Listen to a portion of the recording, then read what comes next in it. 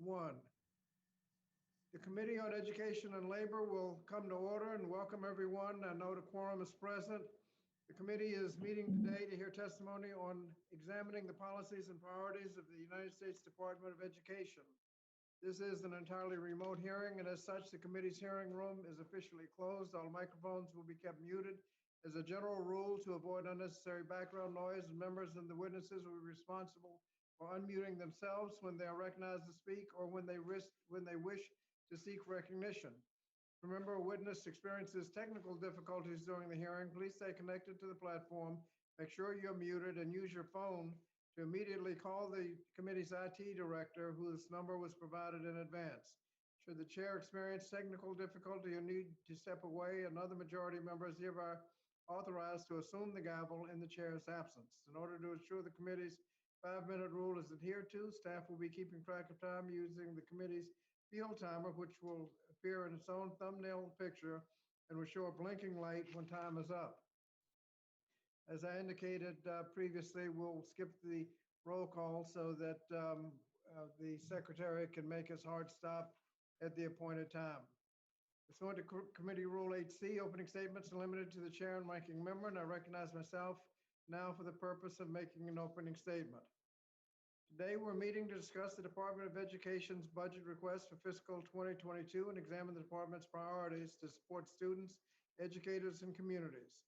Secretary Cardona, welcome to the Committee on Education and Labor, and thank you for being with us today.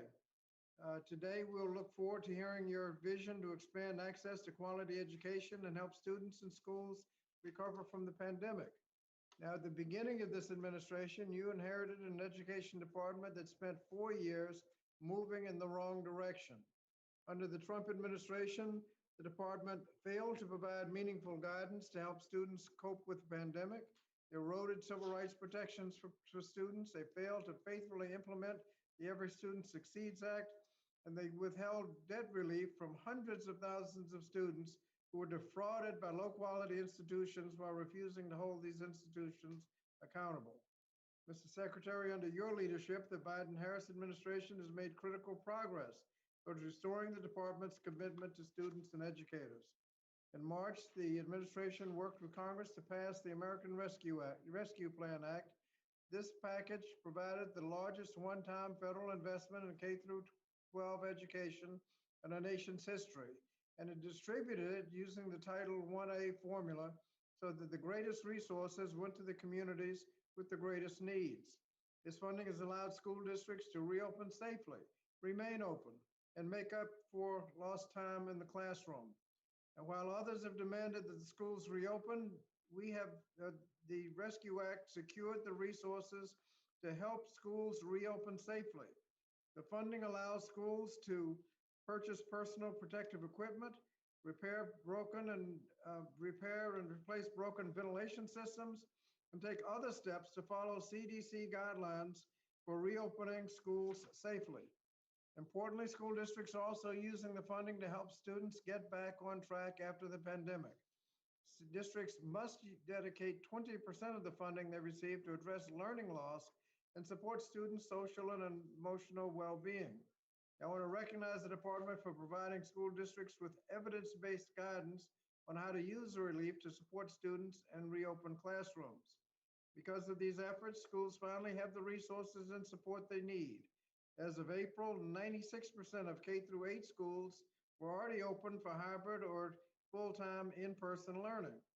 As Dr. James Lane, the state superintendent in my home state, noted, and I quote, "These resources will help students and teachers remain healthy and safe." And I'd like to now enter into the record a letter from Dr. Lane supporting these critical investments. The American Rescue Plan is also helping institutions of higher education weather the pandemic. The package provided a financial lifeline for institutions grappling with devastating enrollment declines and revenue losses, and it required that an institution dedicate at least half of the funding they receive for direct aid to help students avoid hunger, homelessness, and other hardships. These critical investments are helping students, schools, and institutions to the road of recovery. And yet we must look beyond restoring the pre-pandemic status quo that already left far too many students behind. So today we'll discuss how the department's budget request, the American Jobs Plan and the American Families Plan will build back a better education system where everyone can succeed. Drawing from the Americans College Promise Act, the American Families Plan invests in providing tuition-free community college and reduced costs for students at HBCUs and other minority-serving institutions. The package also provides an historic increase in Pell Grants, which will help more students get a quality degree. American Jobs Plan also includes promising funding to help schools retrofit dangerously outdated school buildings, including ventilation systems, and it provides community colleges with the necessary resources to modernize campus facilities and technological infrastructure.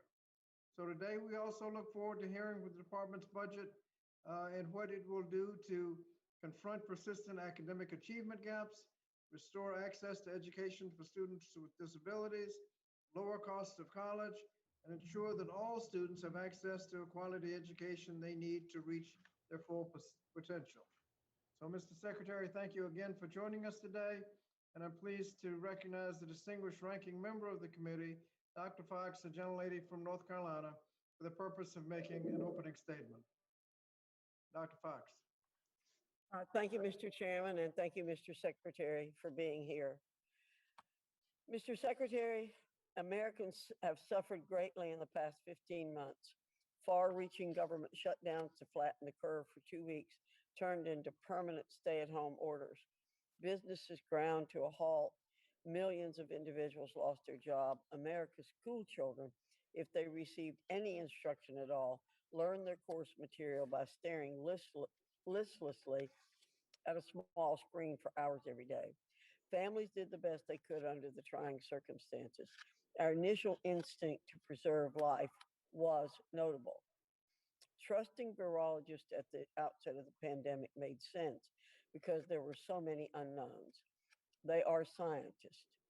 Surely, as more evidence became available and natural experiments ran their course, government leaders with access to the latest data would modify their response accordingly. Evidence of the novel coronavirus's negligible effect on children grew to levels impossible to ignore, but nothing changed. Blue state politicians forced children to spend their lives indoors and away from friends and loved ones. Democrats, including high-ranking officials in this administration, discarded the scientific method in favor of narrow political interest and their teacher union allies. Democrats' actions have consequences. Low-income and minority students suffered disproportionately from school closures.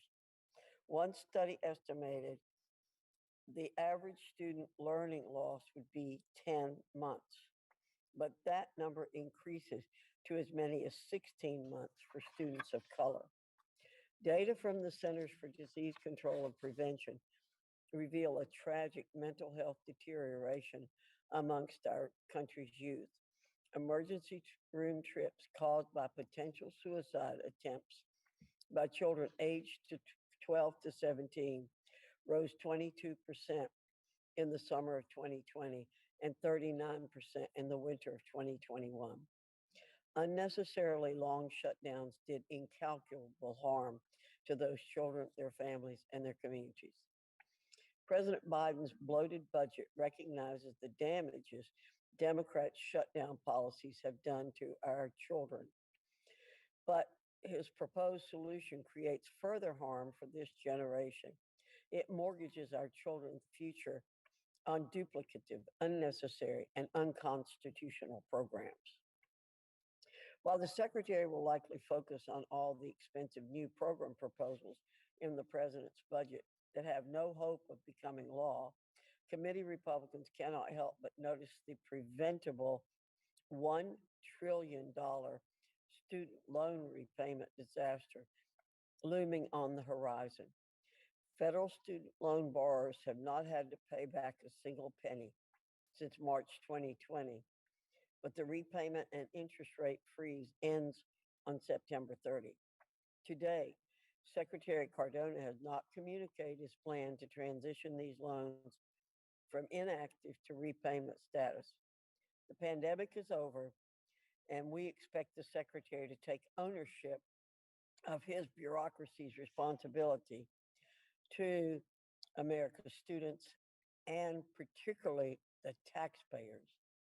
Other priorities of Secretary Cardona's Department of Education are not inspiring the American people's confidence in this administration. He is using the application process for the American History and Civics Education program to promote critical race theory. Indoctrinating children is a violation of federal law. Critical race theory is contrary to the American ideal of judging people on their character, not their physical appearance. Secretary Cardona has failed to make substantive progress toward protecting college students from attempts by our foreign enemies to influence campuses. This administration has neither opened nor closed any investigations into the donations institutions received from or contracts they entered into with adversarial foreign sources. China should not be given free rein on our college campuses. Secretary Cardona is also working to overturn Title IX regulations that guarantee the rights of both sexual assault survivors and the accused. Our Constitution guarantees the right to due process. Secretary Cardona must protect students who survive sexual assault and uphold the ability of the accused to use the same constitutional rights enjoyed by his boss and notable other Democrat elites. There are good reasons why the word education does not appear in the Constitution. Education is done best when it is handled at the local level. The Department of Education is incompetent. The solution is not more of the same, which is what the president's budget represents, but less of what has sidetracked our country's education system, the Department of Education itself. I look forward to hearing how Secretary Cardona will reverse course and empower families to make the educational decisions that are best for them. With that, Mr. Chairman, I yield back.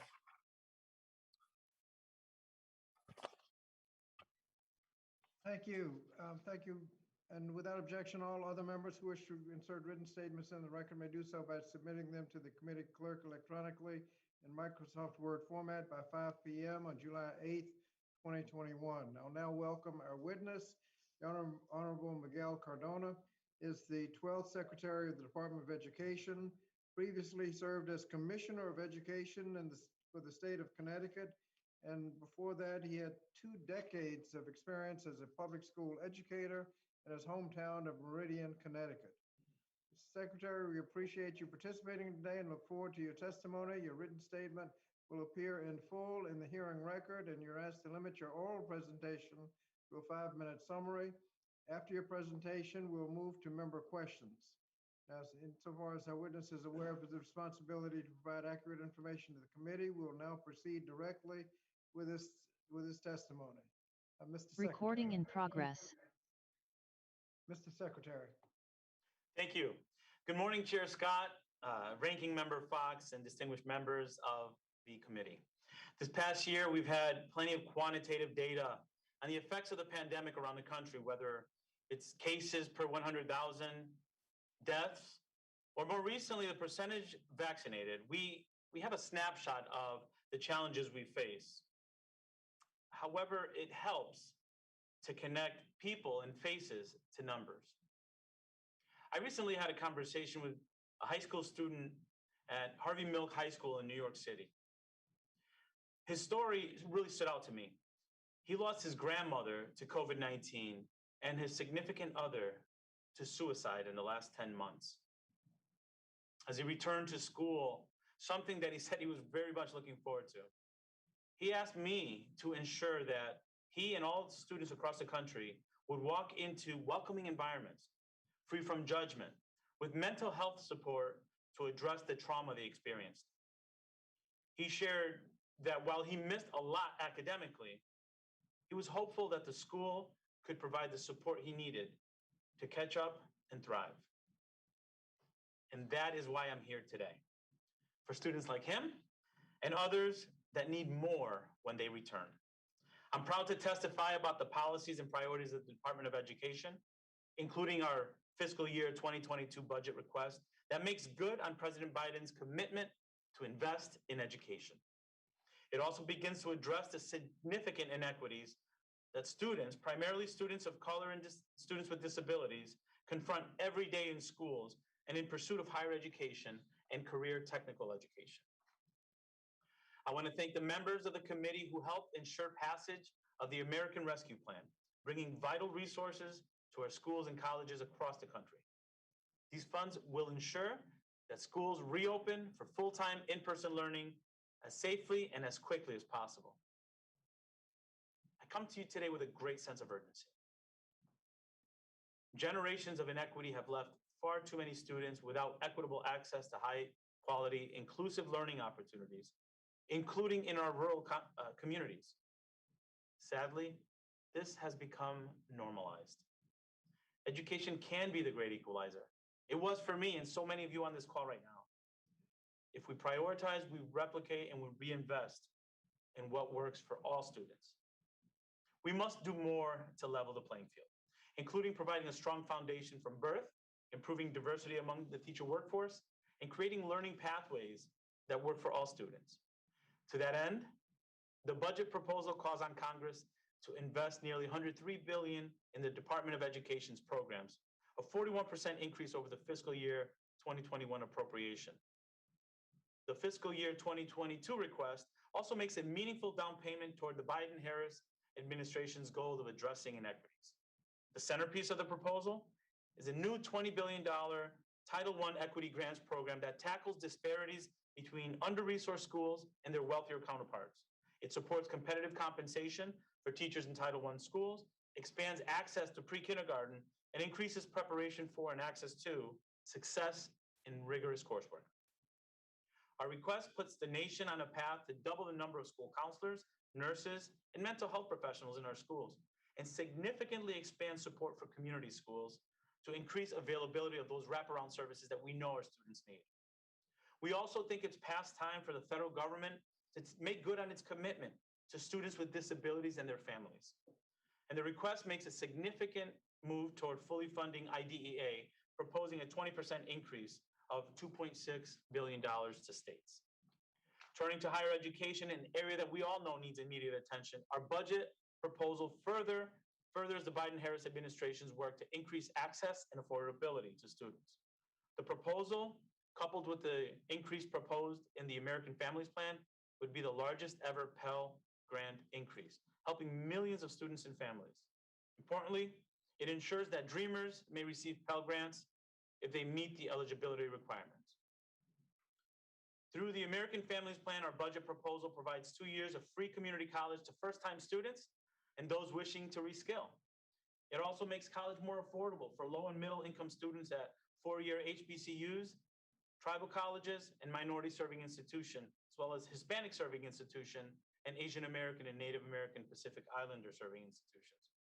The budget also proposes increases for TRIO and GEAR Up programs to make sure underserved students succeed and graduate from college. Finally, we prioritize efforts to enforce civil rights laws related to education to protect all students and advance equity in the educational opportunity and delivery from preschool through college. Working together, we can and will heal, learn, and grow through this challenging time. I'm committed to working collaboratively with each of you to strengthen our schools and campuses and help provide opportunities, pathways, and outcomes for students across the country. Thank you, and I look forward to your questions. Thank you, Mr. Secretary. Now, we'll now proceed with member questions. Under Committee Rule 9A, we will now question witnesses under the 5-minute rule, and I'll be recognizing committee members in seniority order. Now, last week, I tried to enforce the 5-minute rule, but even although several members didn't use all their time, we still averaged almost 6 minutes per member. We have 50 members, so if we do that again, that'll be almost an hour over our allotted time. I'll remind members that the 5-minute limit is supposed to include both the question and the answer. So please refrain from beginning a question with just a few seconds left, because that guarantees that any coherent answer will go well past the allotted 5 minutes. With that, we'll begin with the gentleman from Connecticut, Mr. Courtney. Well, thank you, Mr. Chairman, and good morning, Mr. Secretary. It is very tempting to spend my 5 minutes to sort of allow you to tell the story of your journey through life to get you to the place where you are today. Again, you are, as the chair alluded, a product of public schools, public higher education, in the classroom, teacher, principal, local superintendent. I mean, your DNA is right in the heart of the Department of Education, and we are all so proud of you in the state of Connecticut. And your Congresswoman Jahana Hayes, I'm sure, will double down when she gets the opportunity. But we're not here for a walk down memory lane. We're here to talk about the future. This budget, having been on this committee since 2007, the investments in Title I, special education, finally.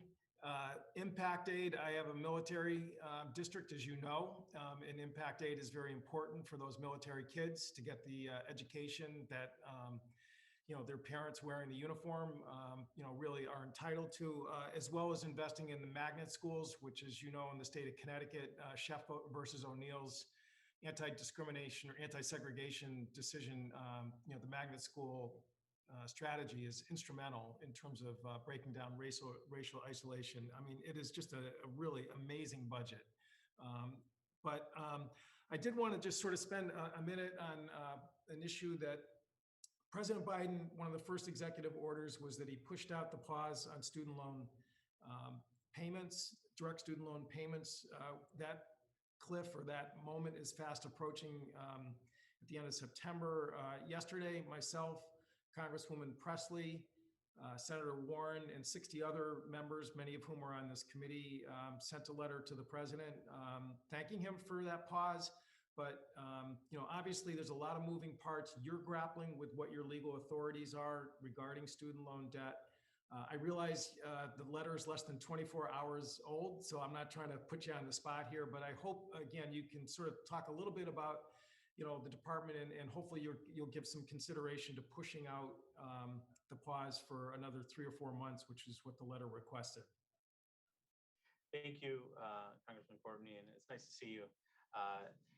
We recognize the impact that the pandemic had on our borrowers, and extending the pause is something that we have had conversations about. We recognize, again, the challenge that it is. To date, the pause has saved over $5 billion for borrowers a month, 41 million borrowers. And just yesterday, I spoke to a young doctor who said that that pause helped him make a decision to open up a business. And he credited the pause as part of the reason why he was able to do that. So I recognize that we are continuing conversations regularly to make sure that we're factoring all different things. And I appreciate your sentiment, and I recognize the challenge it has been for those who have debt, thinking about that date coming up soon. We do plan on having information soon to communicate, restarting it. Right now it's at September 30th, but we do have in our immediate plans, we want to communicate the information out there. Great. Well, thank you. And, again, first of all, the department did move swiftly to protect the defrauded student loan borrowers, or ITT Tech. And, we have some of those borrowers from Connecticut. Thank you for that swift action. One other problem area, and again, the last administration butchered the public service loan forgiveness processing, which was started in the last 4 years. One community that, again, is really struggling with this program is military veterans and active duty who have student loan debt that qualified under the law that was passed back in 2007, but their deployment time where they get forbearance when they're overseas was not counted towards the 10-year tally to get student loan discharge. Myself and a number of members have introduced legislation to fix that problem. Again, there are many other folks who are struggling with this program, and I hope that will be one of the areas of concentration to fix what's already on the books. Thank you. It definitely will be. When we have a system that rejects 98% of those who apply, it needs an overhaul. I'm very interested in making sure that we provide results, and soon. We hired Rich Cordray recently, and his charge is to fix that system. And it's not only public service loan forgiveness that needs work. The entire student loan debt crisis needs a lot of attention. We haven't been sitting idle on it. We've provided some relief, over $2-3 billion, but there's so much more to do. This is the highest priority for us, and we definitely want to work with you and others to make sure that we're not missing out on any who didn't benefit from it, and we don't want to overlook anyone. This is a high priority for me. Those students deserve to be supported and defended as borrowers, so that they can go on with life and not have this heavy burden of debt holding them down. Thank you. Thank you, Mr. Secretary. Go Huskies. Yes. Thank you. Our next member will be the gentleman from South Carolina, Mr. Wilson. Thank you, Chairman Bobby Scott, and thank you, Secretary, for being with us today. Mr. Secretary, on November 13, 2020, the Department of Education under the Trump administration published in their registrar, quote, "The department has authority to implement a range of corrective measures for an institution that violates its program participation agreement, including termination of the institution's Title IV participation," end of quote. This statement was related to an institution failing to report Section 117 information of gifts and donations timely and accurately, which was to address what Ranking Member Virginia Fox has already identified, and that is the Chinese government-sponsored Confucius Institutes strategically located at research institutions across America. Given that many institutions are failing to comply with the reporting requirements under Section 117 of the Higher Education Act, can you commit to acting on your own authority as Secretary to hold schools accountable who fail to comply with the law? How will you ensure that higher education system is protected from the influence of adversarial nations? Thank you, Representative Wilson. We take these issues very seriously, as you do, and I commit to making sure that we're attentive to what the concerns are and working with you and others to make sure that we're using our authority to ensure appropriate actions and to look into this issue further. Thank you. Well, we look forward to full disclosure, and it's to the benefit of everyone, the institutions, students, and our relations with countries around the world. Additionally, Mr. Secretary, as you were identifying billions of dollars of more spending may not be the only way to help our students. In New York City, the average spending per student is $37,000 a year, but sadly, high school graduates, only 6% graduate achieving proficiency in math. How do you recommend to change systems that spend astronomical amount of money to benefit the students? Thank you. As a lifelong educator, I recognize two things. Number one, there has been an underinvestment in education. I recall having this every year, the conversation about having to do more with less. Our students come in with greater need, but we have less resources. That's number one. Number two, it's critically important that we have a good return on investment for every dollar spent in education. So for me, it's really about ensuring that funds are aimed toward the students that need it most. And I mean, I don't have to remind anyone on this call that the pandemic exacerbated opportunity gaps and access to learning for many students, in particular students in urban areas and students in rural areas. But also, I think it's really important to recognize that we have an obligation to ensure outcomes with the funds that are being distributed. The American Rescue Plan, we expected states to submit communication on what they're going to use the funds for, equity being one of them, and ensuring that they're getting input from different stakeholders. So I recognize your concern, and I can assure you that we will work closely with states and districts to make sure that our students who are in greatest need get the support that they need and that the outcomes follow. Additionally, charter high schools make up just 10% of the country's nearly 24,000 public high schools, but they comprise 24% of the top 100 public high schools. And in the most recent budget that the administration has, there's a restriction on ability to fund charter schools. What will you be doing to address that and give choice? Thank you.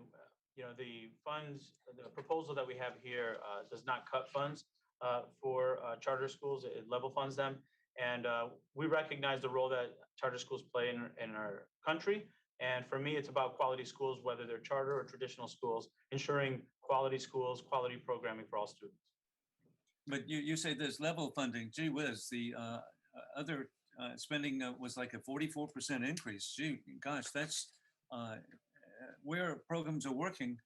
We need to be investing. And hey, I'm really grateful. My wife is a former teacher and taught, hey, at an alternative school. So we know what can be given, giving young people a second chance. And so over and over, we've got examples of progress. But I want to wish you well. And I'm just really grateful that the communities I represent have really wonderful school boards doing a great job. I yield back. Thank you, Congressman. Thank you. The next is gentleman from the Northern Mariana Islands, Mr. Sablan. Yeah, thank you very much, Chairman Scott, for holding and Ranking Member Fox for holding today's hearing. Mr. Secretary, welcome, and I look forward to working with you very closely as we proceed with the President Biden's administration's priorities on education. But Mr. Secretary, studies show that children in preschool are more academically and socially prepared for kindergarten than their peers who did not attend. As chair of the Early Childhood, Elementary, and Secondary Education Subcommittee, I am pleased that the Biden administration has made providing access to these early learning programs a top priority. President Biden's American Families Plan proposes universal quality preschool for all 3 and 4-year-old. Additionally, the budget calls for an additional $175 million for preschool development grants, which has helped my district, the Northern Marianas, and other districts expand high-quality preschool programs. So, Mr. Secretary, could you speak to the importance of these proposals and how they will further benefit children and families across our nation, please? Sure. Thank you for this opportunity. I remember serving as a school principal, and we had programs for students as young as 3 years old. And we saw the growth that took place in those 2 years. And then I saw students come into kindergarten that didn't have the benefit of programs like the quality program we offered. And I can tell you that many of those students had the need for intervention that was much greater. Many of those students didn't enjoy school as much as those students who did have the benefit of having quality early childhood program where you can develop executive functioning skills, social skills, and basic numeracy and literacy skills. But more importantly, that social and emotional skill. And those, we know, the studies show those students are able to have more success in middle and high school. They're more likely to attend, participate in higher level courses and go on. And we know that the return on investment, some studies have it as much as 7 to 1. So right. I think for us, it's an investment. For any educator that teaches in the early childhood years, they can tell you the benefits for these young learners and the foundation that it sets for their growth. I think that can't be overstated. I can tell you also that I've seen where it costs more to intervene because there's not a good foundation. So this American Families Plan proposal to provide pre-K for 3 and 4-year-olds, to me, is a great way to make sure that our students have a quality education. Thank you. And, you know, I'm here and I think you're nearby your offices. And if you look out the window, Mr. Secretary, it's just such a beautiful day. I'm glad that we are returning to normal. I'm glad that we look forward to schools reopening for face-to-face instructions in September. And also, I will follow that with an issue, Mr. Secretary, that the President's fiscal year 22 budget calls for a 62% increase in K-12 education investment. A critical component of these investments is Title I-A, which has provided resources to deliver high-quality education to Mariana students and those in other economically disadvantaged areas or poor communities. And it is long overdue for a funding boost, a view shared by many of my colleagues on this committee, which joined my call to fund Title I-A at $36.5 billion. Mr. Secretary, as we look forward to reopening schools, as we look forward to seeing children running around and playing in the schoolyards, why are these investments needed now after significant investments Congress has made in K-12 education through the CARES Act, the 2021 Corona Response and Relief Supplemental Appropriations Act, and the American Rescue Plan? Thank you. We know the pandemic did a number on many communities, densely populated communities, where there are mostly people of color. You know, recent data shows that in April, even in those communities where in-person learning options were made available, Okay. only 50% of Black and Brown students took advantage, and only 40% of Asian students took advantage in grades 4 and 8. What that tells us is that as much as we'd like to think the pandemic is over, we still have work to do to build confidence and ensure that our students are getting into the classroom.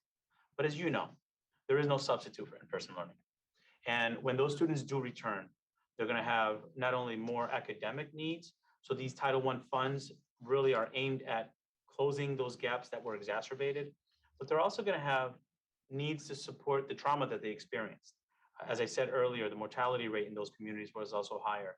So there's a lot of work to do to not only get our students to be prepared for learning and make up whatever was lost, but also to build back better. Because in those same communities, Congressman, in those same communities, the gaps existed for decades, outcome gaps, which was mentioned earlier in a question. So we have to do more to give our students an opportunity to succeed in life.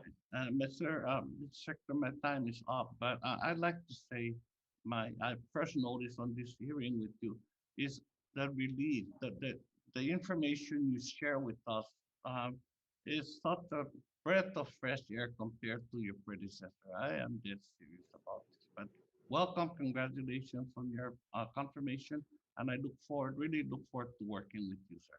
Thank you, sir, as do I. Man, my time's over, exceeded, so I apologize. Thank you. Next speaker is the gentleman from Pennsylvania, Mr. Thompson. Chairman, thank you so much, and thank you for this hearing. Mr. Secretary, thank you for being here today. Much appreciated.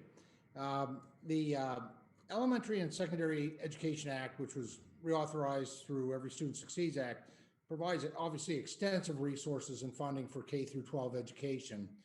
As you know, Title I of this legislation distributes funding to local educational agencies to improve the achievement of disadvantaged children, children that find themselves in poverty circumstances, a huge impact on learning. However, the current formula has the perverse effect of diverting funds from high poverty LEAs to lower poverty LEAs, regardless of the actual poverty rates. To fix this, I introduced legislation that addressed these inequities in the formula by reducing the effect of number weighting, which inflates allocations to under the current system to larger districts, even though they tend to be in suburban areas with more robust economic circumstances. While this legislation did not become law, ESSA required the Department of Education to look into this matter further. As such, in 2019, the National Center for Education Statistics released a report on how this formula affects various types of school districts. And the report stated what we already knew. Schools receive Title I allocations based on their location or their zip code rather than the actual need of children. So, Mr. Secretary, I'm curious to know your thoughts on the current Title I formula, and do you believe that children should receive equitable funds under the law regardless of their geographic location? Thank you, Congressman, for the question and for the comments. I wholeheartedly agree with you that the intent of the Title I funds are really to help level the playing field. And for those students who need more, they need a little bit extra. So in this proposal, we are proposing a $20 billion increase. And the formula for that will complement Title 1A, but we are really thinking about how to work with our partners, including yourself and others, to see where it's needed the most. The pandemic did a number. I can tell you the stories that I've heard from rural communities was devastating about how the digital divide was really prevented access. And we know some communities were hit harder by the pandemic than others. So I'm very interested in ensuring that the funds go to where they're most needed. That's what the president's intent was with this budget, with the American Families Plan, with the American Rescue Plan, and I understand your commitment to making sure the students that need it the most get it. I'm committed to doing that and working with you to make sure that that happens, sir. Mr. Secretary, I appreciate that. I look forward to working with you. And this truly is a strongly bipartisan initiative. This passed with bipartisan support in the House version of ESSA, and we kind of got watered down to a study because of our colleagues in the Senate. So it's a strong bipartisan work, and I look forward to working with you on that. As a co-chair of the Bipartisan Career and Technical Education Caucus, passage of the Strengthening Career and Technical Education Act of 21st Century Act in July 2018 was one of my proudest moments as a member of Congress. Now, this legislation went into effect in July 2019 and bolstered our nation's CTE system by increasing alignment with in-demand jobs and improving employer engagement so that more students have opportunities to move into in-demand jobs and successful careers. Can you provide an update for the committee on the implementation of this law and how funding provided through the stimulus packages in the past year and a half actually has supported career and technical education opportunities? Thank you for that. And I share your support for career and technical education, having graduated from a technical high school, and just understanding how we need to evolve in education to make sure that we have pathways into the workforce and that we have partnerships with our workforce partners to ensure that our students have multiple options, including 2-year, 4-year colleges, but also pathways to jobs that exist now, high-paying jobs that exist now. I'm excited about the opportunity there, and I look forward to working with you and communicating with you on the progress of that plan and what we plan on doing moving forward. So I look forward to having follow-up with you on that, and also sharing that this is in alignment with the president's vision for the budget. So there's funds, 1.47 billion discretionary request to increase career and technical education. We recognize that this is where we're going as a country, and it is a bipartisan effort that I know I haven't met someone that doesn't think that this is something we need to do and do well. So I'm excited about working with you and others to make sure that all of our students across the country have great options, great pathways. We need to start as early as middle school to make sure that we're designed for success. I look forward to working with you on this, sir. I appreciate that, and look forward to talking with you offline about that $1 billion in new mandatory funding, and just looking to see how that may line up with or not with the state grants authorized under Title I of Perkins 5. So thank you so much. Thank you, Chairman. Thank you. Thank you. Next, we have the gentlelady from Florida, who's a former principal, Ms. Wilson. Still a principal, always a principal. Thank you, Mr. Chair, and thank you so much, Secretary Cardona, for making time to join us today. I have so many questions and so many ideas. I'm going to submit them for the record as we move when I run out of time. The past year has disrupted the education of millions of students and placed a tremendous strain on our students, parents, and our teachers. At my last reading, I realized that there are 3 million children still missing from our public schools. No one knows where these children are. And as chair of the Higher Education and Workforce Investment Subcommittee, I held a hearing earlier this year to examine the impact of the COVID-19 pandemic on higher education.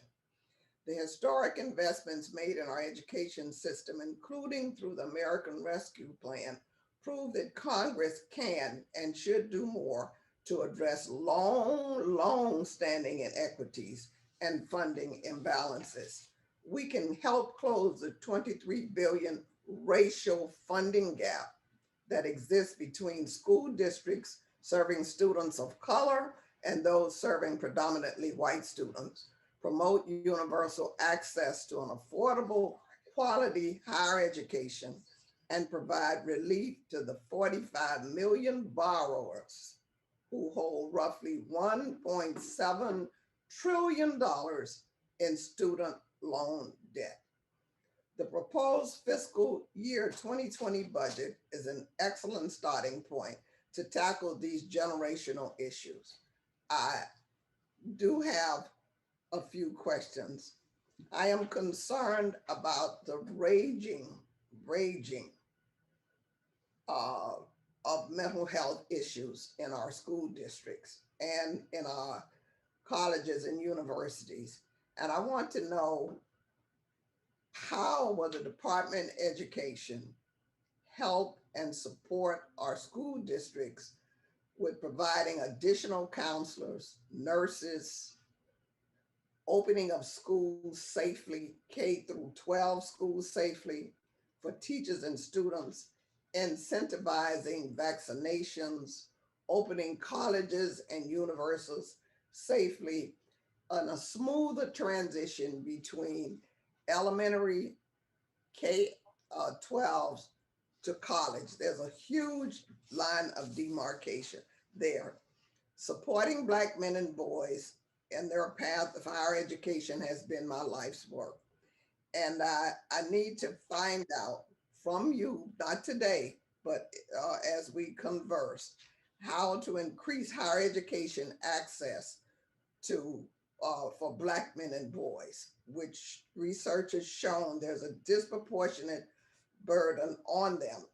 Also, I was happy to hear you say that student loan forgiveness of student loan debt and support of moving forward to erase student loan debt was at the top of your agenda.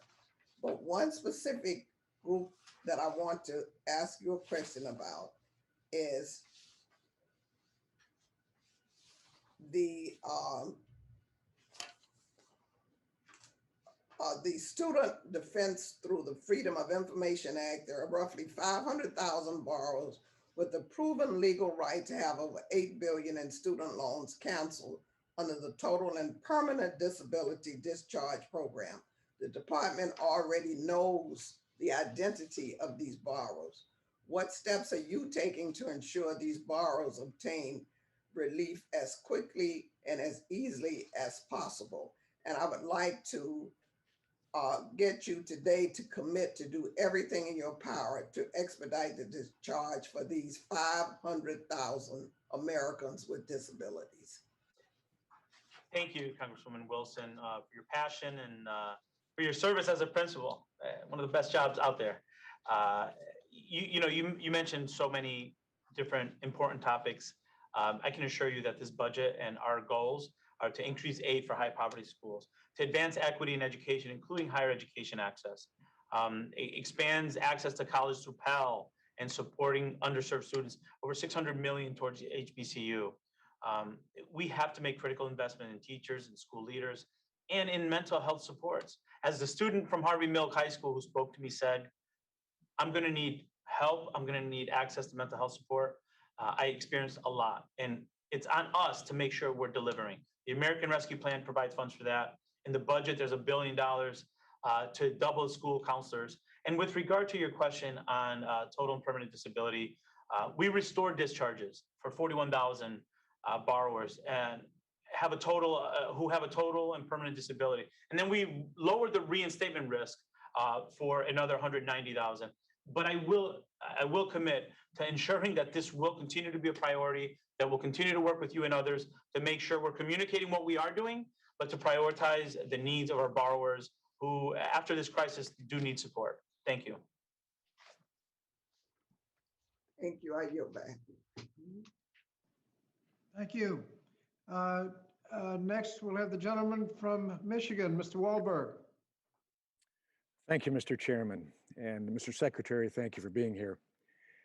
It's very clear from your statements, your history, that you have a passion for education. And I like that. a passion that wants to focus students on achieving. But having said that, with all due respect as well, similar comments that I made to your predecessor, my good friend and Michiganian Betsy DeVos. The Department of Education, the Federal Department of Education, is set up to fail. It has been set up to fail from the very beginning because it was set up to control. And you, as a classroom teacher, administrator, understands that the creativity of education, the ability to meet the needs of individual students, comes at the local level. And the states are set up in their constitutions and their responsibilities to promote education for all that's good. And so I say this with all due respect, I wish you well, but I think the best thing you could do is remove the U.S. Department of Education from as many areas of controlling what goes on at the classroom level, at our teachers' level, in our states as much as possible.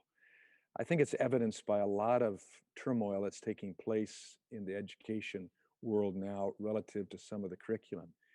And Mr. Secretary, you proposed grant priorities under the American History and Civics education programs that, among other things, endorse the 1619 project.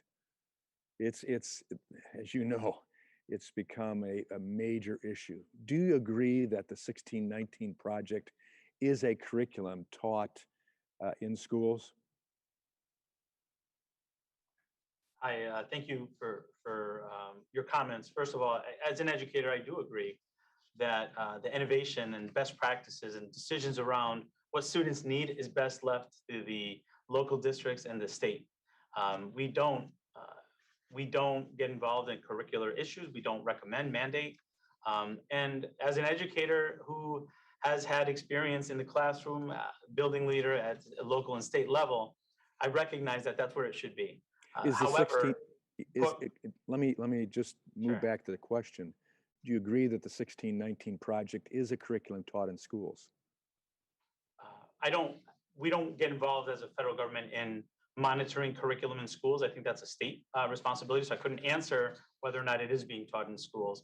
What I can tell you is that we don't have a role, but as an educator, I will tell you that I've heard from educators, I've heard from students, from parents, that when students see themselves in the curriculum, they're more likely to be engaged and they're more likely to feel comfortable and feel a sense of community, and that schools are providing, as Dr. Rudine Sims Bishop calls, windows, mirrors, and sliding glass doors But to see the themselves federal- in the curriculum and see others. But let me jump back in. Sure. You, in your grant proposal, indicated the 1619 project there. The law clearly prohibits the Department of Education from prescribing direct curriculum and offering payments for it. Section 103B of the Department of Education Organization Act, Section 438 of the General Education Provisions Act, Section 8527 of Elementary and Secondary Education Act. Will you retract your proposed grant priorities in order to comply with the federal law? We shouldn't lose sight of the bigger issue here. We're not promoting curriculum. We are communicating that districts and states have the responsibility to do that.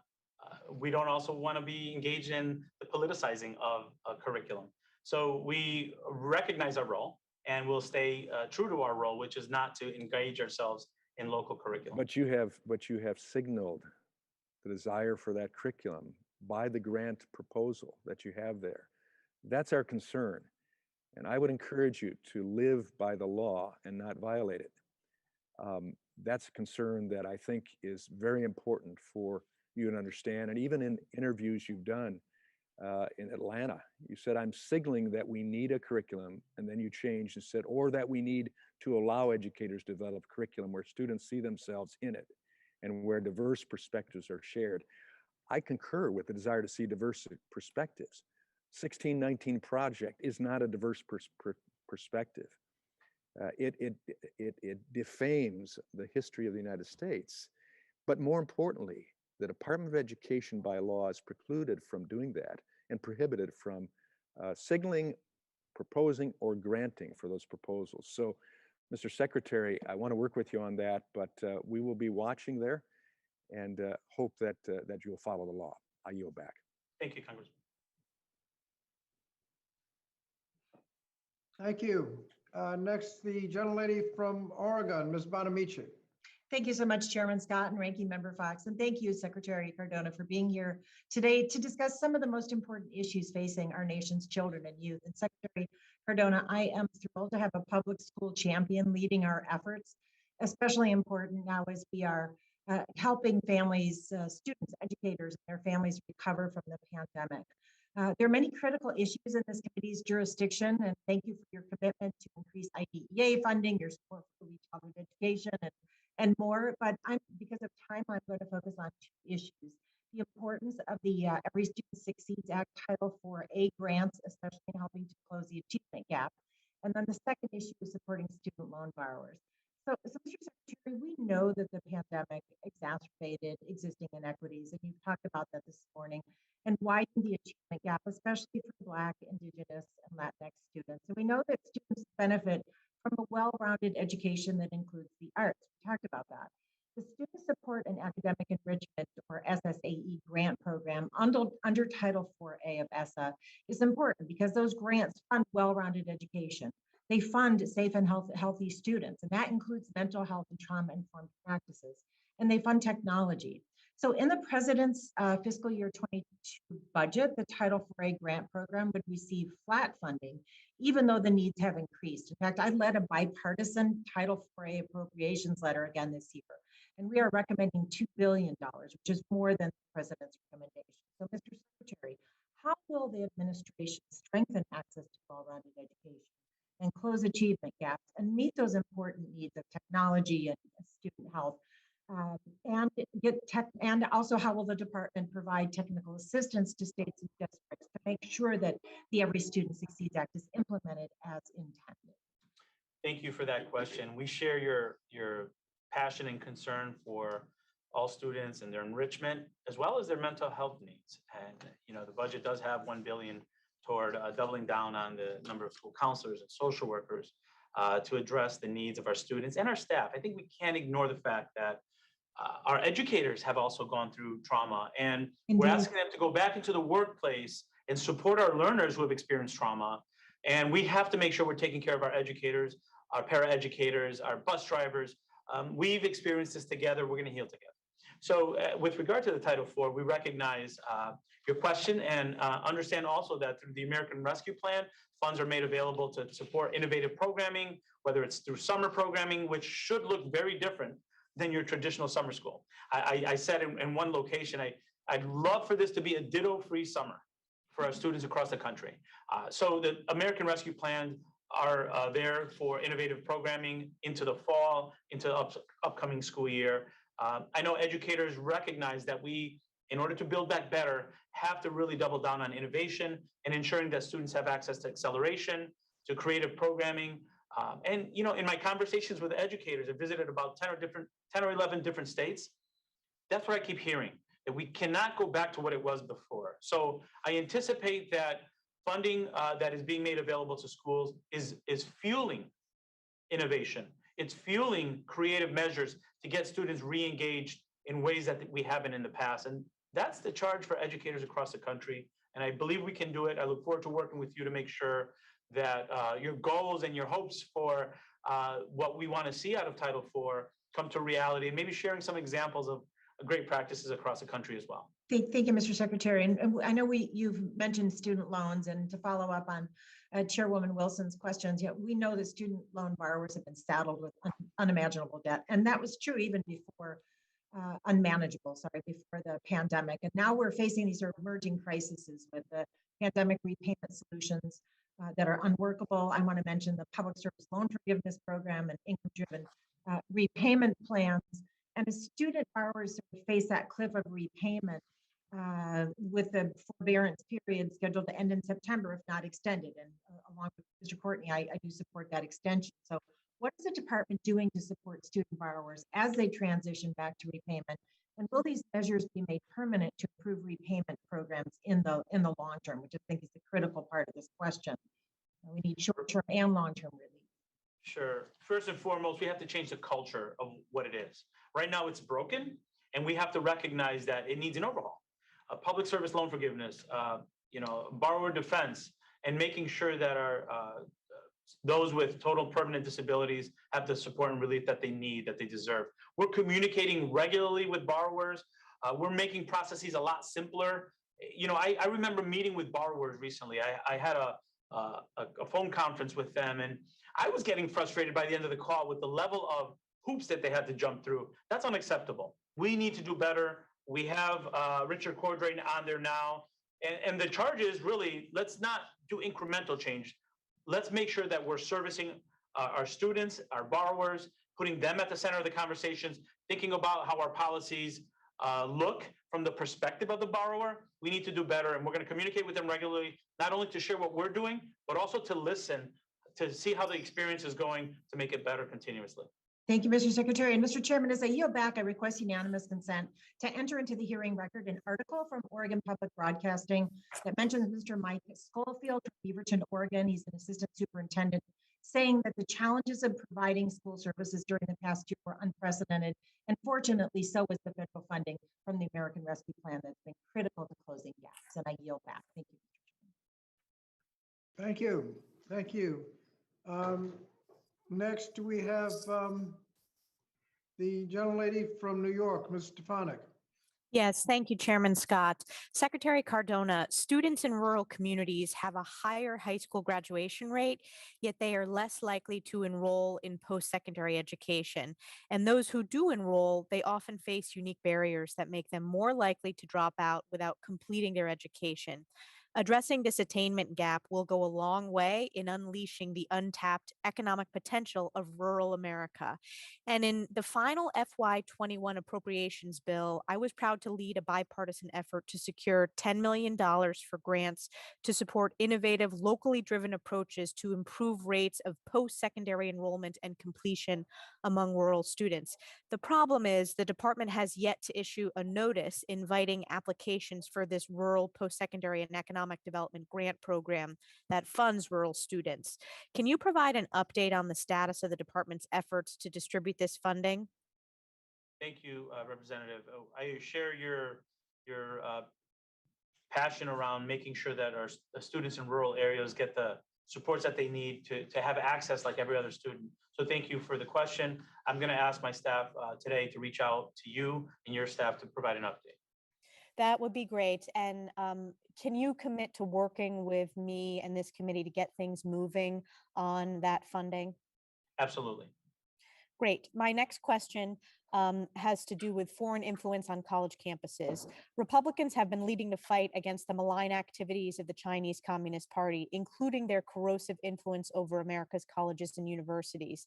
The Trump administration was the first to truly hold colleges accountable for foreign influence on campus and uncovered over $6.5 billion of previously unreported foreign donations to institutions of higher education, which have anonymized identities of their donors. And it's not just donations. Congressional Republicans' China Task Force successfully highlighted the Chinese Communist Party's relentless efforts to influence our higher education, from their recruitment of U.S. academics to their theft of research and intellectual property at American universities. Just over a year ago, we learned that the chair of Harvard's chemistry department participated in China's Thousand Talents program and was charged in connection with aiding the Chinese Communist government. This should concern every American, and left unchecked, Chinese influence on American campuses puts our national security at risk. So with that in mind, Mr. Secretary, how does your department plan to hold colleges and universities accountable to their Section 117 reporting requirements for foreign gifts and contracts? Thank you, Representative Stefanik. This is another issue that we share your concern in making sure that we are looking into this. I can commit that we'll work with you and others to listen to the concerns and be swift about communicating where we believe changes need to be made. I commit to working with you and others to make sure that we're looking into this. And are you going to hold the actual colleges and universities accountable for those reporting requirements in Section 117? yes, if there are reporting requirements that need to be followed, we will hold them accountable to make sure that those are happening. Great. And then the other proposal I wanted to raise to you is that in the China task force, one of the recommendations was to lower that reporting threshold from $250,000 gifts to $50,000 gifts. Is that something the department is committed to working with us on?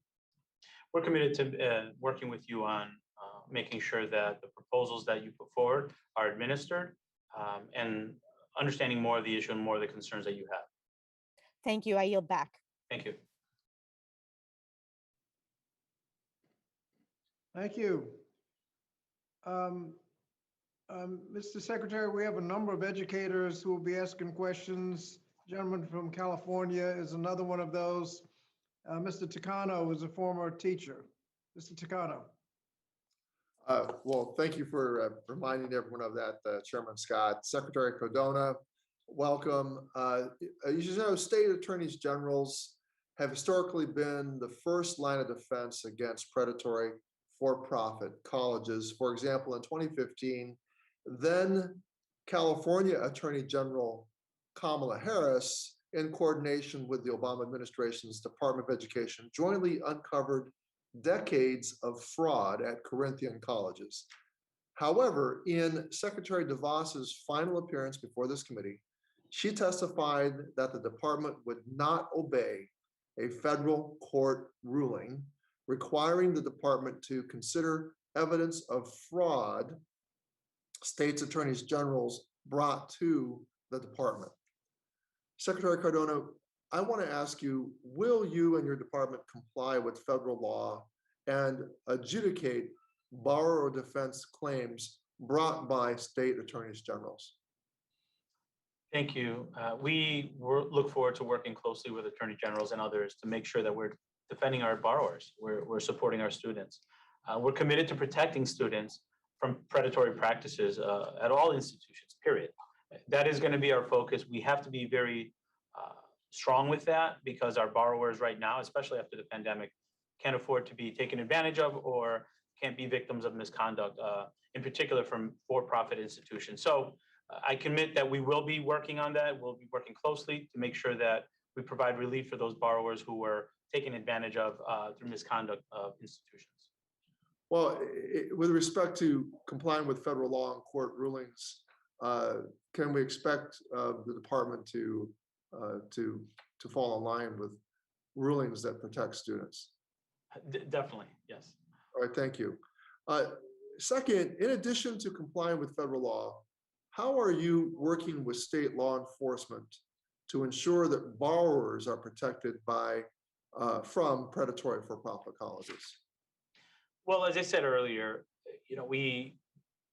we're looking at this whole issue as a priority for us. We hired our Richard Cordray to lead the FSA, and we're assembling a team who understand the importance of putting our borrowers at the center of the conversation and making sure that the policies and regulations and enforcement protect our borrowers. So we're going to work with our stakeholders, including our state leaders and attorney generals, to make sure that we're hearing information, and we're signaling also to the lenders and to all institutions that we're monitoring this and that we're going to do so with intent to protect our borrowers. That's going to be the messaging you're going to be seeing. As you know, we're trying to assemble a team in that office. We have Richard Cordray. We're waiting on a couple others, but that's a priority for us at the department. Well, I understand the messaging, the intent of my message, but I hope there will be action in enforcement and protection. Last week, the Department of Education announced it was adding 2 new categories of borrower defense claims that would result in 18,000 borrowers who attended the failed for-profit ITT Technical Institute receiving $500 million of debt forgiveness, 18,000 borrowers receiving $500 million of debt forgiveness. ITT Tech lied to those borrowers regarding their employment prospects and their ability to transfer credits. What will debt relief mean for these borrowers, Mr. Secretary? It'll mean a lot. It'll let them go on and buy their homes. It'll let them move on with their lives. This burden of debt, especially if you were taken advantage of and you weren't even able to finish your degree, puts these borrowers in a really bad position. And I want to be very clear, we haven't been sitting idle. We've provided 1.5 billion in relief through borrower defense. We've delivered for the 72,000 borrowers and that needed that relief. We also approved 500 million in new discharges for 18,000 borrowers who attended ITT, as you mentioned. So we're continuing to push here. We recognize it's a priority. Every opportunity that we have to either provide discharges or relief, we will. And we're sending messages. I think we're not just waiting for the public, for the loan forgiveness decision to be made. We're doing what we can to provide relief to our borrowers who have been taken advantage of. We're going to continue to do that. Mr. Secretary, with the time that I have, with the time we have remaining, how does this step fit within the department's overall work to stop unscrupulous for-profits from harming students in the first place, not letting them get into debt? We're going to be monitoring it closely. We're advocating for those who are being taken advantage of. When we talk about equity and access, we need to make sure we stop bleeding, but also address the issues that result, those symptoms that result when we have students taken advantage of. Thank you. I yield back. Thank you. I noticed that the gentleman from Wisconsin has returned. Gentleman from Wisconsin, Mr. Grothman. We never left, I don't think. I But didn't that's see you. I'm okay. sorry. I'm glad you noticed me. Okay, Mr. Secretary, I got a question for you. I can never remember a time in my public life in which parents and grandparents are more concerned about curriculum in American education, be it K-12 or universities. You issued proposed priorities for American history and civics education classes. Within these priorities, you approvingly quoted the Professor Ibram X. Kendi's book, How to Be an Anti-Racist. He argued for what he calls an anti-racist amendment to the U.S. Constitution. He says that, among other things, the amendment should establish a Department of Anti-Racism to monitor public officials for expressions of racist ideas. I mean, today it seems like everybody's racist. Monitor public officials. His proposed amendment would require the Department of Anti-Racism to pre-clear all local, state, and federal policies. Mr. Secretary, do you think this is kind of a radical proposal or kind of inconsistent with where we should be going? I want to comment that for me, it's really important that I reiterate at every opportunity I have that the federal government doesn't get involved in curriculum. And I think it doesn't prescribe, nor does it mandate, does it regulate curriculum. That's left to the states and the locals. And I think, you know, quite frankly, it's probably more political than it is program. So I want to make sure that I make that clear every chance I have. It kind of concerns me a little that you quote this guy. Do you, I just read a little bit about what he's got in there. Do you understand that's radical and outside the mainstream, or should be outside the mainstream? Again, the focus for us is really giving districts and states the opportunity to select and to think about educating. And I'll be very frank with you, you're an educator, right? I trust educators across the country to make decisions on what their communities need. And we have local boards for that reason, and we have state officials for that reason. It's really not the federal government's role to determine what gets taught. I'm glad you think that way.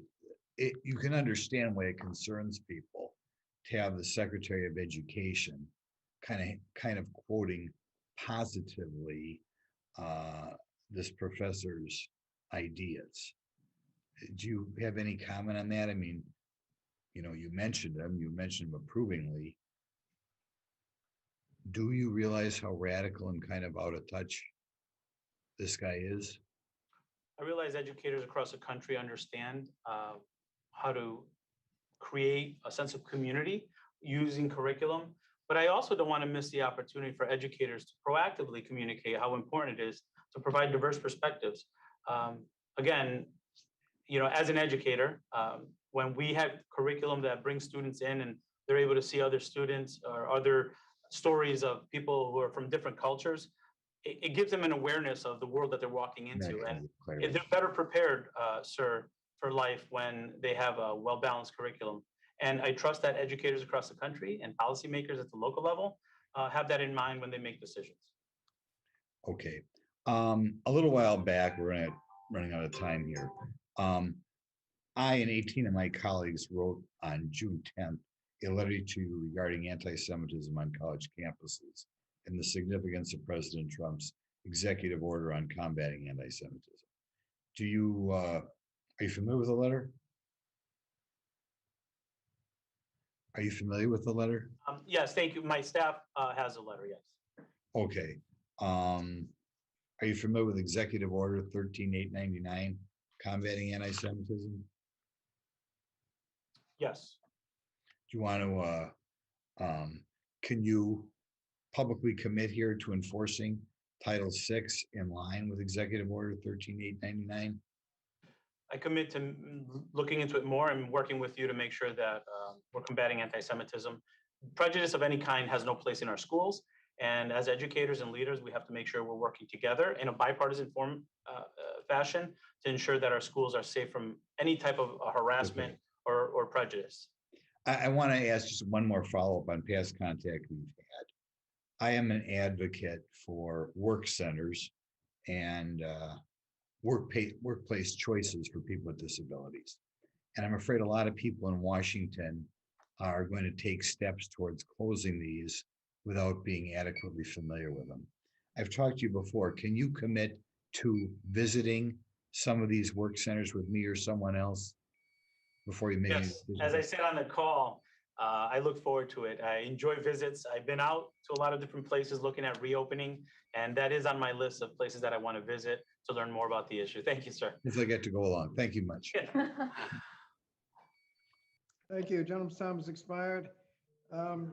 Secretary, we have another educator, a former college professor, Dr. Adams from North Carolina. Thank you, Mr. Chairman. Thank you, Ranking Member, for holding this meeting. And thank you, Secretary Cardona. Good to see you again. I am an educator, as Mr. Scott has said, lifelong, 40 years on a college campus, but also training or working with young people who are going out into teaching. And I'm also the mother of a elementary school principal. But thank you for your testimony. Thank you for being an educator. The National Center for College Students with Disabilities in North Carolina collects information and conducts research about provisions for individuals with disabilities at campuses across America, provides technical assistance and information to those seeking aid, and reports to the Department of Ed about the current status of college students with disabilities. They work hard to support students. They're concerned that it won't receive the funding that they need to operate. I did send you a letter, Secretary Cardona, but because you are here, I want to take the opportunity to ask you about an update regarding funding for the NCCSD. The committee has examined the predatory behavior of some for-profit colleges as well. You talked a little bit about that, but I want to clarify that I'm only referring to for-profit institutions which prey on students. And if you can explain just a little bit more about how you're going to oversee this, as well as speak to the letter that I sent you, or what we can do to make sure that this organization continues to operate. Thank you, Congresswoman Adams, and thank you to your daughter who's serving as a school principal. Not an easy time to serve as a school leader, but I know across the country, families and students are counting on the leadership of our school principals to make sure schools are safe and welcoming places for them to learn. With regard to the letter, I'm going to ask my staff to follow up with your staff and you to give you an update on that. I can tell you, though, that protecting our borrowers is a priority, especially from for-profit institutions that prey on selling dreams and never delivering. Those students end up with debt, greater debt, and no credential, no degree that can help them in the workforce. So I recognize the challenge that they have, and we want to make sure that we're working hard to support those students and also keep them at the center of the conversations. We're going to be aggressive on that, and I look forward to working with you and others who share those goals to making sure we stop those predatory lending or predatory practices that take advantage of young people that want to go and pursue their dreams in higher education. That's Right. a priority for me. Thank you. The COVID-19 pandemic has underscored the disparities and opportunities for different segments of our population. Got a two-part question. if you can just briefly discuss the department's plans for addressing the disparities in post-secondary enrollment and the completion among low-income students and students of color, and the plans for addressing disparities in students' loan default, which you've spoken to a little bit already. We know in higher education, the impact of the pandemic has disproportionately affected students of color. In many cases, these students are not returning back because they have to work another job to make ends meet or to take care of some basic needs at the home. I recently was in Michigan and I spoke to a middle-aged student who wanted to return to school, but the costs of books was too high. And we know that in the family plan, the funds for increasing Pell can help with some of those factors. We also know that making sure we're protecting our borrowers from misconduct is another way we can promote students getting back in. In the American Rescue Plan, $40 billion went to higher education. Half of that needs to go to students that are in greater need. So there are efforts underway to make sure that we're getting those numbers back up. We're re-engaging those students. And I have confidence in our higher education systems and their ability to be innovative, to engage those students that we were not able to engage this past year so that they can have the opportunity to succeed. And those efforts really need to be targeted toward those students that we lost. And we know it's disproportionately Black and brown students. So the president is also very big on ensuring that our HBCUs have the funding that they need to continue their efforts to recruit and retain students so that they can find success as well. Well, thank you very much. I've only got 17 seconds, but I'll send you my question. It has to do with taking a look at the connection between culturally responsive education and student achievement. And we'll send that on to you. And if you can give us a response, I appreciate it. Mr. Chairman, I'm going to yield back. Thank you. Thank you. And next is the gentleman from Georgia, Mr. Allen. Thank you, Mr. Chairman, and Mr. Secretary. It's great to have you today. Both of my parents were educators, so I learned a lot around the kitchen table every night, and so I know a little bit about what you're up against. But you know, we've talked over and over about the American Rescue Plan as being necessary to reopen schools. But I got to tell you, you know, what do you say to tens of thousands of educators like those teachers in my district and certainly your state, and I congratulate you on getting that open, who successfully put their students first and reopened schools last fall, long before the American Rescue Plan was enacted? Well, like you know, we worked really hard from day one. You know, March 12th, I think we shut the schools down in 2020, and we worked closely with our health department to find ways to safely reopen schools with mitigation strategies. And you know, we know and we did that. Yeah, but not all schools are built the same, right? Not all districts have the same resources. Unfortunately, I visited a school in Philly where the ventilation system was so antiquated, hasn't had the attention it needed. So what we wanted to make sure is that the American Rescue Plan could go toward addressing some of those issues, PPE needs, additional staffing, where we had classes of 20 or 30. We had to limit those class sizes so that we can make it safe for all students. And I don't quite understand the inequities there because like in my district, I mean, we prioritize school construction with T-SPLOS, E-SPLOS and things like that. And, you know, of course, other districts I see, you know, where there's tremendous, I mean, I wouldn't want my child to attend those schools. But moving on, you know, many teachers have made tough choices, but, you know, families across the country have made a lot of sacrifices too. And in this everyday learning environment, you acknowledge in your testimony that learning loss is going to be an exceptional challenge, maybe 5 to 9 months of learning during the pandemic, and of course, minority students may have lost up to a year of learning. You know, I'm afraid we got a generation of students who now have been put at a tremendous disadvantage. Parents want their schools to ramp up the skills for jobs like cybersecurity, engineering, healthcare to compete with China. Yet the department is preoccupied with pushing civics grant programs that's already been cited, like critical race theorists who have promoted a divisive theology. Secretary Cardona, are you aware of the outcry and frustration right now among parents with the state of education in America? I mean, this is going to be like the next grassroots movement of this country, and I feel it. What are you hearing? Yeah, really, this is more about politics than programming. There was a very minor reference to an example that included that. What we have focused on, and as you mentioned, and CTE, that's where we're going. We need to modernize and evolve our high schools and our middle schools to make sure that we're addressing what was called earlier a gap between our high schools and our two-year colleges, so that students have access to good career technical education, to those jobs in cybersecurity that you mentioned. And we have to work more closely with the workforce. Our agency, let me be very clear, our agency has been focusing on that since day one. We're going to continue to focus on that, and we're not going to get distracted, because that's what our students need. Right. There's a tremendous disconnect between the business community and the education community, and that gap needs to be closed. I've got just a little bit of time left, but I want to enter into the record a polling results that shows overwhelming support for school choice, both public and private school choice. In fact, this recent polling it shows it is highly bipartisan. When asked, 65% of survey respondents were supportive of school choice and allowing families to choose a menu of options for their child's education. I think it was 75% of Republicans, 60% of independents, and 61% of Democrats surveyed respondents all said they support school choice. You know, in your testimony, you said that you're committed to reversing funding inequities.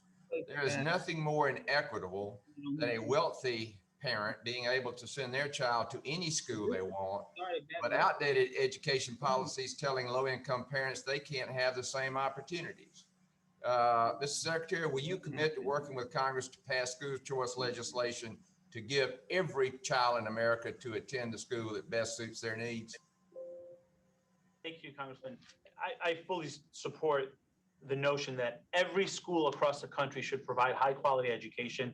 And while I understand choice, parents should have choice, it should never come at the expense of a school, a local school. And the choice shouldn't be because one school can't meet the needs of the learners. We need to make sure all schools can meet the needs of learners and not have a system of winners and losers. All schools need to make sure they meet the needs of the students. Yes, but until that is achieved, we need to give the students a choice, or we're going to lag behind. Thank you, Mr. Secretary, and I yield back. Thank you. Thank you. The next is a gentleman from California, Mr. Sallier. Thank you, Mr. Chairman. Thank you, and thanks the ranking member for having this hearing and hosting the secretary. Mr. Secretary, thank you so much for your service and your insights.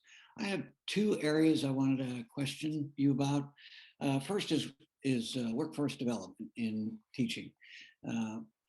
Trying to attract the best and the brightest in a career, as we've heard from my colleagues, Ms. Adams, Ms. Takano, Mr. Allen, of their own life experience, certainly yours and their family, trying to get the best and the brightest to go into teaching and stay.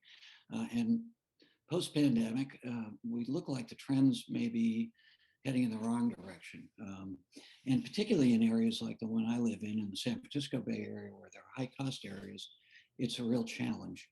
43 states say that they've got significant shortages in science teachers, 42 states in math, and of course, all the states have significant shortages when it comes to special education. Pre-COVID, I was out at a disadvantaged school, middle school, spent a day there, and I asked the principal before I left, what was it that she needed the most? And she said, well, there's a lot, but behavioral health, particularly for my teachers. The kids need more counseling.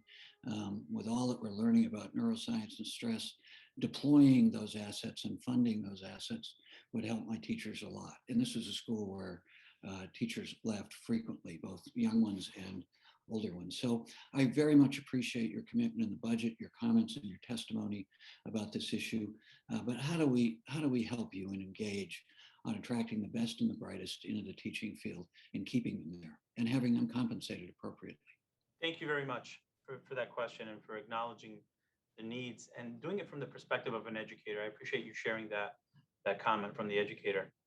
First and foremost, we need to make sure we respect the profession. I think, there's a saying that people, just because you went to school doesn't mean you're an educator. Our educators are dealing with so much, dealing with mental health needs, dealing with a country that's divided that we're unifying again. And we recognize that, like that young man that I spoke to at the high school in New York, they're coming back after a pandemic, and many of them are facing loss. Many of them are facing job loss for their family members. And we need to make sure we restructure our schools to provide that social and emotional well-being and support that they need, making sure that we provide mental health access to our students. That's how we heal together, right? The academics will come when the students' bandwidth for learning is increased. And how do we do that? We make sure that students aren't hungry. We make sure that students have their emotional needs met, and that we're doing everything that we can to meet them where they are. The plan asks for that. And the plan also supports our teachers in doing that. So the American Families Plan, for example, provides about $9 billion in ensuring that we have certification for those hard to teach and hard to reach areas, the shortages in special education. There's Title I funding to increase pay for teachers who are working very hard to support our neediest learners, but underpaid compared to their peers in other professions. So there's a commitment from the president to lift up the profession, to respect the profession, to make sure that our teachers have the tools that they need to be successful so that our students can be successful. Terrific. There's another statistic, I believe, from your department that the profession is 20% on average paid less than comparable fields with comparable education, which to me sounds not as dramatic as it really is, at least in expensive areas like the Bay Area. I want to talk to you a little bit about, and to the last point though, also your commitment to community schools, to investing and engaging the community, very important, a challenge. Representative Thompson and I some years ago worked successfully to get funding on family engagement centers. All the indications are that it really helps in schools with achievement gap. But I also want to talk about the exponential research that we're getting on not just cognitive development, but neuroscience, the impact of stress, and communities and families engaging. So I wonder if we could talk a little bit about making sure your department is current with all of this. And this includes, of course, coming out of the pandemic, a wonderful opportunity. The kids are challenged right now as they develop, even though we know what stress does to kids' brain development. Thank you. I've always felt that our practice sometimes doesn't connect with the research as much as it should. And this is an opportunity for us to really make sure we're following the science, especially around how students develop emotionality, how that impacts learning. And then our community schools, the intent here is to make sure we're taking care of basic needs. You know, Maslow's pyramid, right? If a student's hungry, they're not gonna be as able to learn. If they're worried about housing insecurity, and we have to make sure we're connecting with our families better. This is our opportunity. Thank you. Thank you, Mr. Chairman. I appreciate it. Thank you. Thank you. Next is the gentleman from Indiana, Mr. Banks. Thank you, Mr. Chairman, and thank you, Mr. Secretary, for being with us today. As you know, the Trump administration modernized the reporting process for disclosing large gifts and contracts flowing from foreign countries to the department. As my colleague, Representative Stefanik, mentioned earlier, the department issued a report in October of 2020 revealing universities had failed to report $6.5 billion in gifts and contracts from foreign sources, including China, and opened 19 university investigations. A simple, quick question to get started for you. Has your Office of General Counsel briefed you on this report? I have been informed of the concerns that you expressed in your comments, yes. Have you been, you've been informed, but Mr. Secretary, have you been briefed in detail on this report? Simple question. No. Okay. Will you commit today that you will request a full briefing on this matter from your Office of General Counsel? Yes, I will. And I'll reiterate what I said to your colleague earlier. This is important to us also. And we want to look into this matter. We want to work with you and others to make sure that we're addressing this as I can tell it's a major concern across both party lines. Appreciate it. Nearly a decade ago, the FBI warned that hostile foreign actors use colleges and universities to spread propaganda, steal intellectual property, and recruit for espionage. Unfortunately, for too long, our colleges and universities have turned a blind eye to these threats. The Chinese Communist Party knows that American universities are home to government-funded national security research and use Confucius Institutes and Chinese student and scholar associations to collect our sensitive information and send it back to Beijing. In January, President Biden withdrew a Trump-era proposed regulation that would have established requirements for student and exchange visitor program certified schools to disclose agreements with Confucius Institutes or risk losing their SEVP certification. Now that you have weakened these safeguards against the CCP, how does the Biden administration propose to protect our sensitive research from our greatest adversaries? Thank you. We recognize your concern. We look forward to working with you to make sure that we hear your concerns and take that into account as we move forward. So you don't reject my question? Excuse me? So you don't reject my question? I understand you have concerns about that. I commit to working with you and others to make sure that we're listening to what your concerns are and communicating with you what our plans are to address that. We'll be following up soon with that. I want to yield the rest of my time to Ranking Member Fox. Thank you. Thank you, Mr. Banks. Mr. Chairman, I'd like to correct the record regarding the Public Service Loan Forgiveness PSLF program. We all agree that PSLF is an extremely complicated and flawed program. My Democrat colleagues are not shy about placing blame on the previous administration for all the problems with this program. However, the previous administration just happened to be in office when the key 10-year mark for this program was hit. I'd like to remind everyone what we learned during a previous hearing on the subject of the PSLF program. GAO found zero evidence that the previous administration was to blame for the problems with this program. The record must be corrected. Rather, the real issue is the program was narrowly constructed in the statute. Had we worked together in a bipartisan way to craft this legislation, this program would look much different than it does today. So when looking for someone to blame for the denial of 99% of PSLF applicants, Democrats should look in the mirror. And Mr. Secretary, I want to say to you, if you try to fix this program without coming back to legislation, I will be very concerned about that because I fear you will be doing what the Republicans have been accused of doing, and that is you will not be following the law. And I am very concerned about that. Now, I have another question to ask you. I'm very pleased you're here today. And before I want to discuss oversight and responses to letters and other congressional inquiries, lots of members on both sides have asked this question. Congress has the responsibility to oversee the implementation of the laws it passes. This is one of the areas where the chairman and I agree, as demonstrated by the chairman's question to Secretary Walsh. While I appreciate your agency has responded to some letters, not all letters have received responses. Will you agree to require your staff to respond thoroughly and quickly to inquiries from members of this committee? Yes. Thank you. I yield back, Mr. Chairman. Thank you. The next is gentleman from New Jersey, Mr. Norcross. Thank you, Chairman. Very much appreciate this hearing, and to Secretary, great to have you here. Looking forward to having you in district coming up on 16th of July to see how we're doing things in South Jersey. But I want to shift the focus away from some of the previous questions to one of safety.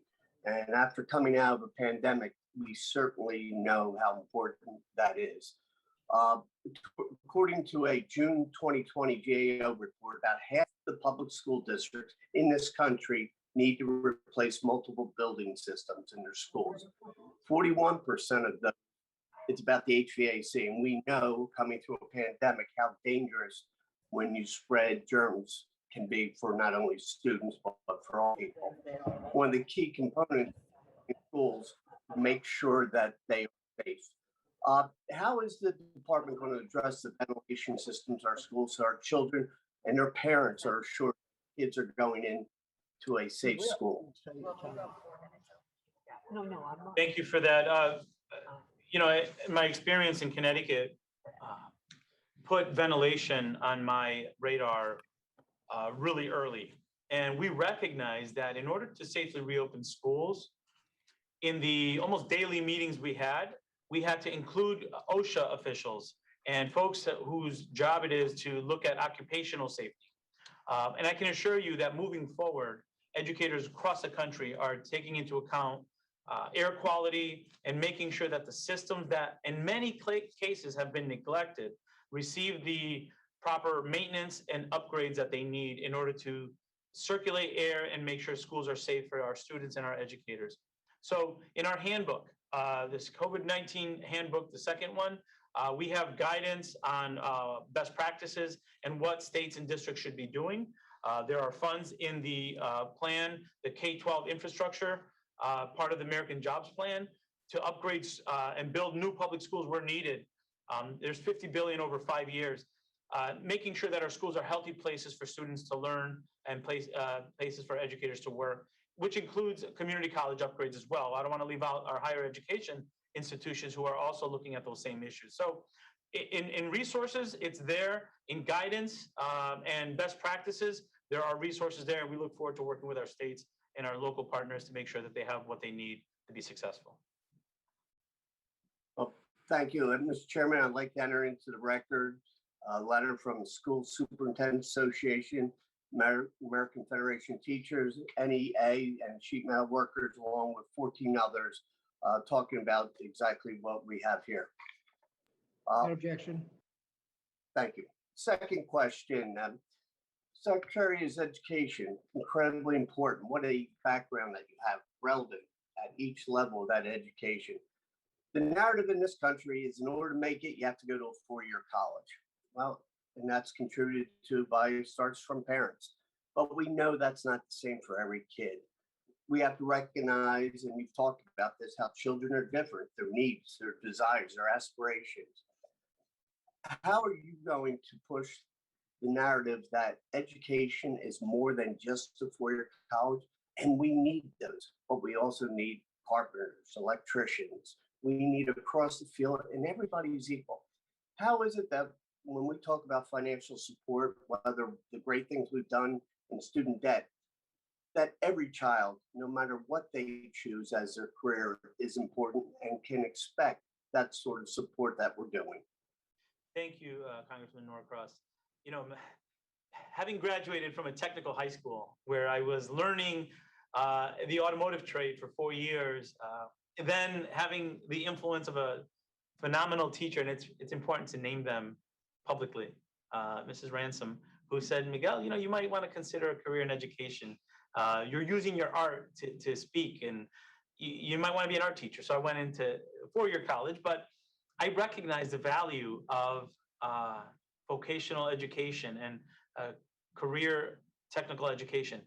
And I can tell you, we need to evolve our schools better and change the culture where it has very old school mentality. We have to change that. Our schools today need to evolve to make sure that the workforce needs that are existing today are met, that we have a clear through line from middle school to high school to two-year colleges to the workforce, and then to four-year schools too, because students may want to advance their education. But we have to change the culture and change the narrative. And we do that by creating quality programs. I can tell you that in Connecticut, the running joke was, if you're a welder who knows how to code, you're set.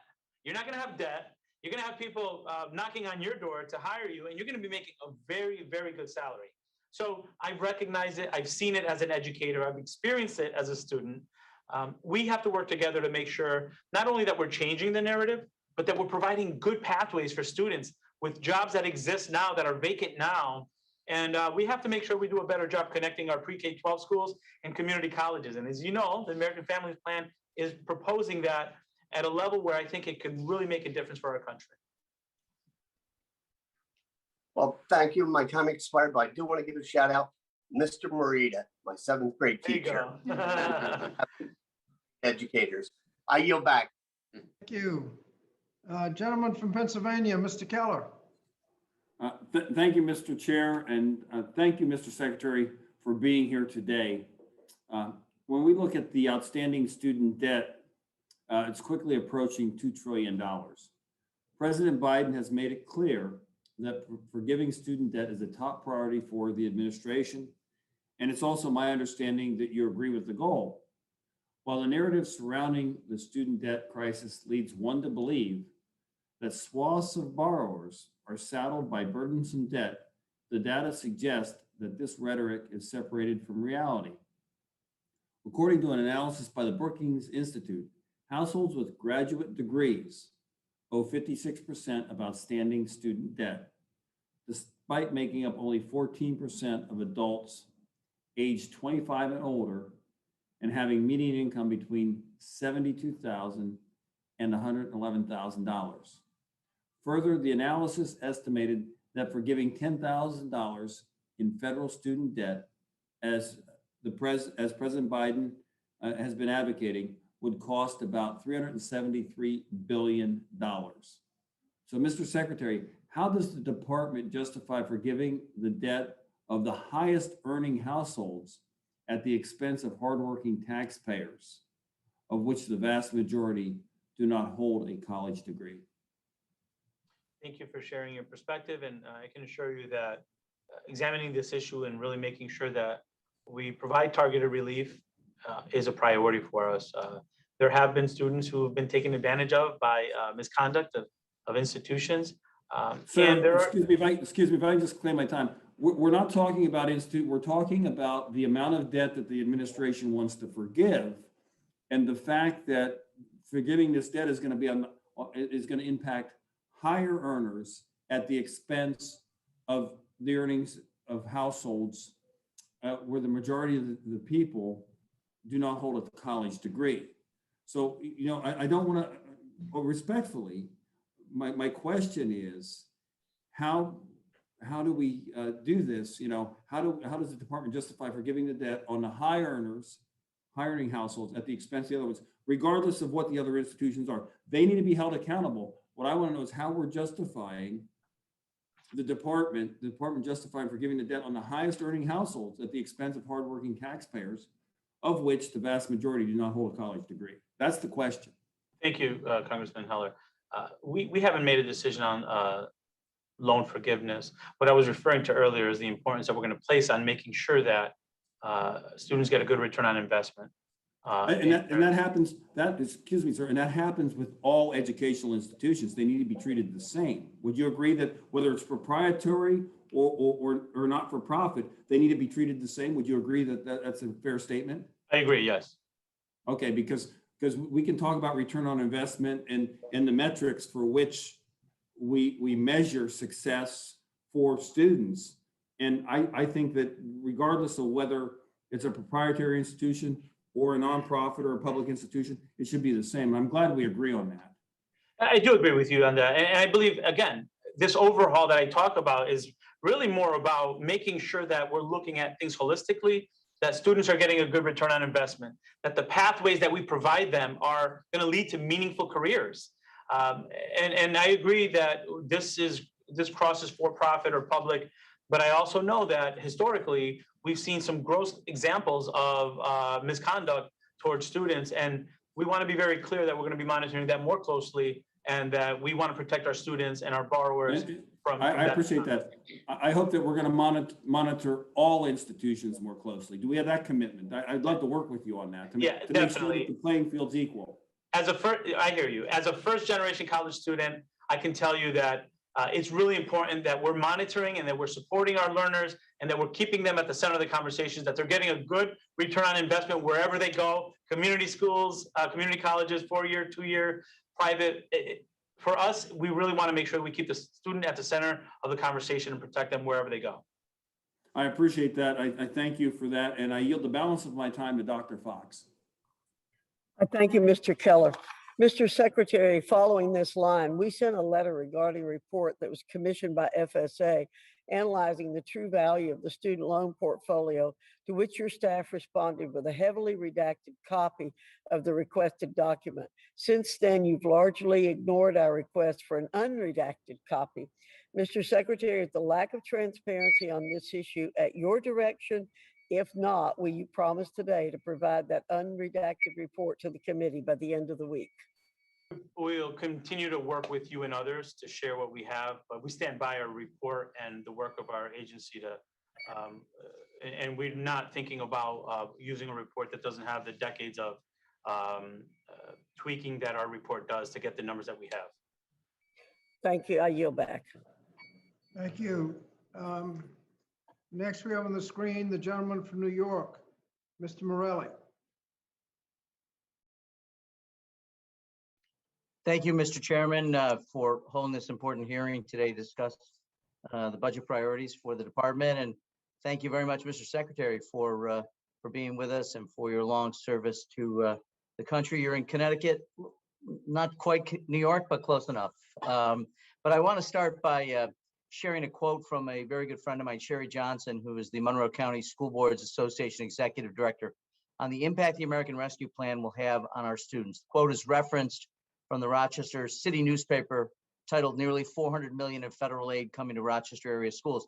Ms. Johnson states, these dollars from the ARP will take care of those pandemic needs and allow school districts to use budgets to get school districts ramped back up for full in-person student instruction. Mr. Chairman, I'd like to submit that article for the record without objection. Mr. Secretary, I'm encouraged by the department's administration of the ARP, and the department recently published a description of state ARP plans. What's the department's plan for ensuring that state plans are consistent with the law? So once they're submitted, that they are consistent with the federal law. Thank you. You know, we have a critical point in our country's history to make sure that the resources that are being provided, unprecedented resources, go to where they're supposed to go, to the classrooms, to the schoolhouses that need it quickly, and that the funds are being used to promote innovation, but also to address the inequities that were exacerbated during this pandemic. What we've asked states to do is submit their plans. We've had over 100 calls already to make sure that those plans follow the expectation of promoting equity and addressing the inequities that were exacerbated. We're going to continue to work with states to make sure that the maintenance of effort requirements are happening. And we're working closely with our states. We're working closely with our governors who've been great. I think we all recognize this moment we have in our country's history to build back better. The resources are there, the urgency from the president is there, and now we have to make sure that we match it and make sure that the funds go toward those students that need it most. Well, thank you very much for that. You mentioned earlier, I believe, the Individuals with Disabilities Education Act, which, as you know, has not been funded at the promised appropriations levels in the past. Special education costs, as I know you know better than most, for children in each state continue to escalate. In New York, not only they're escalating, but as everywhere else have accelerated during the pandemic. As I join my colleagues in the House in including funding for students with disabilities as a part of impactful legislation, it's crucial we receive a support from across the government. So tell me a little bit about how you see the budget plan to increase IDEA funding for students who desperately need it, and how the department will continue to lead in that regard.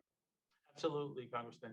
You know, first, let me, I started in the beginning saying every number has a face, every number has a story. The calls that I received from parents whose children have autism, who were sitting at home outside of their routine, outside of the tools for learning that they were used to and accustomed to, not being able to see their teachers or their paraeducators, the impact that it had on those students was significant. And I remember telling the parents that, we want to make sure their children are safe. We want to get them back in as quickly as possible. And that was in March of 2020. We have a responsibility to make sure that we double down and provide the support, especially for those students who were most significantly impacted, students with disabilities who required that additional support.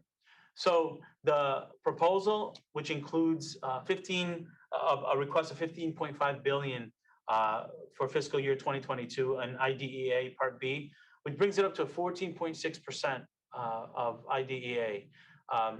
It's critically important. Those dollars will go toward additional teachers for those students who've been sitting in front of a laptop, and we know that the laptop won't meet their needs. For students who require occupational therapy and physical therapy in their schooling that didn't have access to that.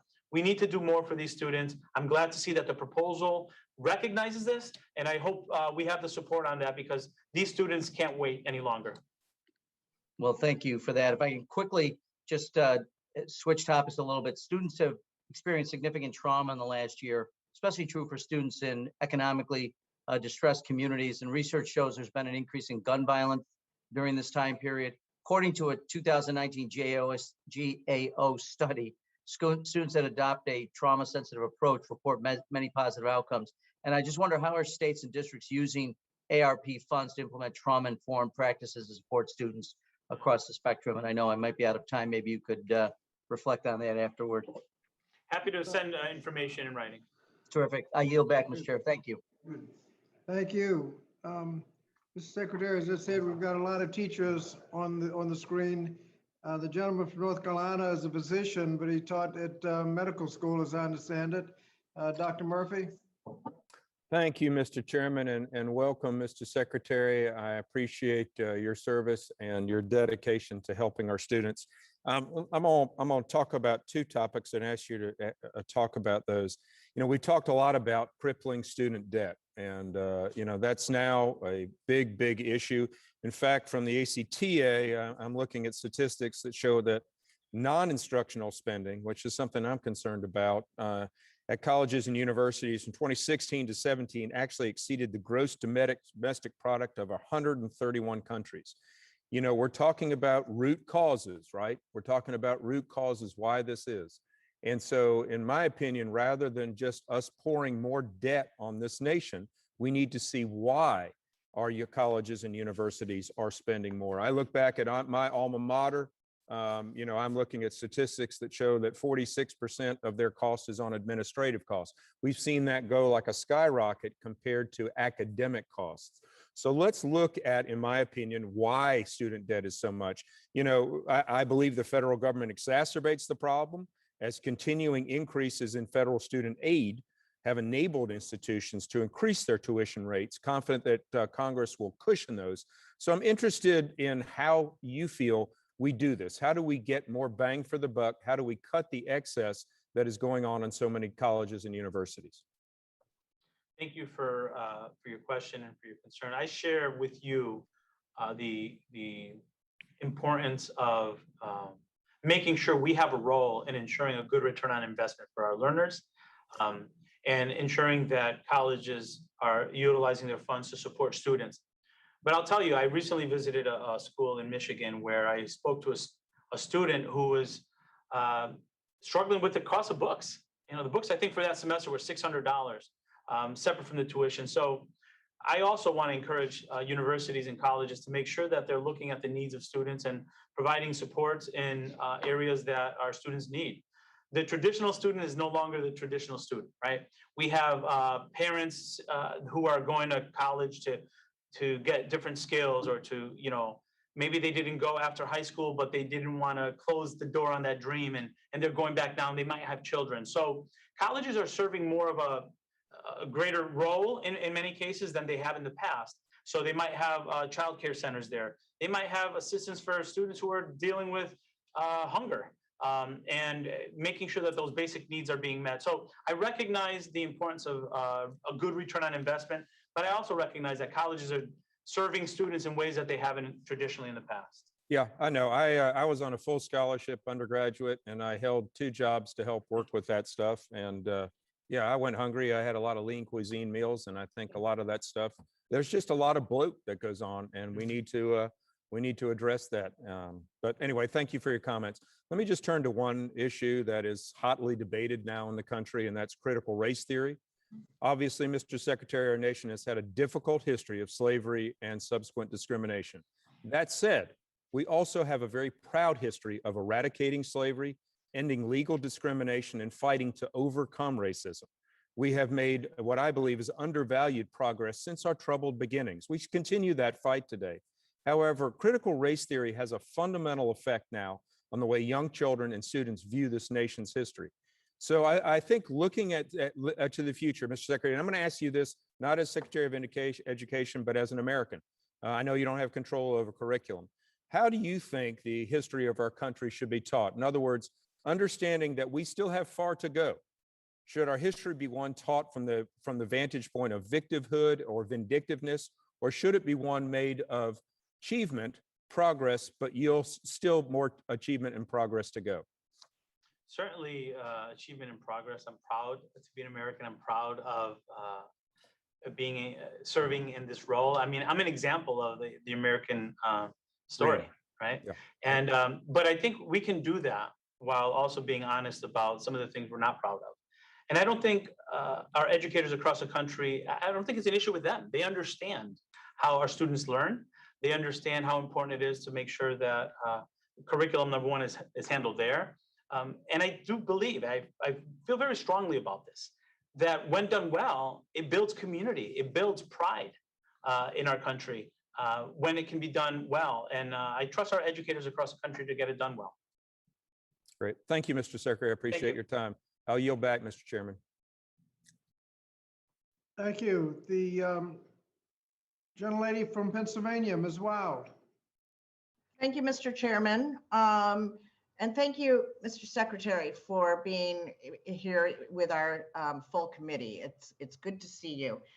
Before I start with my question, I just want to note my profound disagreement with my colleague who just spoke about the place of critical race theory in our schools. But I'll move on to the topic of school infrastructure, and specifically the physical environment that our students learn in. I am located, my district is located in the Lehigh Valley of Pennsylvania. We hope to welcome you in the not too distant future to our area. We experience education funding disparities just like districts all across the country. One of my urban low-income school districts in the Lehigh Valley, the Allentown School District, has 4 schools that were built in the 1800s, around the time when President Ulysses S. Grant was in office. And many of the schools do not have central air conditioning. And even if funding were to become available for facilities upgrades, many of these old buildings have simply reached their electrical capacity. They can't add air conditioning. So, you know, it seems to me that it's really hard to expect that students learning in a school that was built 2 centuries ago will find the same type of fulfillment and the ability to learn from going to school as students attending wealthier schools. And not to prolong the discussion of my own district, but let me just say, right adjacent to the Allentown School District is the Parkland School District, where their brand new high school, I still think of it as a brand new high school. It was built in 1999. It seems like yesterday.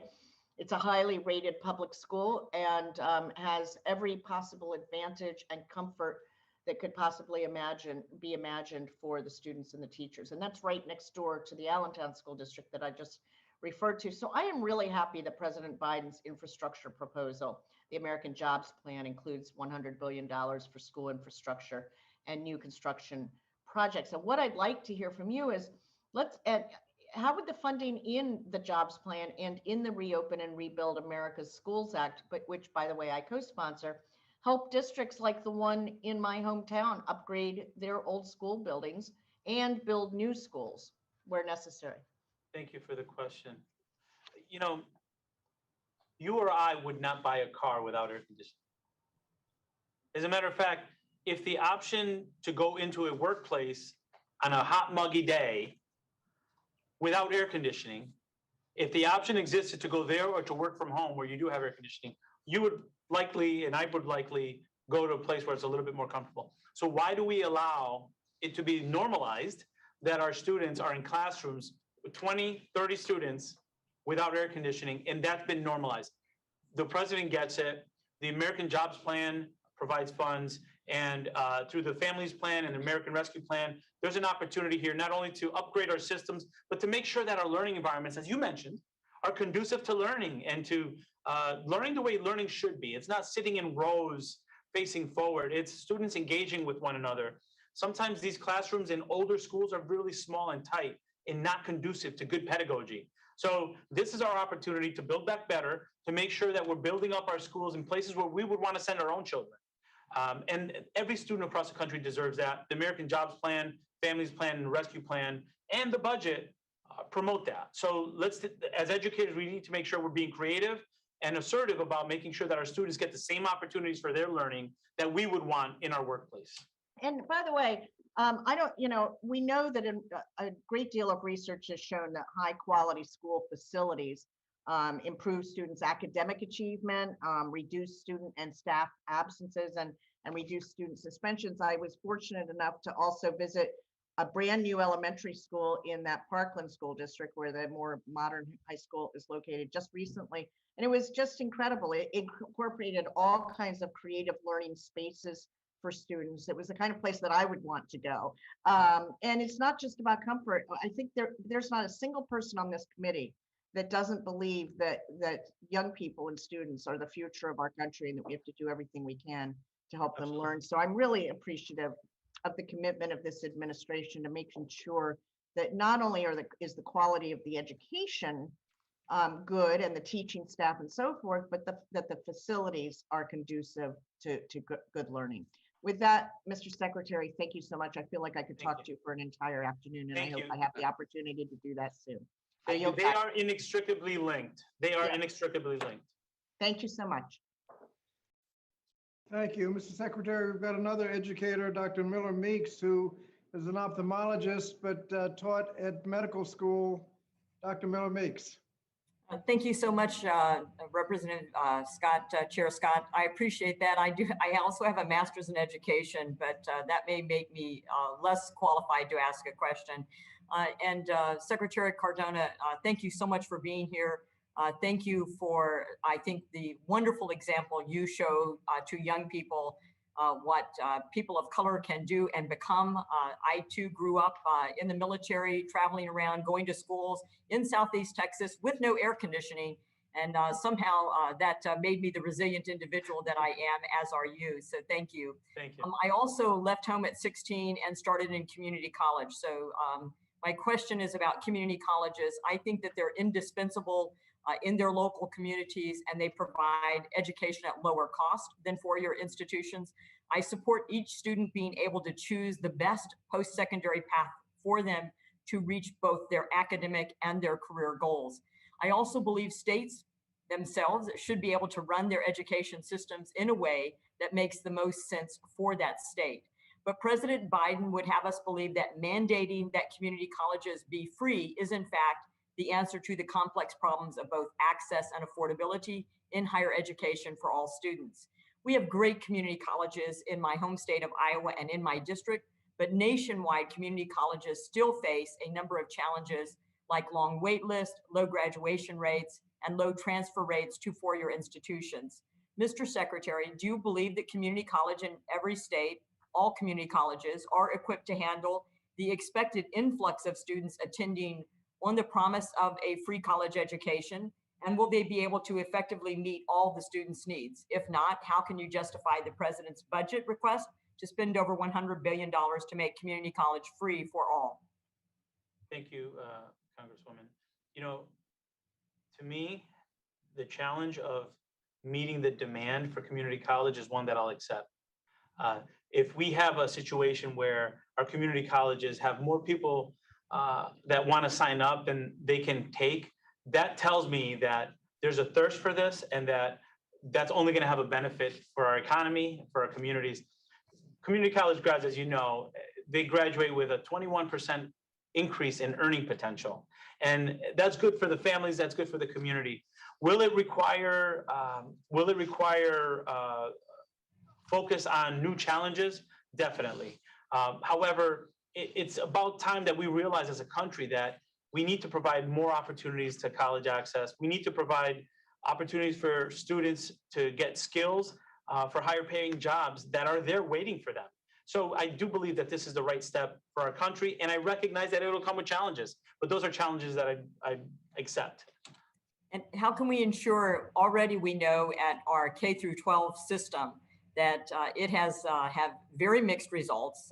We know that we lag behind in reading and math, regardless of the facility. So how do you expect, or how can you ensure that the mixed results in K through 12 would not be carried over into 2 additional years at a community college? Thank you, Congresswoman Miller Meeks, for being able to answer that.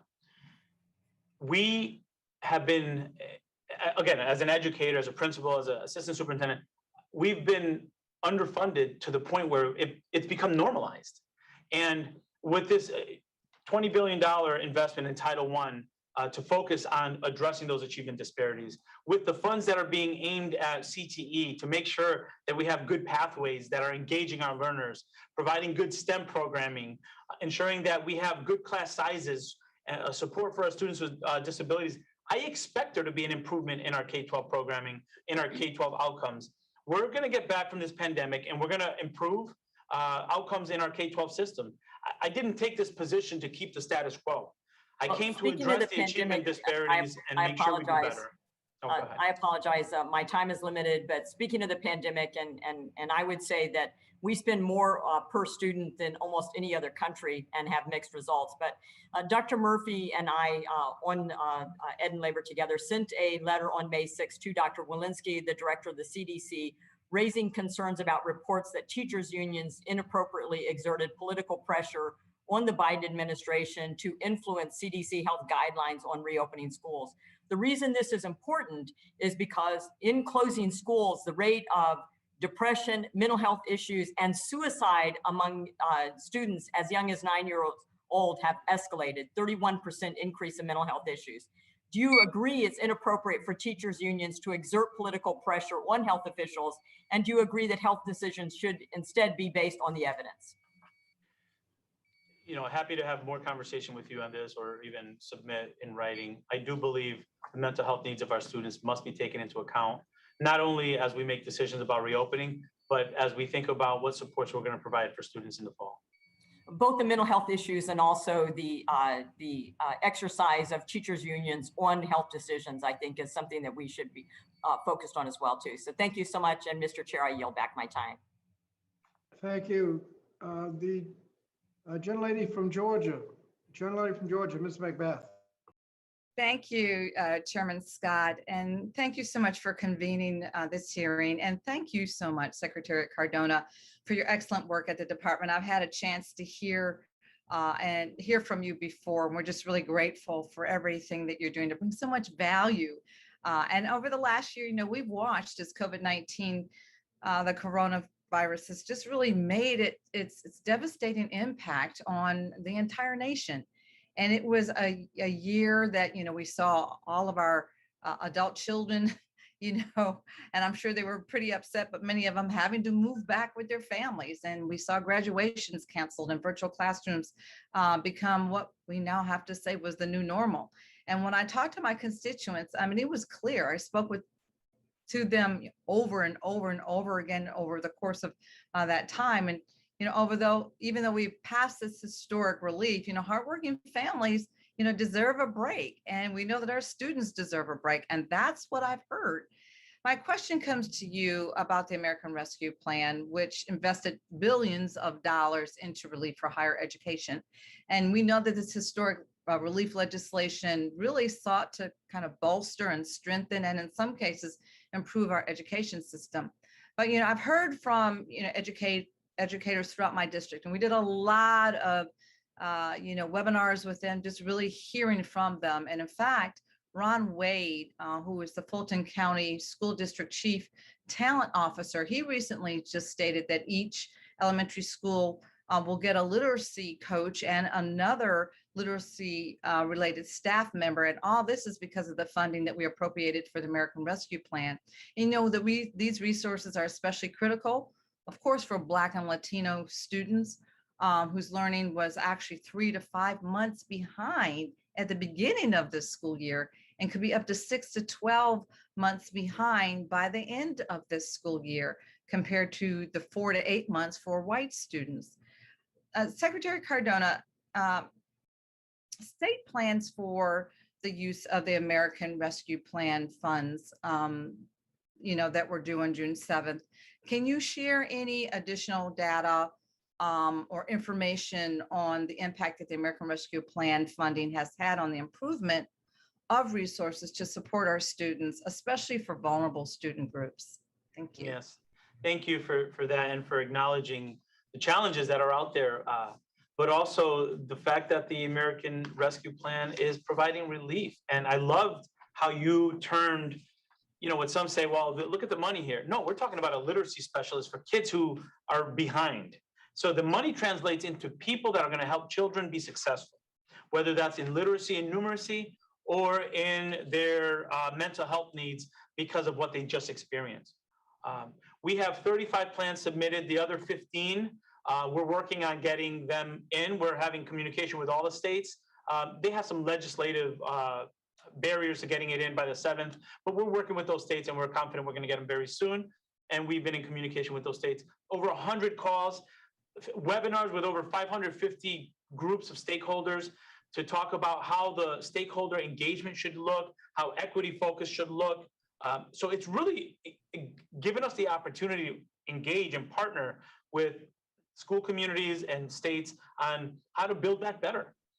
We're seeing summer school programs expanded to include enrichment opportunities for students who would be stuck at home during the summer. We see extended day programs in the fall for students to have an opportunity to engage with their peers after having been locked in their home for a year and a half because the pandemic was rampant in their communities.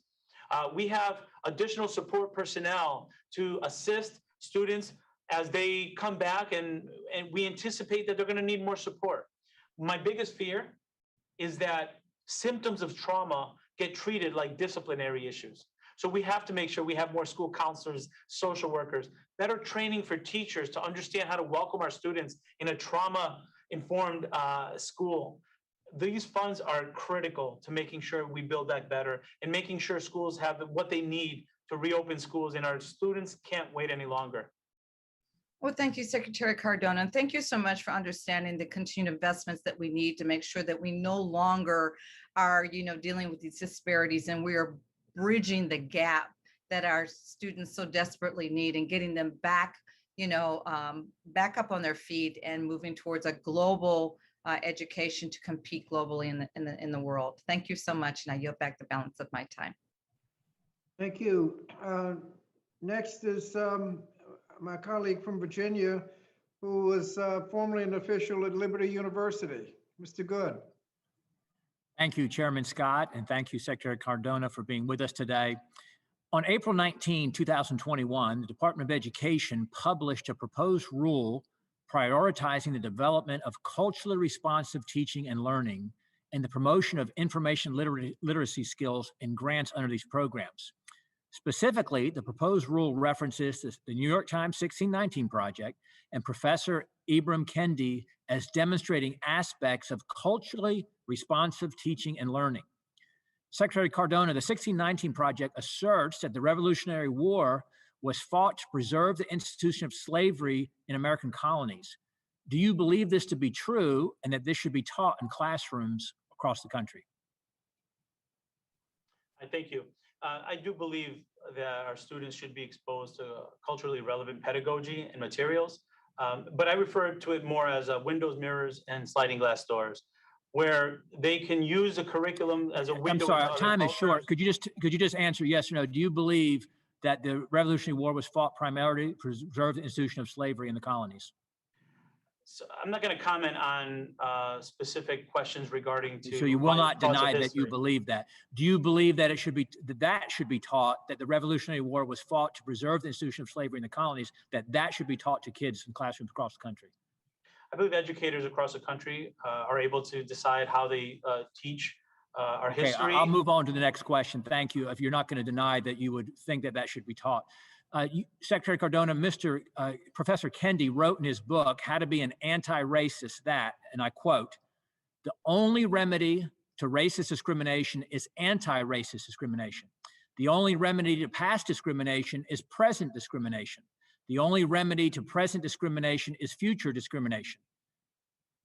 Secretary Cardona, do you believe that discrimination in any form is acceptable and that discrimination should be taught in our schools as an acceptable practice for our children? No. Thank you very much. And so you will commit that you will not support that as Secretary of Education, teaching any discrimination in our schools? We should be promoting community in our schools, and I'm confident that our educators do that.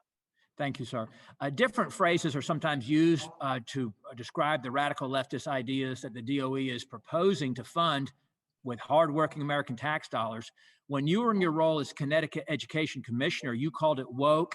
Dr. Kendi has called it anti-racism, but many, of course, have known it as critical race theory. One of the concerns that many of us have with critical race theory is that it tends to view race as predictive. New York Times contributor Thomas Chatterton Williams even argued that critical race theory adherents share common cause with white supremacists. Thankfully, some states have curtailed or banned the teaching of critical race theory, including Florida, Idaho, Iowa, Oklahoma, Tennessee, and Texas.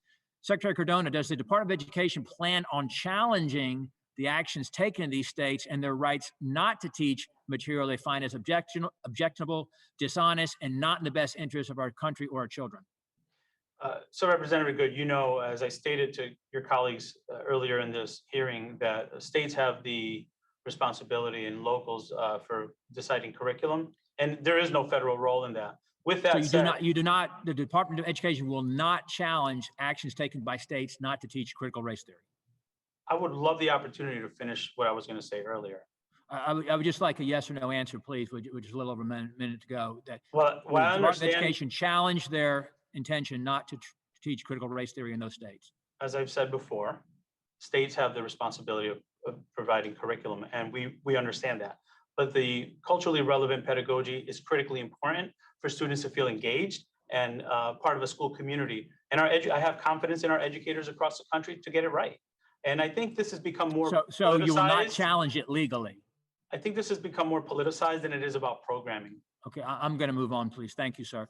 My home state of Virginia, unfortunately, has embraced the Biden administration's and the Department of Education's policies here, and it's proof that causes all kinds of issues. You can just see this past week in Virginia's Loudoun County, one of the largest counties in Virginia, the Board of Education there, rather than face parental criticism, they shut down public comment, they adjourned the meeting, and they actually called the police to come in and arrest parents who had gathered to express their grievances with government and local school officials.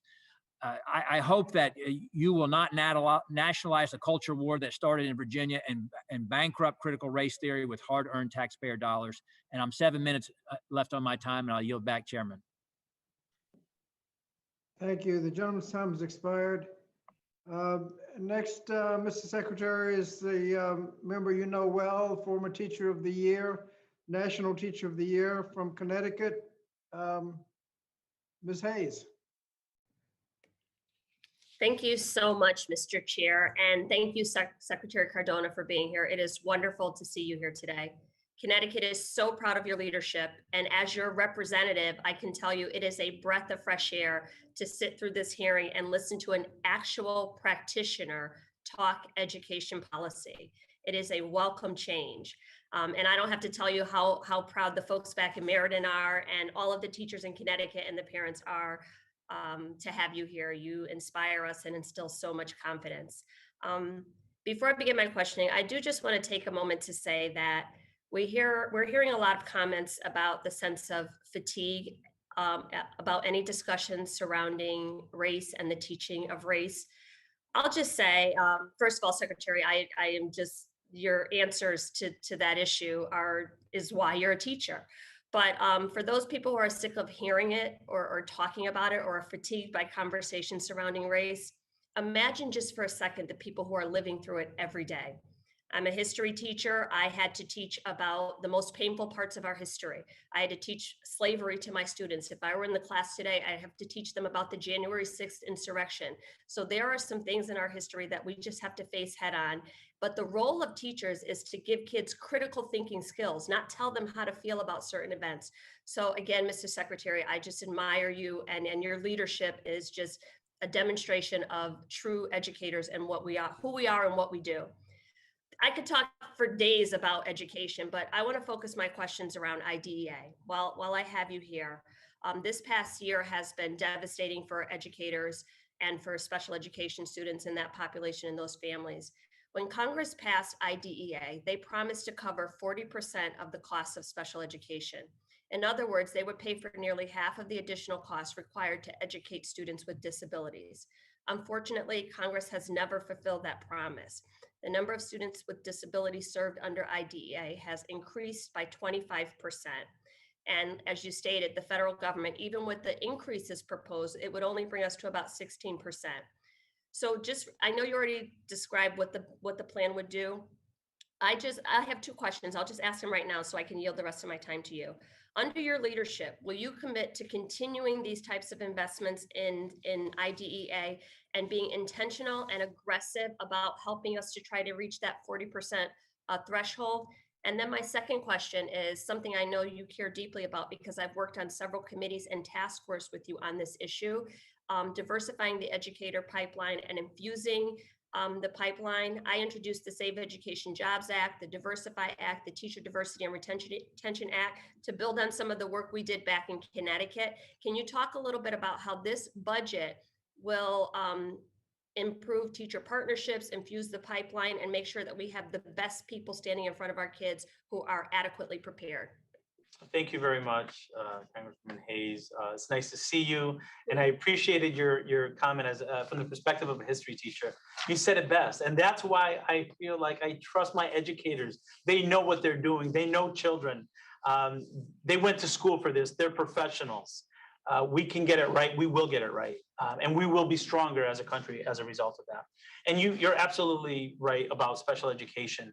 You know, we're hoping to get to 15% of the 40% that was promised, right? Exactly. So yes, to answer your question, yes, we're going to be aggressive. We're going to make sure that we continue to push for the students with disabilities and getting the support that they need, especially post-pandemic. I don't have to tell you the impacts on students with disabilities, how profound it was, and how for some students opening up a laptop and being in front of it for a long time, they can get some. But for students with disabilities, it doesn't really cut it. So we need to do more. And this commitment here is hopefully going to translate into better support for our students with disabilities. So yes on that, definitely. We want to see that happening more. And then teacher diversification, you know, your leadership and when you were an educator in Waterbury really moved the needle to make sure that our professional teaching staff reflect the beautiful diversity of our communities. And, you know, there's, I think the data is like half of the students across the country identify themselves as people of color, yet only 20% of our educators do. We need to do more. So there's $100 million to make sure that we're getting this right, that we're investing in programs that diversify the ranks. I love the Grow Your Own programs, programs that you were a part of, to make sure that our students see themselves as teachers, like me when that teacher tapped on my shoulder and said, hey, would you consider? We need to do more of that. We need to have programs there. We also have to be creative and innovative about how we recruit people of color into the profession. So yes, I'm very big on that. All students benefit when we do it right. There's funding here for that. There's a desire there, and there's partners like you that are going to make sure that we get it done right. Thank you, Mr. Secretary. I'm so proud of you. And with that, I yield back, Mr. Chair. Thank you. Thank you. And we've scheduled a 10-minute break at this point, but before we break, I want to remind our members that we need to respect each other's, during the time that someone else is controlling the time. During the time controlled by my colleague from Virginia, Mr. Good, I couldn't quite hear what it was, but obviously it was an inappropriate comment that was out of order. So we want to remind people to respect each other and not let that occur again. At this point, we will have a 10-minute break. And as soon as the secretary returns, Ms.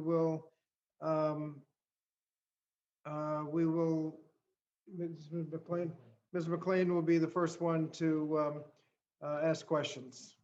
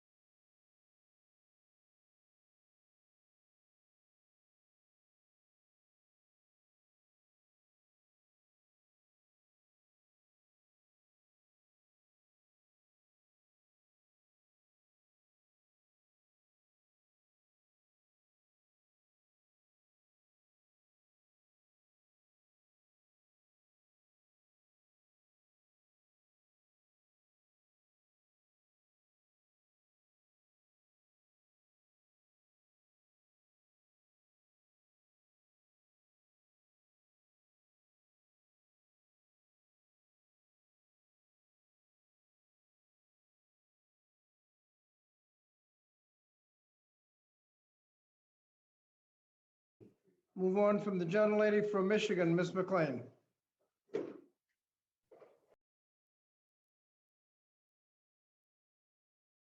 Ms. McLean, I think you're on mute.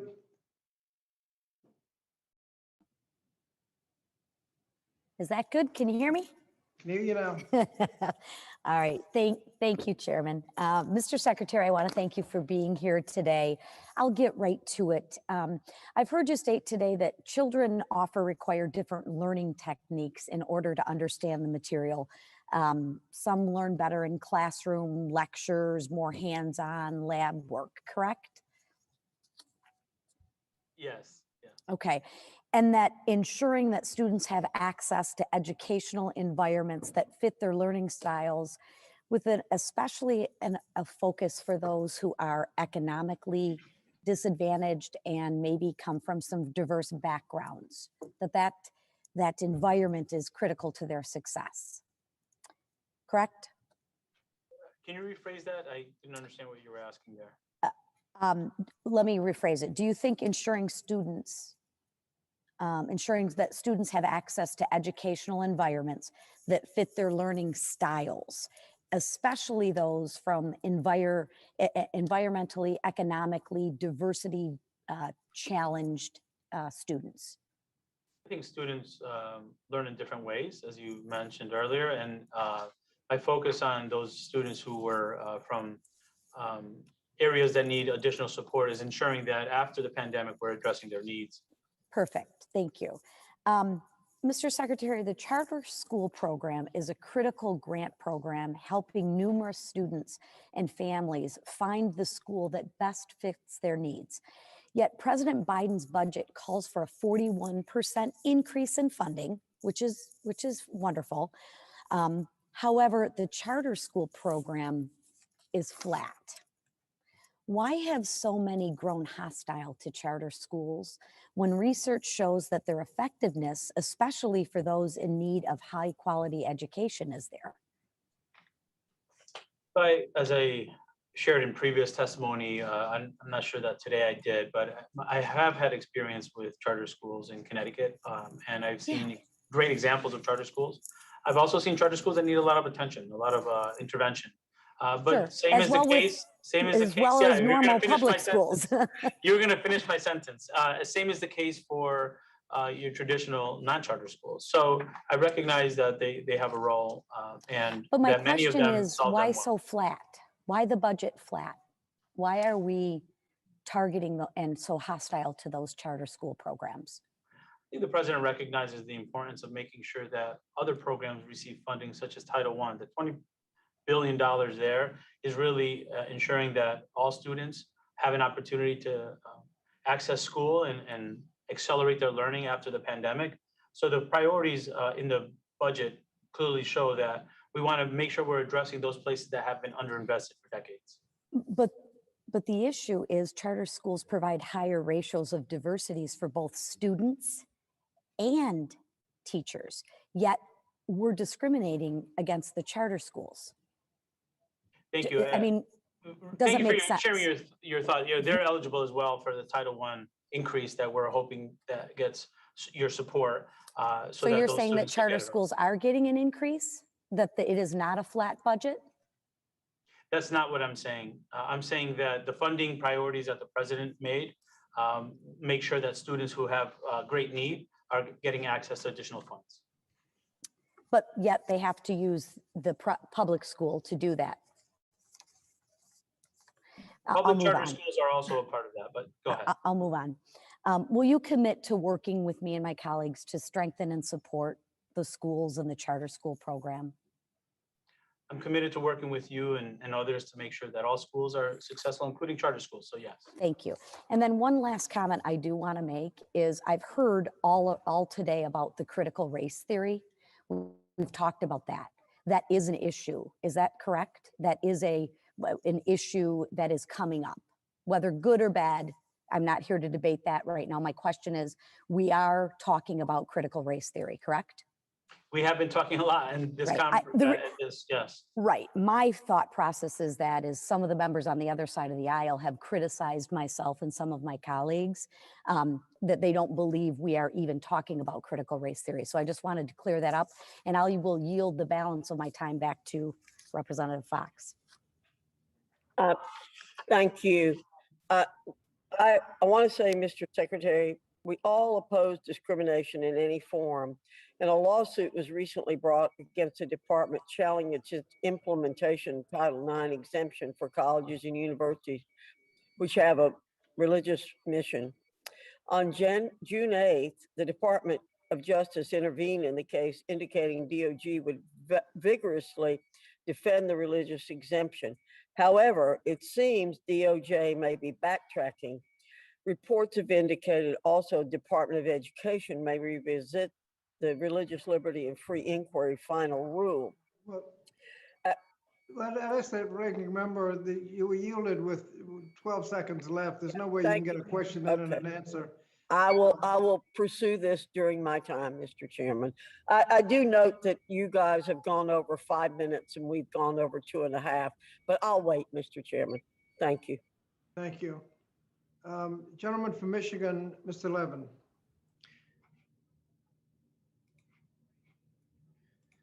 Thanks, Mr. Chairman, for hosting this incredibly important hearing. And thank you, Secretary Cardona, for spending all this time with us. It was great to have you in Macomb County, and it's great to see you here before the committee. The American Rescue Plan made a historic set of investments in education after what at times felt like insurmountable challenges and pressures on our school leaders, our teachers, our parents, and above all, our students. However, my colleagues across the aisle continue to insist the ARP's investment in our schools wasn't necessary, claiming we don't need more funding for schools because we have more than we can spend. I can testify that that's definitely not the situation in Michigan. The Republican leadership within our state legislature continues to use the budgetary process to withhold critical funds.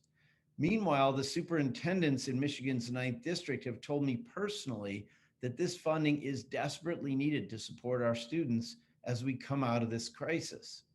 Many school districts face budget deadlines on June 30th, like 6 days from now, while we wait in uncertainty for our state legislature to stop playing political games. Mrs. Piper Bogner, the superintendent at Van Dyke Public Schools, described the situation in Michigan as follows, and I'm quoting from a letter she sent me.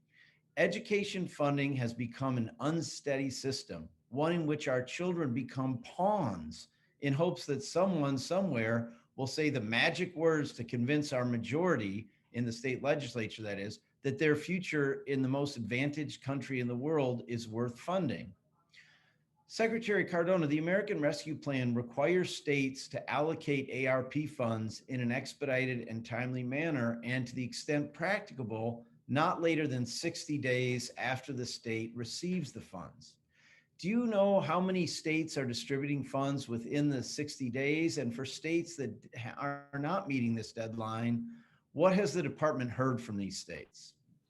Thank you, Congressman Levin, for that. And I appreciate the sentiments of the superintendent, who is absolutely right. We shouldn't be questioning whether or not the funds are needed. I can tell you that programs are being planned over the summer into the fall to recoup some of the loss. We're making sure that class sizes are adequate for students that are coming back. We're making sure that the social and emotional needs of students are being cared for when they come back.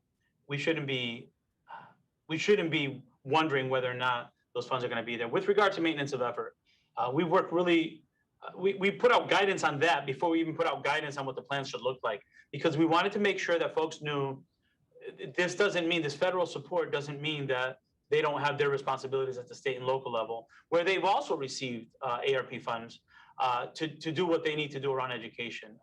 So we've had over 100 calls. We've had webinars with states, and we've actually had conversations with specific offices to make sure that they're following the expectations that we have and the rules that you laid out with the American Rescue Plan to get the funds into the schools, and that they're doing their part. So ongoing conversations, we'll continue to do that to make sure that students are not being shortchanged here.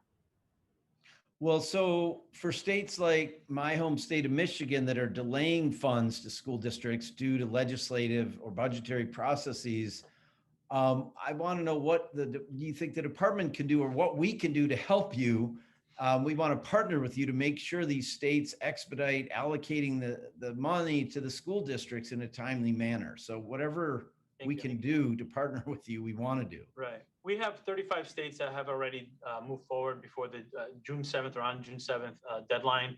There are 15 states that have legislative processes that are holding it back, but we're in communication with those. But that doesn't mean that the distribution of funds that they currently have getting to the schools should be delayed at all.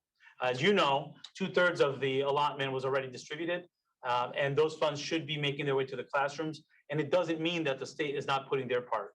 So happy to have more conversation with you. Happy to have our team follow up as needed to make sure that that's happening. Well, thanks, Mr. Secretary. I just need my colleagues to understand that when we refuse to fund our education system with the necessary investments and resources, we fail the children of this country and we deprive our hopeful, bright, and striving kids of the future that they deserve. Mr. Secretary, I look forward to working with you to get the America's College Promise Act done, to get the Jobs Act done, to relieve student debt and so many other things. You are a breath of fresh air, sir, straight from the front lines of real public education in this country, and we're delighted to have you. With that, Mr. Chairman, I'm yielding back with my time expired. Thank you. Thank you. Next will be the gentlelady from Tennessee, Ms. Harshbarger. Thank you, Chairman and Ranking Member, and thank you, Secretary Cardona, for being here today. I appreciate that. I have a couple of yes or no questions, and the first is, do you believe the public deserves to know if our adversaries are funneling money into our research institutes? That's the first one. Is that a yes or no? Yes. Okay.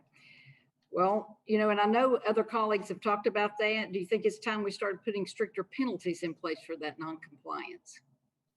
Well, it's a more than a yes or no response to that. I think we have to make sure that the systems that we have set up to monitor this and to work with our universities is clear and transparent.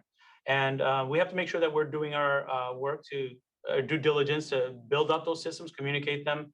So without having understanding right now specifically about which universities or which programs you're talking about, I would tell you that I am committed to working with you and others to make sure that these concerns are being addressed, looked into, and we're transparently communicating what we're doing. All right, I'm going to switch topics and just ask you a yes or no, and then we'll go into that. Do you support a woman's right to earn an athletic scholarship, sir? I support all students' rights to do well in sports and earn scholarships. Okay. Well, I take that as a yes. And my next question is, why, as a supporter of women's rights to earn a scholarship, did the Department of Education change the definition of Title IX to allow biological men calling themselves women to compete for scholarships against biological women? And why did the department do so via press release rather than the traditional rulemaking without the input of stakeholders? We emphatically support all students taking advantage of all opportunities in our schools, including athletics, the arts, and that includes transgender students. So that's something that we stand firm with, and we recognize that discrimination against any students is unacceptable, and we stand strong there. Well, I'm looking at a new national survey that says 74% of Americans want to keep sports single sex. And I have been in the healthcare field as a pharmacist for 35 years, sir, and science tells us that men biologically develop muscle mass much quicker than women. And personally, I believe that you're doing women just such a real disservice by allowing men to compete and win scholarships that should be reserved for biological women. And that's my statement. It's not just me talking, it's 74% of America basically wants single sex sports. So just wanted to get you on the record for that. And I want to yield the balance of my time to Dr. Fox. Thank you very much. Mr. Secretary, following up what I started before, when I began, we want students to have the opportunity to attend an institution that best fits their needs, both academically and personally. At the same time, we must recognize the fundamental rights guaranteed in the First Amendment to the U.S. Constitution, including freedom of religion, which extends to universities with sincerely held religious missions. Can you confirm today that you will uphold the Title IX religious exemption as it currently is applied? Yes, through our OCR office, we will. Will you commit to continuing to respect religious missions of universities, as well as the rights of faith-based student organizations to organize under their faith at their college or university? Yes. Okay. The Office of Federal Student Aid was set up as an apolitical performance-based organization because it is the operational arm of the Federal Student Loan Program. It is supposed to manage and oversee operational aspects of over $1 trillion federal student loan program. As the operational arm, Section 141 of the Higher Ed Act requires the appointment of the COO of FSA shall be made on the basis of demonstrated management ability and expertise in information technology, including experience with financial systems and without regard to political affiliation or activity. All the previous COOs had demonstrated experience in running them. However, the current COO has run in numerous elections, held elected office. While I appreciate his expertise at the CFPB, that does not equate to actual experience in information technology and financial systems. Our constituents take their repayment obligations seriously, and they need to know FSA is not playing political games with their financial livelihoods. Mr. Secretary, Mr. Cordray himself has made comments about not understanding what the job really entailed. Given his questionable qualifications, his own comments, why should the 40 million student loan borrowers and their families have confidence that Mr. Cordray have the operational experience necessary to run the student aid programs? Thank you, Congresswoman. I have complete confidence in Richard Cordray. He comes from consumer protection. We need student protection. And we're going to fight to make sure that all of our students have access to quality programs and get a good return on investment and can go through processes that are simpler so that they can take advantage of higher education like all other students. And I hope you're going to protect the taxpayers' dollars also. You're not ever talking about that, and neither do our colleagues. The money that's funding those programs is coming from hardworking taxpayers. Thank you. I yield back. Thank you. The gentlelady from Michigan, Ms. Stevens. Well, we've been in Michigan Row here. Thank you so much, Mr. Chair, and thank you, Mr. Secretary. This is the first time I've had a chance to really congratulate you on your leadership post in our federal government on behalf of the United States of America. And I just wanted to let you know we've all been so proud of you, and we know you've got your hands full and you've given great testimony and, you know, been answering a lot of questions today, just showcasing your deep knowledge and passion for American education and what so many rely on through our schools and obviously the learning experience that our young people have gotten and particularly this last year and a half where it's been so challenged and so different. So you certainly are the right person for the right time, sir. And you know, over the last year, and this is something we've seen in Michigan and something I'm really passionate about with our skilled trades and our career and technical education, our CTE training programs that, you know, some of the first calls I made when the shutdown began with our pandemic, you know, what's going to happen to these programs? And they really couldn't operate at full clip. I've seen this from Oakland University down to Schoolcraft, our Oakland technical campuses, which are a real delight. I want to get you in and see those. But can you just shed a little bit more light on what the department is doing to help states and local areas address some of these missed learning opportunities that we've experienced, particularly for CTE over the last year and some? Thank you very much, Representative Stevens. You know, we need to make sure that when we talk about building back better, CTE has to we really need to double down on what we're doing there. I look at it, if we continue the way we've done it, we're going to have a missed opportunity here. to make sure that our pathways going from middle school to high school to the 2-year programs are clear and they address the workforce needs that exist. And I don't have to tell you, Michigan, in my opinion, is the leader in this, where we have the workforce needs out there. We have to connect the dots to make sure that our K-12 system, our community college system is connected and they're talking to one another. There's 1.47 billion in discretionary requests to support that work. There's a 128 million increase over the fiscal year 2021 to do this work. There's a commitment not only with resources, but with intent for us to evolve our system to do a better job connecting CTE into our K-12 institutions, to our 2-year colleges. And with the American Family Plans, there's just an opportunity here for our country to really rebound. 21% earning potential increase for students who graduate community college.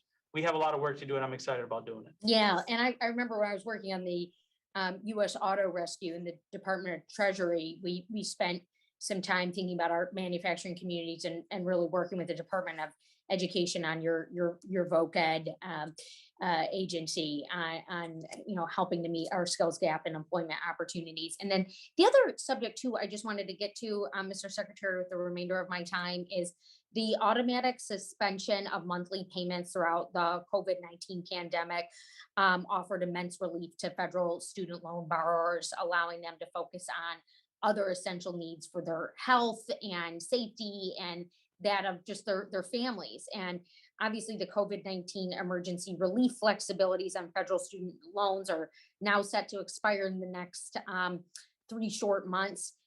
What resources or guidance does the department plan to offer to borrowers and servicers that are concerned with the quickly approaching repayment deadline? Sure, thank you for that. And you're absolutely right. The over 1 million borrowers whose loans were paused has saved over $5 billion a month. And that allowed them to help recover from the pandemic.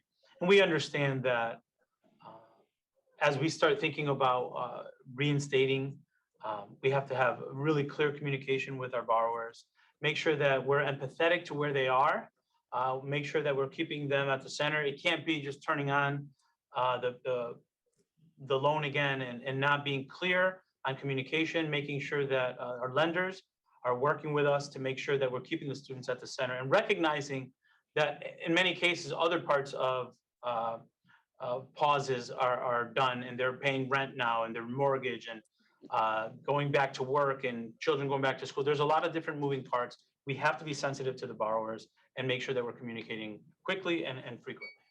Great, thank you so much. And Mr. Chair, I yield back my time. Thank you. The gentlelady from Illinois, Ms. Miller. Thank you, Chairman, Ranking Member Fox, and Secretary Cardona. Your department recently released this resource for students and families called Confronting Anti-LGBTQI+ Harassment in Schools. This document gives an example of harassment, which is a teacher telling students that there are only 2 genders, boys and girls. Before we start penalizing teachers for stating a genetic and biological fact about genders, can you please clarify for the committee how many genders there are? So I know what you're asking, but I'm going to get to the root of what you're asking. I feel very strongly that as educators, it's our responsibility to protect all students. You used as an example of harassment a teacher who stated there are only 2 genders, male and female. That's a genetic and biological fact. That is an example under your leadership that you are putting out to people. How many genders are there? How would you respond to a student who is non-binary in your classroom? But how many genders are there? Will you please state? I won't be answering your question. You can continue your line of questioning. Okay, well, this resource also says that preventing a male student from joining the sports team, see, can you pick out the male? The male student from joining a sports team designated for females constitutes harassment under Title IX. Mr. Secretary, can you please confirm that the department's interpretation of Title IX requires schools to allow transgender girls, in other words, biological males who claim to identify as female but have significant advantages in size and strength, to compete on female-only sports teams? Title IX protects all students against sex discrimination or gender identity. All students, no exceptions. So you're saying your interpretation is going to force girls to play against larger, stronger biological males in sports? I think you're missing the point here, where students need to feel welcome into our schools, and we need to create welcoming environments. And we recognize that sports and other extracurricular activities are opportunities for students to engage and build team building skills, set goals for themselves, and continue to thrive. I don't promote any type of discrimination toward any students, and Title IX reinforces that. But it is promoting it when you use as an example that it's harassment to not allow biological males to participate in female sports, which will be the end of women's athletics. That is incorrect. Secretary, those of us who remember 7th grade biology were taught that there were only 2 sexes in the human species. Does the department plan to investigate and then penalize teachers under Title IX who continue to teach the biological fact that there are 2 sexes? This is another example where it demonstrates a lack of confidence in our educators to be able to meet our students where they are and welcome them into school environments that are free of discrimination and harassment. Going back to my opening comments, when I heard from students at Harvey Milk School, they want schools that embrace them and welcome them and provide nurturing environments. That's what I'm going to stand behind 100%. Title IX reinforces that. And the students that I speak to that are in school today respect that and appreciate that, and they want that from their educators and their leaders. That's what they're going to get from me as Secretary of Education. Your interpretation and leadership, preventing a student from using an opposite sex bathroom would constitute harassment under Title IX. Can you explain how schools are going to stop male students from claiming they identify as female just to access the girls' restroom? Do schools have the ability to challenge a student's professed gender identity to prevent sexual harassment in schools? I have complete confidence in the educators across the country who have been dealing with this. This isn't new in our schools. I invite you to speak to educators across the country and visit a school where they've successfully created a sense of community while accepting students from transgender students and students who are not identified as transgender, who are able to learn together and support one another. We can learn a lot from our students and a lot from our schools. Mr. Secretary, I'm truly shocked at your position on these issues. While I have nothing but sympathy for those who struggle with gender confusion, instead of offering these kids help, your department is planning to punish schools who attempt to protect girls' privacy and support female athletics. Our school administrators and teachers have better things to do than to enforce the Biden administration's extreme gender ideology. I am disappointed that you are advocating for a few students to feel safe, but not advocating for the majority of girls who will not feel safe or comfortable under your rules and guidance. I have 5 daughters. They would feel extremely uncomfortable either on the sports teams or in the locker rooms.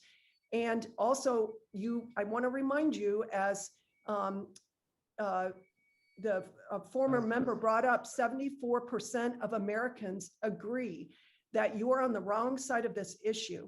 And also, it is true, if men are allowed to compete in women's sports, the sports will be dominated by men.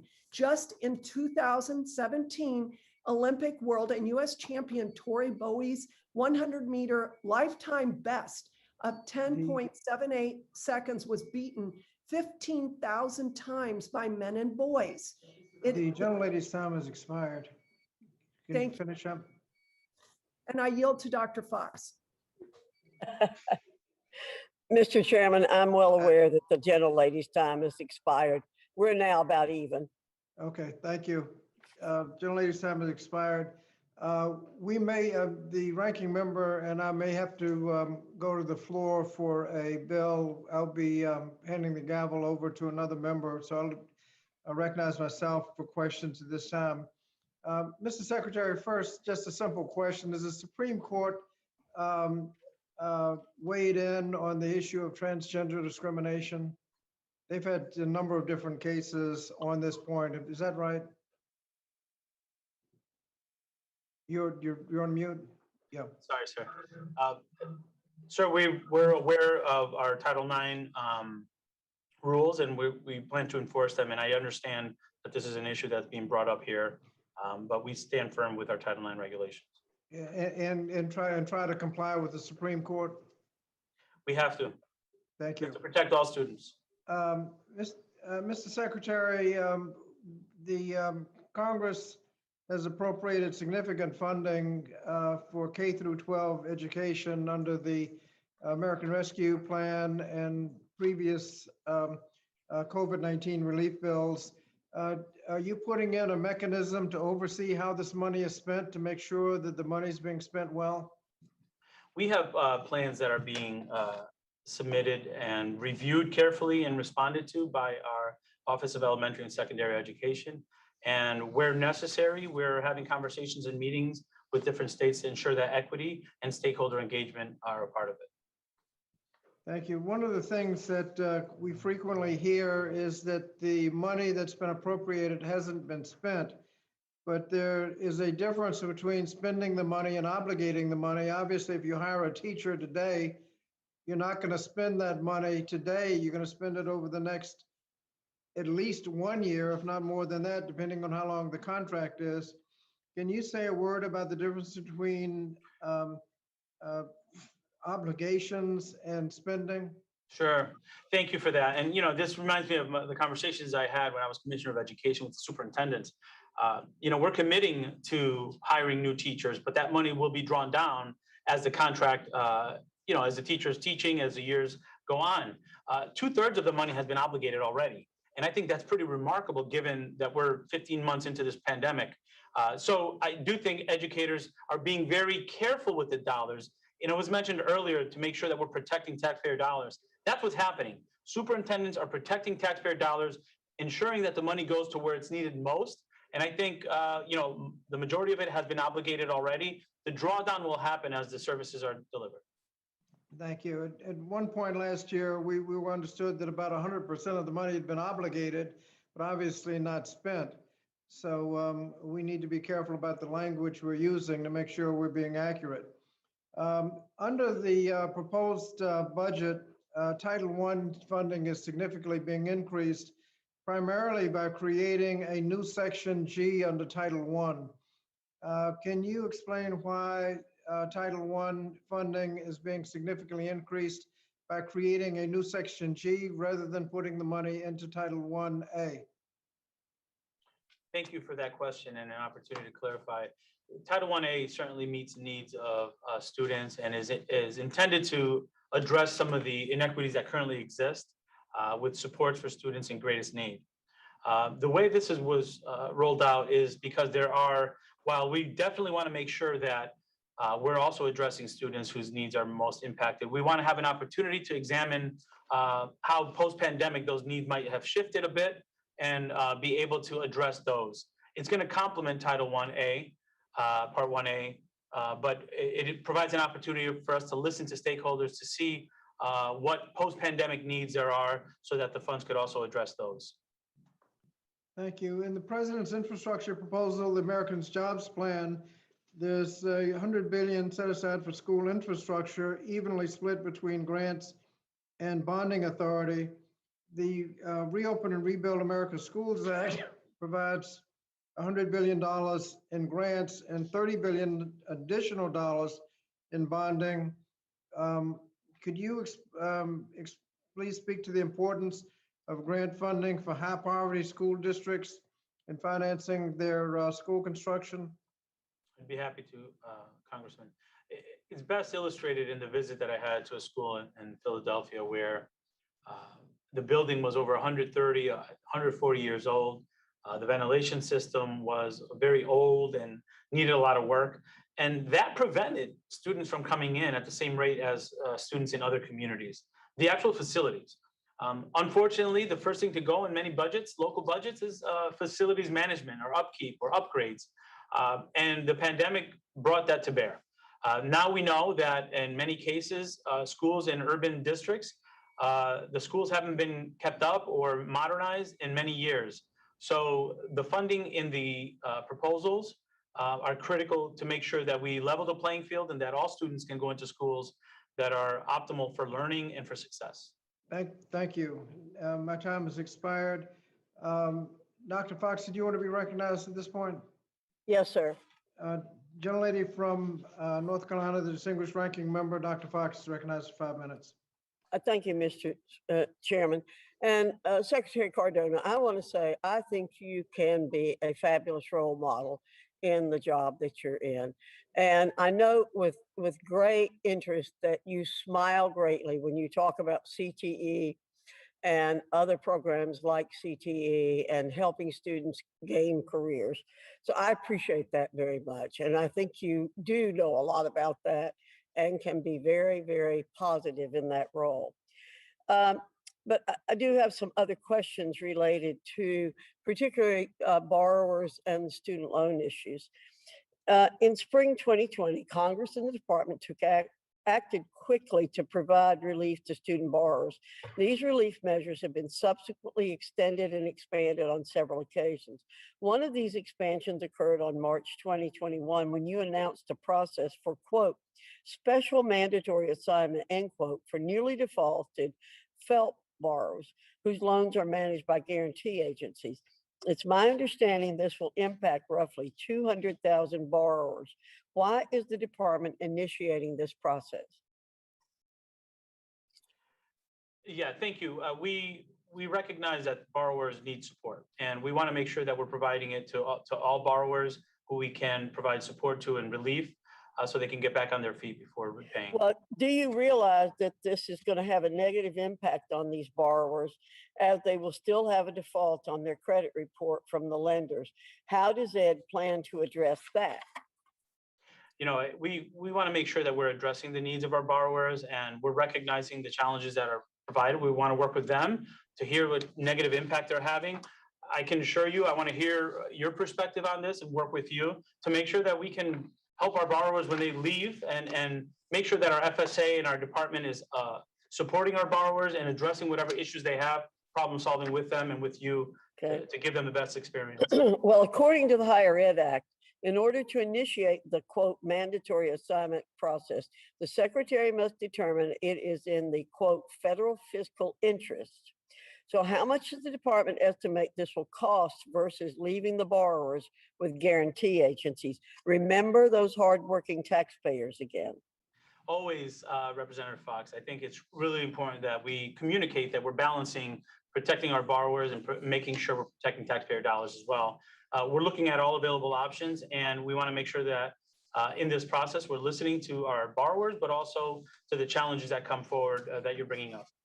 Well, we'll hold you to your commitment to work with us on this issue. Mr. Secretary, the value of a college degree is that it can create more employment opportunities, lead to higher earning, and produce an overall positive return on investment following graduation. While we all agree that the top priority for education institutions should be to prepare students for post-college success, far too many institutions have been inadequate in doing so and have faced little or no repercussions. In fact, while just 1 in 4 community college students graduates in 4 years, your department has proposed giving these institutions hundreds of billions of dollars without any assurances to taxpayers that such schools will improve student outcomes, all the while punishing schools graduating twice as many of their students simply because they're classified as for-profits or tax-paying institutions.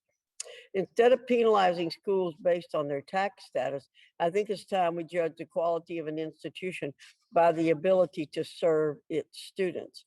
Can you commit to holding all institutions accountable for poor student outcomes, not just those that pay taxes to the federal government? Thank you, Representative Fox. Yes, increased commitment. You have an increased commitment. We're going to be monitoring the return on investment for all. But I have to comment, community colleges also provide a very wide net for people that probably would not consider college, but those community colleges are a great place for them to start. We have to do better with graduation rates, but I also want to applaud their efforts to bring students in that wouldn't ever be considered in some other institutions. I know, I spent 7 years as the president of one.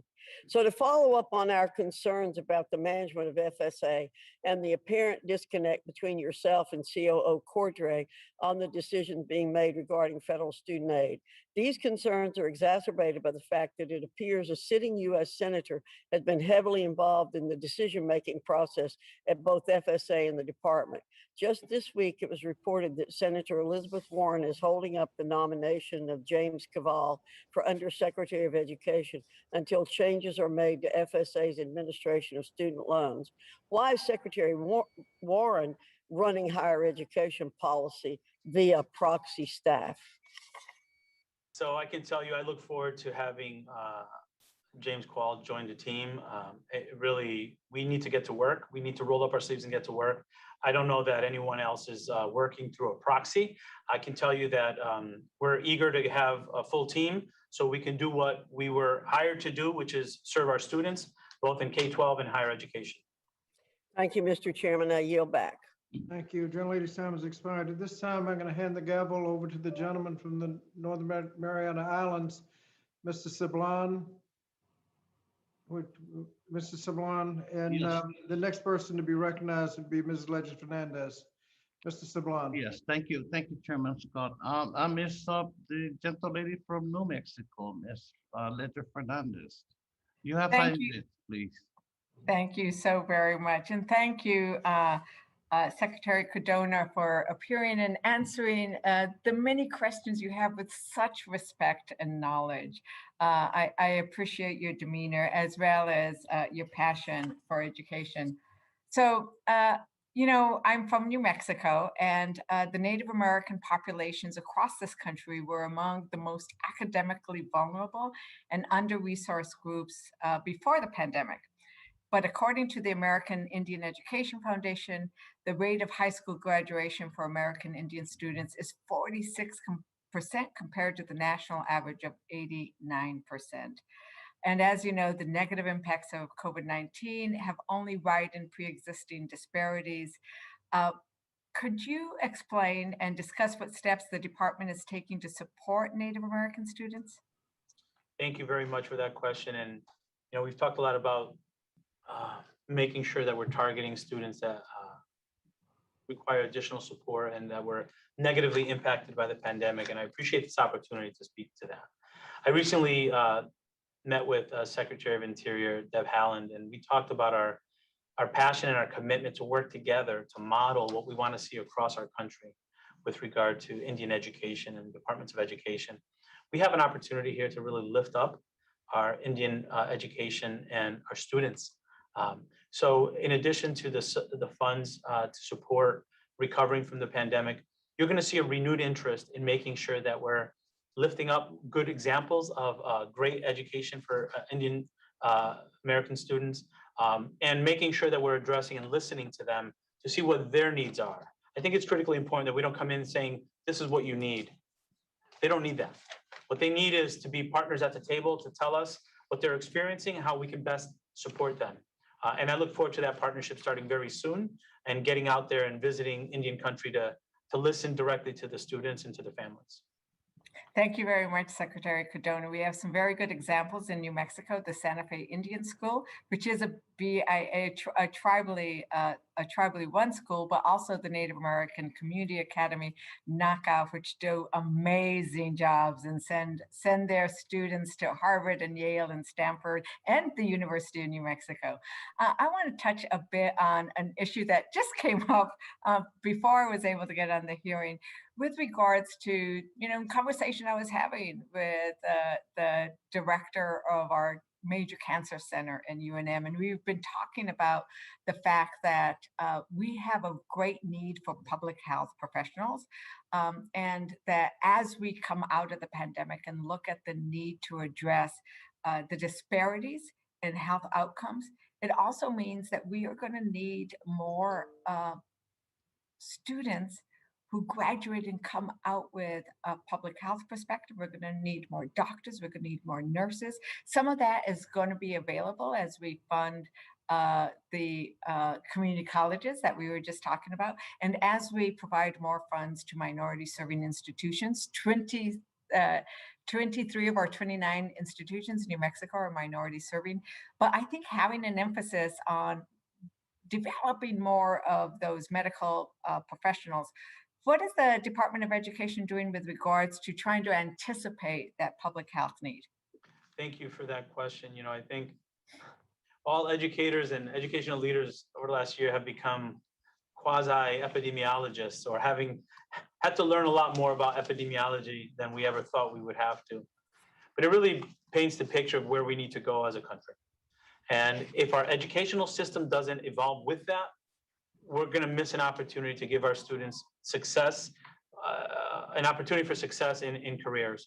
So what I'd like to see is, with the 100 million that's going toward CTE development, making sure that we have career pathways in our K-12 systems that connect to our community colleges, that connect to our four-year programs, that connect to our workforce, giving students an opportunity to get into public health, to get into those fields that we know we need moving forward, so that we're prepared in the medical field, in the health field, to address whatever comes our way. We really need to be predictive and work with our colleges and work with our workforce partners and work with our industry to see what's coming and be prepared before it's here to get our students ready for those careers. I look forward to that evolution in our schools. It's something that when I first came on board, I mentioned we need to evolve quicker in our high schools and in our colleges, and we need to make a through line a little bit more explicit.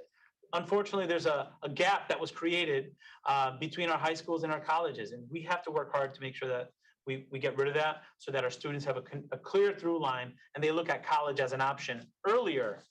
6th, 7th grade, they start thinking about how they're going to go on to, whether it's a 2-year program or a 4-year program. We need to do a better job with that.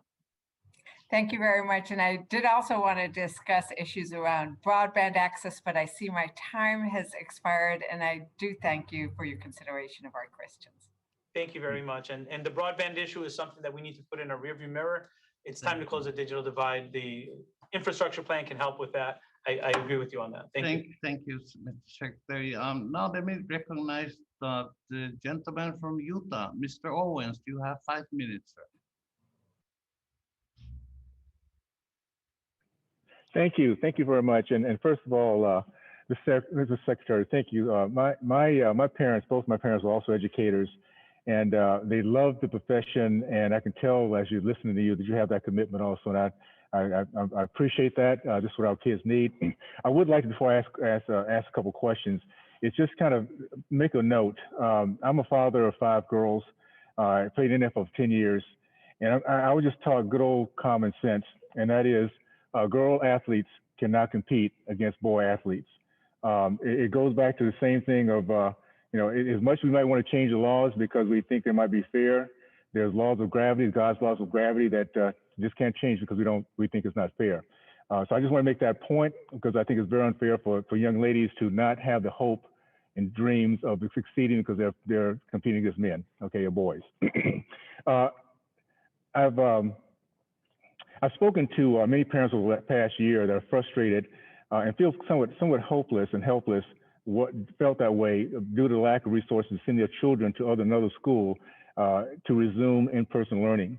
In 2017, 75% of the Black boys in the state of California could not pass standard reading and writing tests. In 2019, only 14% of the Black high school students in Baltimore were proficient in language arts, and there were 3 schools that had 0 proficiency in math. Whenever the topic comes up, I've experienced this over the last 40, 50 years, whenever the topic comes up with failing children having a choice, it seems to shift to the impact of the failing school if the children left. I think you would agree, and I'm hoping you agree, that it is about the child, not about the school. Am I correct on that? I'm sorry. Oh boy. Can you hear me? Yes, no, yes. it is. Okay, okay, all right. I'm glad it wasn't me. Thanks, because I'm lost with technology. So, Mr. Chair, would you commit to supporting expansion of school choice for minority children across our country? This is one of the areas I have a very passion for because I watched my community that was really into education lose its last 60 years because poor children do not have a choice like many other children to leave failing schools. You know, I think the president made it very clear, we're not using federal dollars to support voucher programs. But what I will say, and I appreciate your perspective, I appreciate the data you showed, that's alarming. That's concerning for any student that's left in that school. So what we need to do is make sure we're investing appropriately in education, which this plan does, to make sure that every school provides the programming and support that all students need. I agree those data are unacceptable. I agree that we need to double down. But you know, when we have students leaving a school because it's underperforming and we're not investing the resources in that, the students that are left in the school need support as well. So okay, can I say this real quickly? I've heard that for years, and the bottom line is because of that attitude, 75% of Black boys in the state of California are stuck and they do not learn, and they don't have the hopes and dreams that you and I have. I would hope that if your children were in those schools, that your attitude would be, or the suggestion would be, how do we change that? Don't just leave those kids there to language because schools are not succeeding. That's my frustration. I've seen this for decades. And by the way, the voucher system was working in DC years ago. 93% of the kids coming through those systems and the vouchers were succeeding going on to college. That was ended when the Obama administration came on board, and that went down back to 40 to 50% that was succeeding. So the voucher program works. What would be the solution if you're not going to use a system to support getting kids to a better school? How do you plan on making that happen other than just knowing that it's a problem? Thank you, Representative Owens. And again, I appreciate your passion and I respect where you're coming from. You want better, and I get that. So do I. You know, a recent IES study found that 20% of the students stopped using that voucher after a year, and 22% didn't even use them at all. So my suggestion, and listen, this is me. Okay, one second. Can I ask a question? Are you saying that the kids, the parents who had put in for vouchers were not using them? Because right now, from what I understand, they're lining up by the thousands to get vouchers because they love their kids as much as we love our kids. Right. So are you saying that they're not using vouchers when they have an opportunity to go to a better school?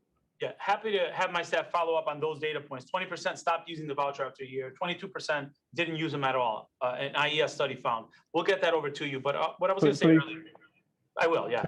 What I was saying earlier is, I went to a school that currently now is like 80% poverty rate, but we can give those students and those schools the tools that they need to be successful. Can I say this? Be educated in their neighborhood school and be successful. That's what I'm. Thank you. Thank you. Okay, I'm running out of time. I just want to say this.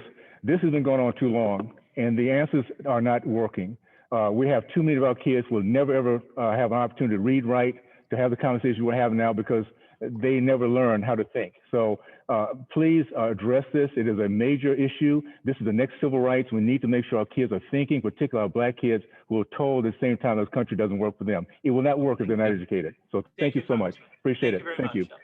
Yeah, thank you, Mr. Owens. I'd now like to recognize Ms. Omar for 5 minutes, please. Ms. Omar. Thank you, Chairman, and thank you, Mr. Secretary, for joining us today. It is really exciting to have the opportunity to hear from you, for the department's priorities and some of the highlights of the things that you all have been up to. I want to start off by acknowledging the steps the department has taken on improving the existing debt cancellation programs targeted at certain populations of borrowers, such as the severely disabled, defrauded by their colleges and public service workers.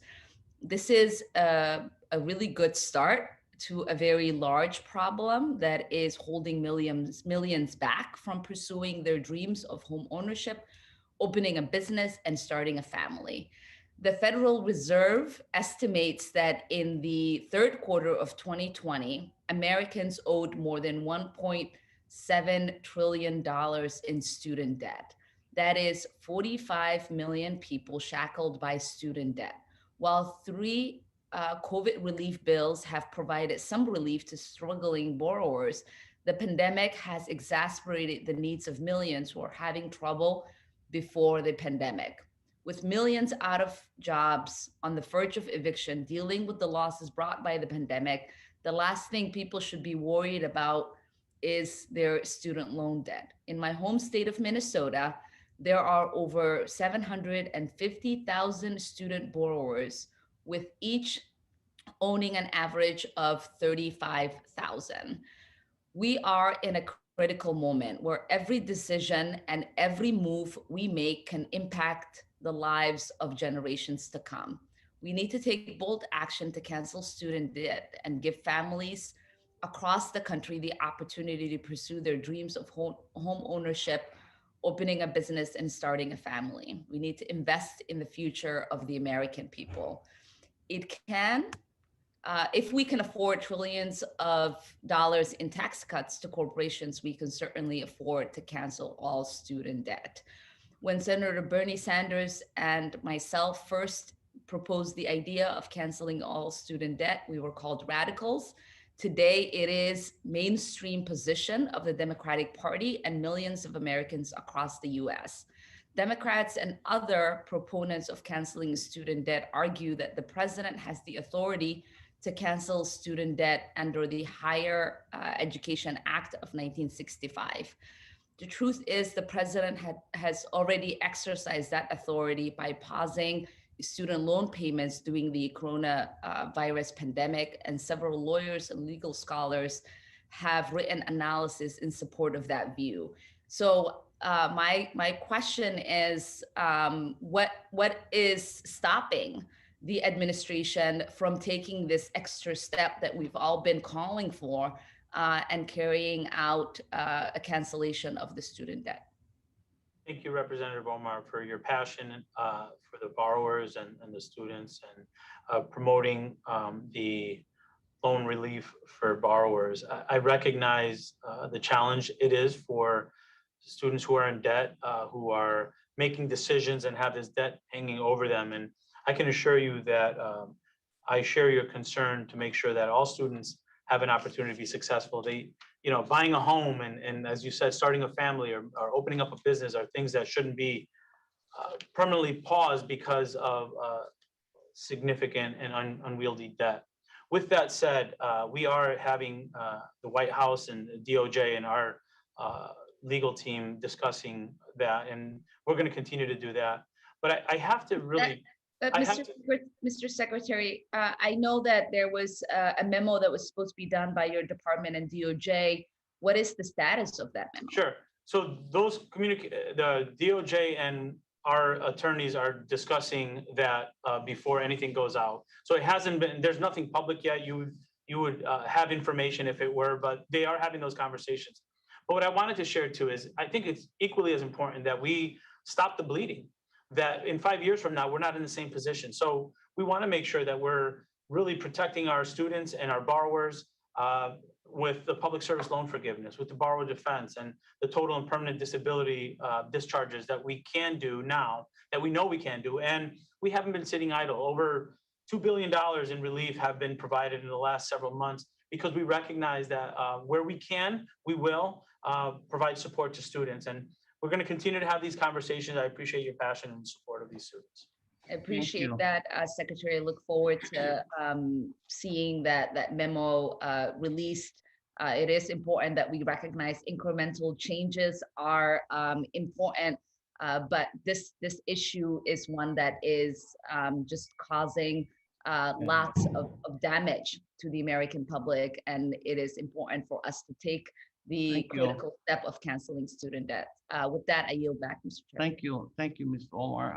I now recognize Mr. Cawthorn for 5 minutes, sir. Thank you very much, Mr. Chairman. The Department of Education represents one of the most significant examples of government overreach in modern America, I believe.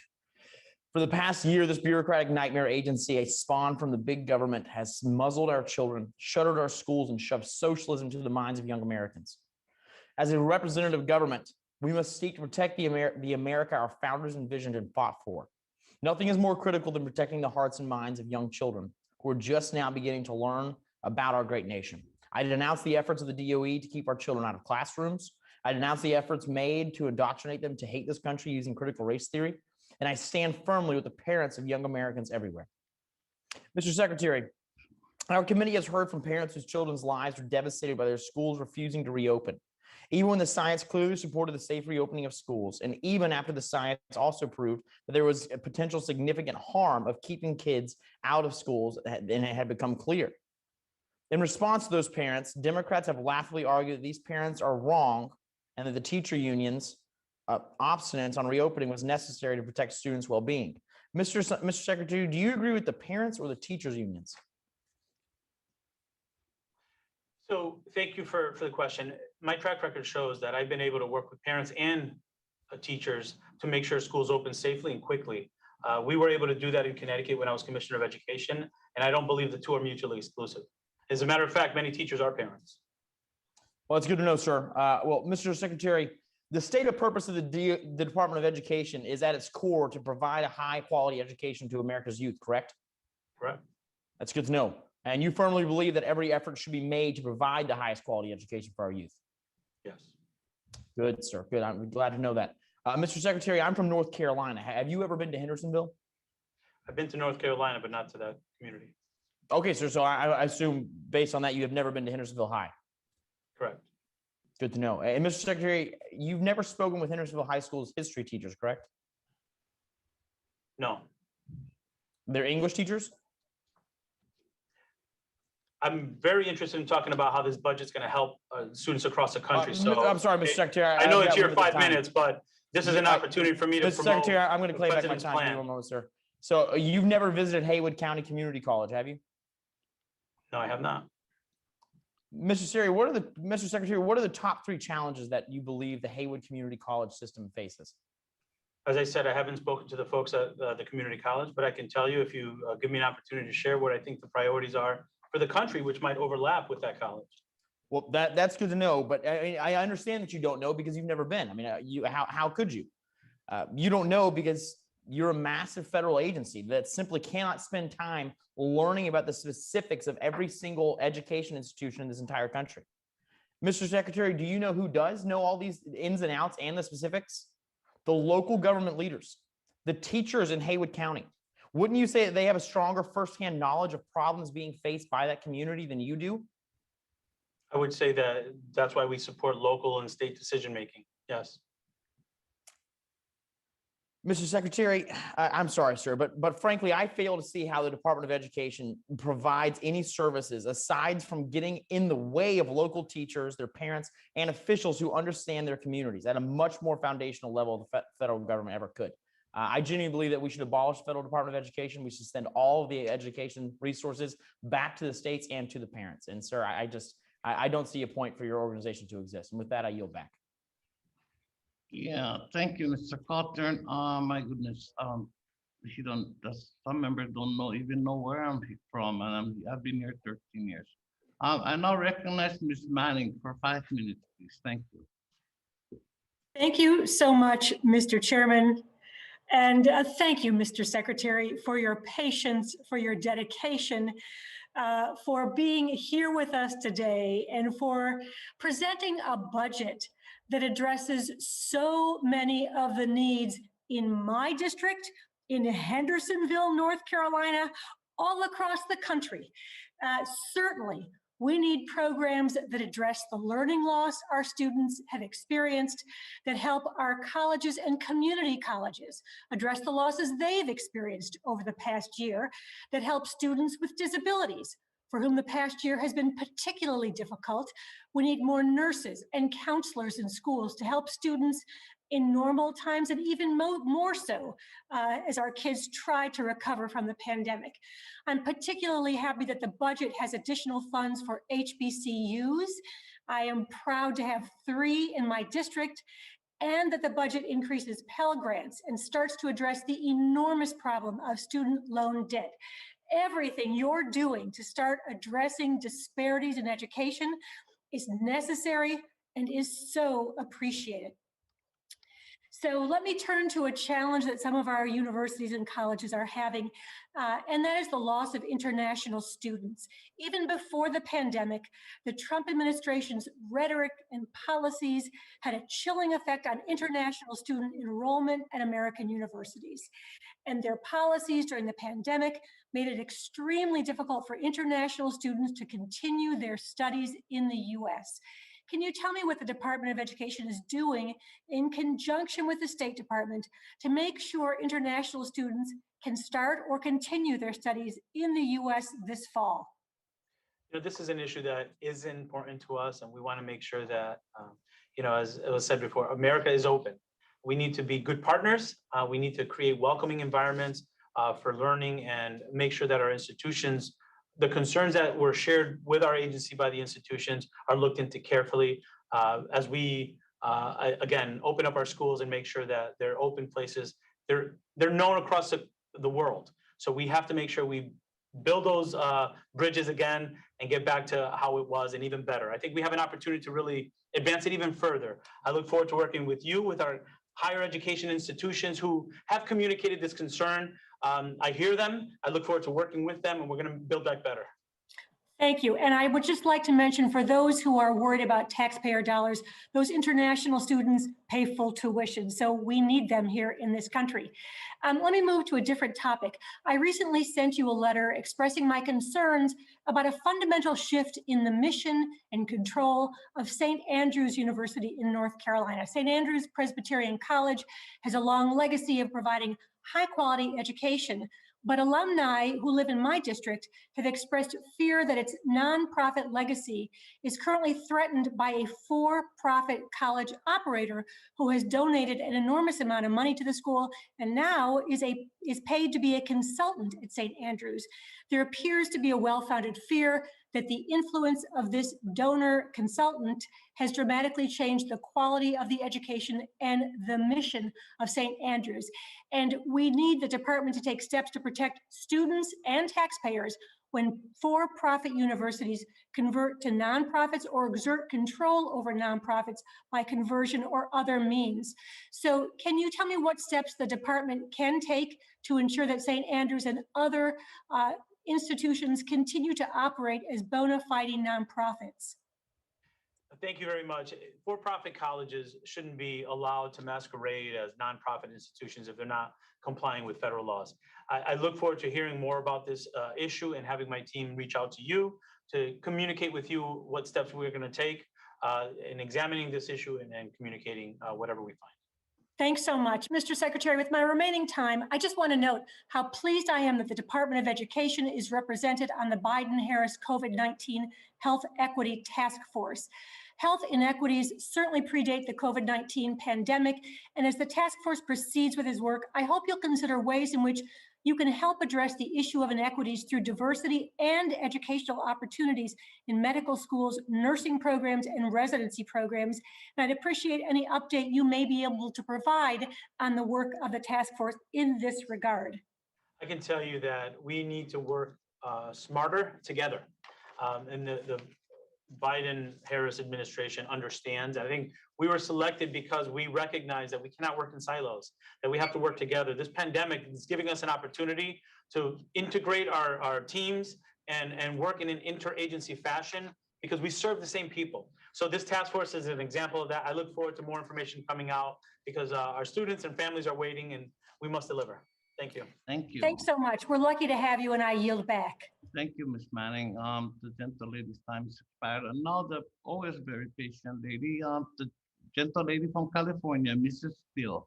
You have 5 minutes, please. Thank you very much, Chairman Scott and Ranking Member Dr. Fox, for hosting this hearing. And thank you, Secretary Cardona, joining us today. And my God, you are really patient. So thank you. Previously, your department ended an investigation into whether Yale University illegally discriminated against Asian American applicants. It is wrong for universities to continue the narrative that Asian Americans lack social skills and desirable personalities. The US Supreme Court on Monday asked President Biden to give his views on whether the justices should hear a challenge to Harvard University's consideration of race in undergraduate student admissions.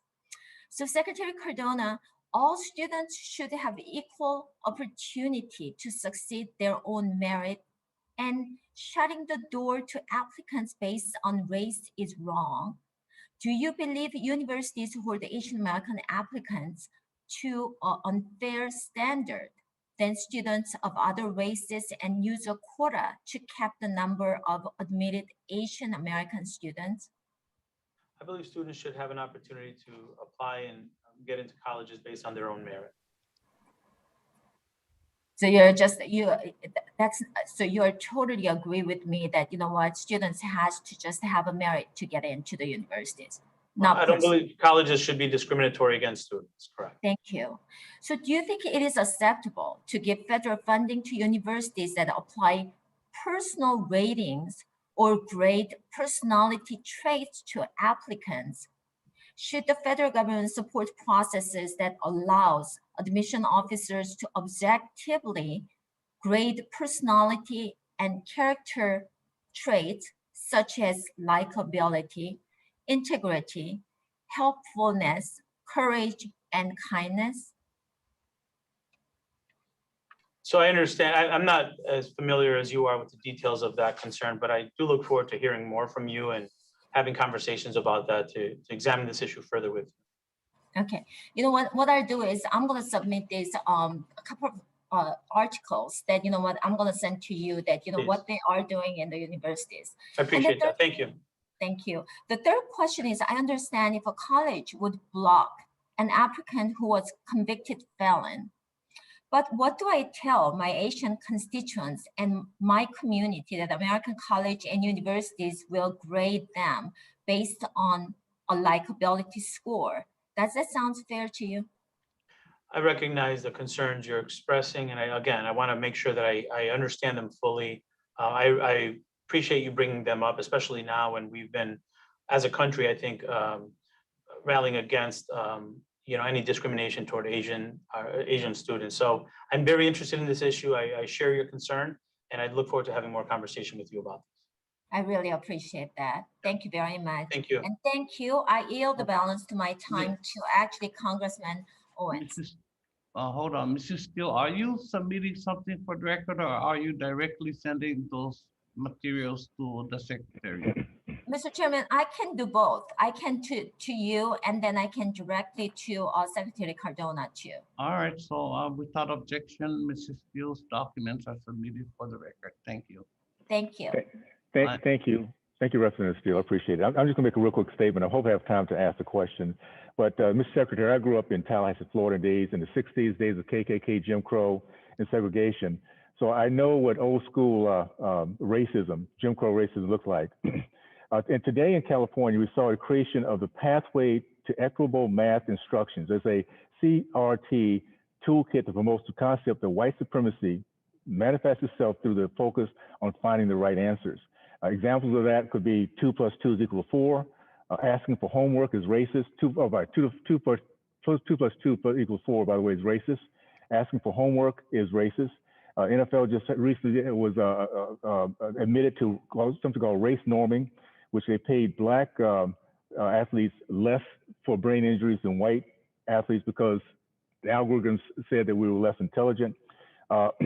These are things. Judging others on their skin color is racist. And the question was just asked a few minutes ago by Ms. Steele, whether it's discrimination of whites, blacks, or Asians, will you commit your office to aggressively investigate all forms of racial discrimination and structural practices under Title VI of the Civil Rights Act?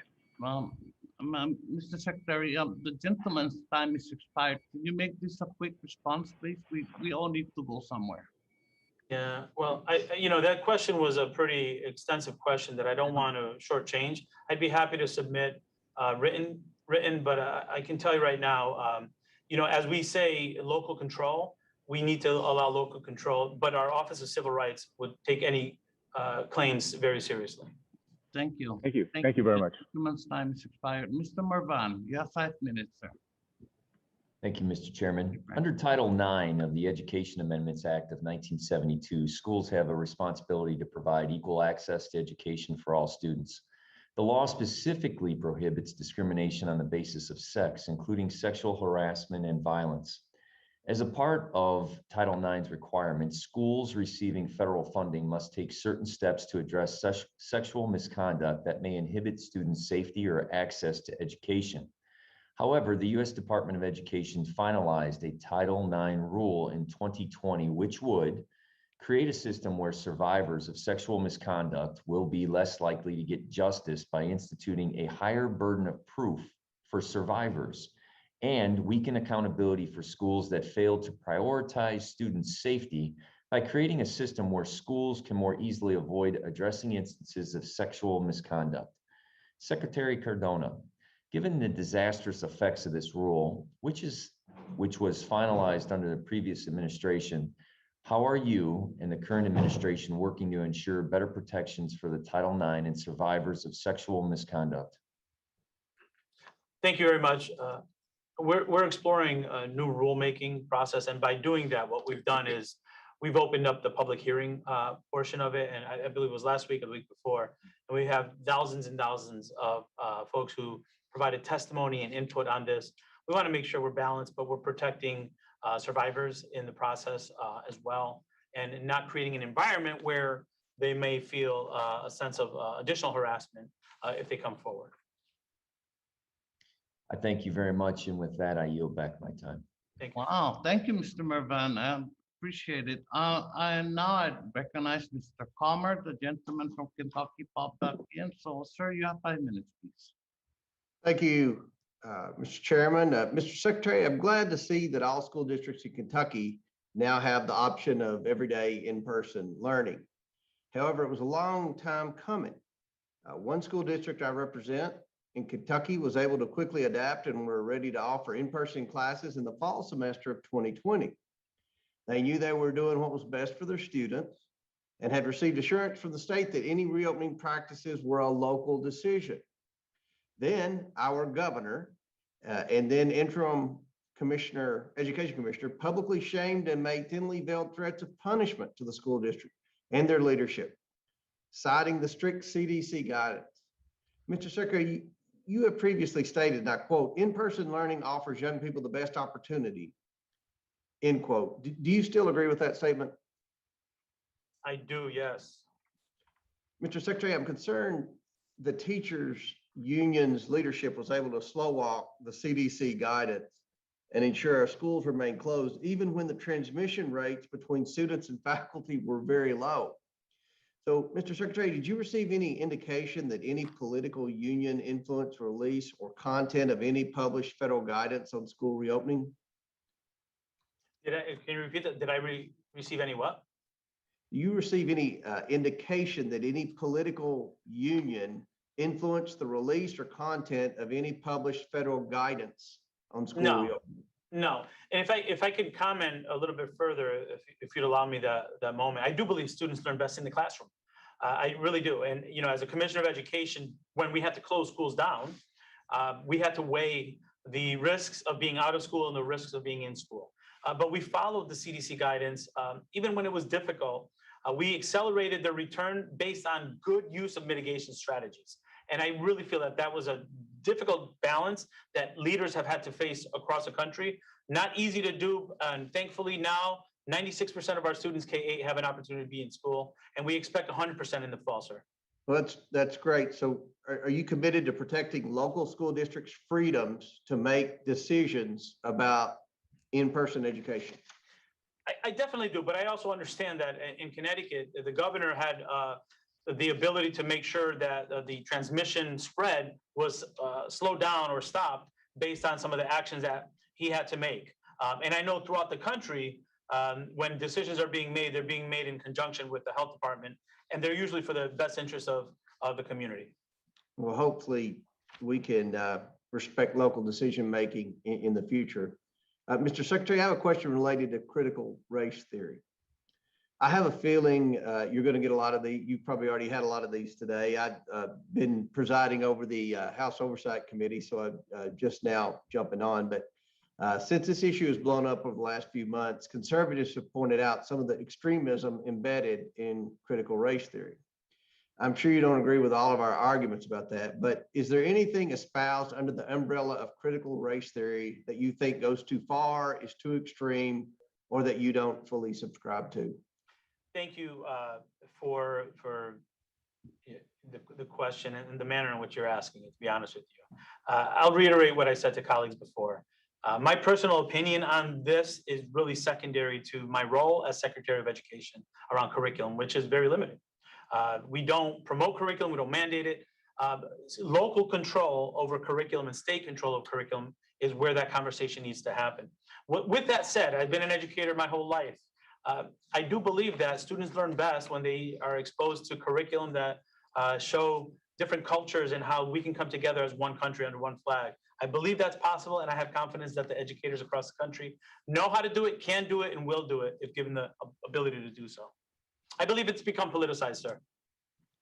Well, it's very politicized right now, and it's an issue that's not going to go away. And I hope that the administration will take a strong position, because in my office, we're getting lots of calls every day with parents concerned that for a lot of reasons, but my personal opinion is that we obviously have a divided nation. We need to focus on uniting people, not dividing people. And I believe critical race theory, I don't believe any part of it, any of the premises, but at the very least, I'm confident that it divides at a time when we need to unite. So hopefully that position will be taken by the Biden administration. And my time has expired. Mr. Chairman, I yield back. Thank you. Thank you, Mr. Comer. I now recognize the gentleman from New York, Mr. Ballman. 5 minutes, please.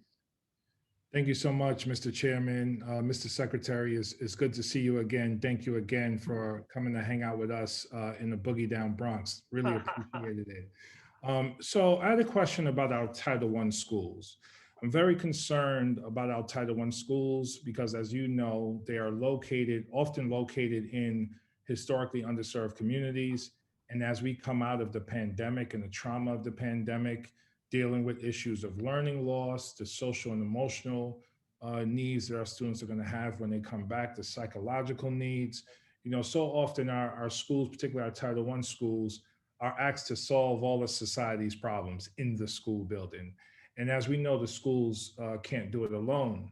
But with the American Rescue Plan, it provides an opportunity, provides the resources and an opportunity not only for schools to be, fully staffed to do things like lower class size and provide individualized instruction and hire counselors and social workers, but schools are still going to have to work with outside agencies and social services to meet the needs of kids and families.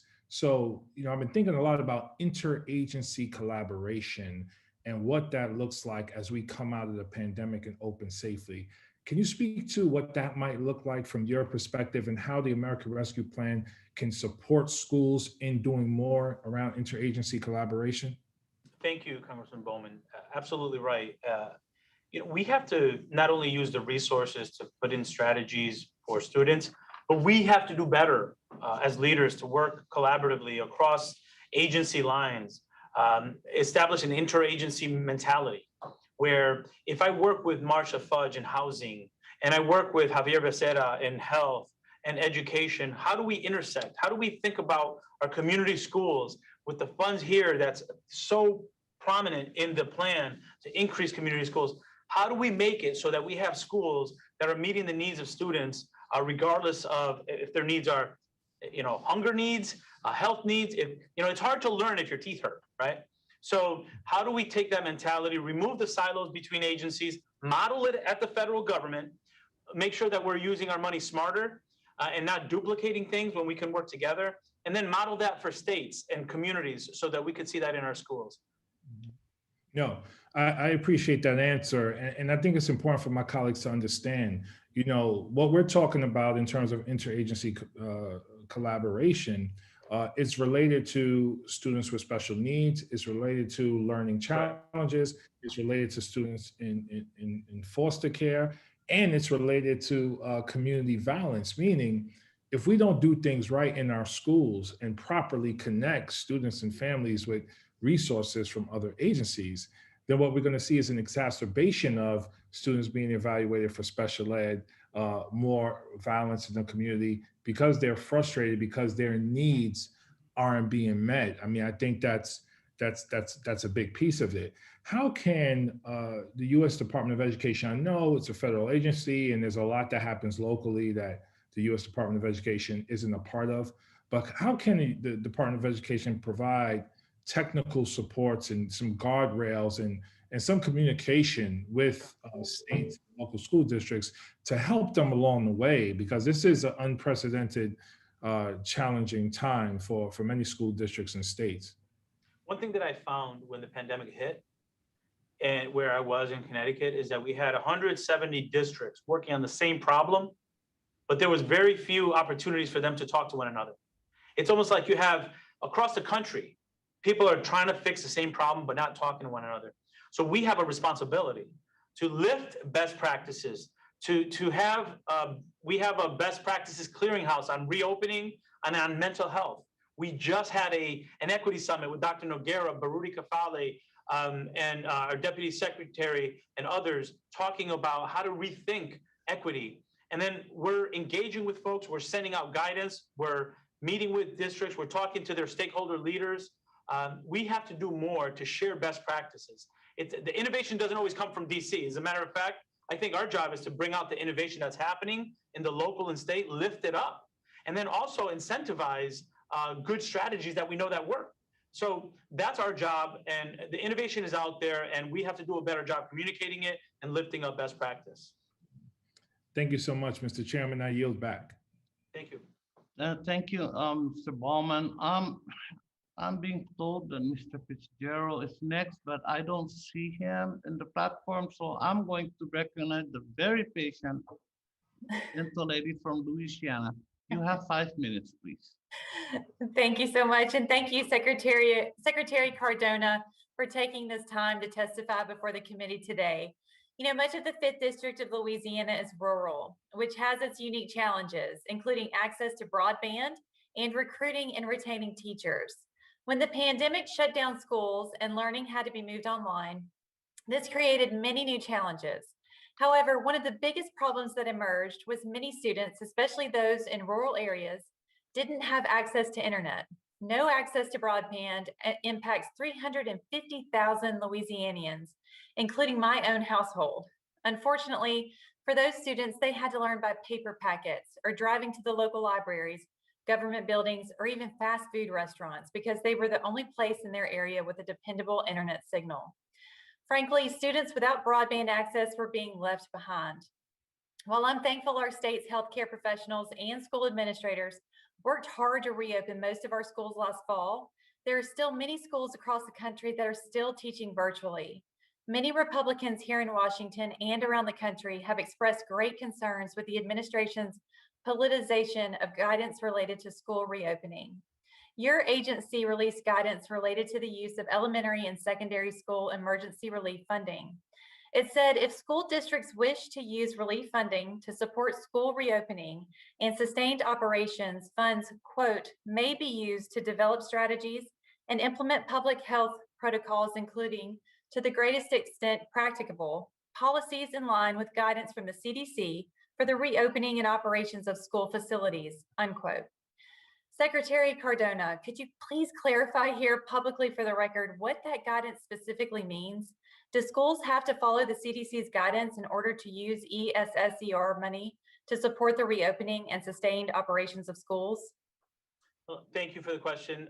You know, for us, for me, I've been very clear from day one. I want our schools open as quickly as possible. That's where students learn best. That's where we know that they're going to get access to their peers, to their teachers, to the social, emotional support, and in many cases, to meals. And for your children, technology, right? So believe me, from day one, I wanted to make sure we get our students in as quickly and as safely as possible. Our guidance is that, it's guidance. It's not a mandate. but we recognize the importance of following CDC guidance. I was able to, with colleagues across the state, reopen schools by adhering to guidance and listening to the guidance that changed with time, but also pushing hard to make sure we think of every opportunity to get our students into schools, and the money did help that happen. So I hope that answers your question, but I also hope it reiterates what I've said from day one as Secretary of Education. There's no substitute for in-person learning, and I do expect fully that in the fall, all students across the country will have that opportunity to learn in person. And thank you for bringing up the rural issue. I had a conference call with students in rural schools, and we cannot ignore the importance or the challenge that they have had. I'm hoping that with the infrastructure plan, with the funds here, we can have the digital divide in our rearview mirror as a country. Thank you, Secretary. As a former higher education administrator, I saw college students borrowing more and more money because the federal government allowed them to. These students weren't equipped to fully understand the impact this debt would have on their lives in years to come.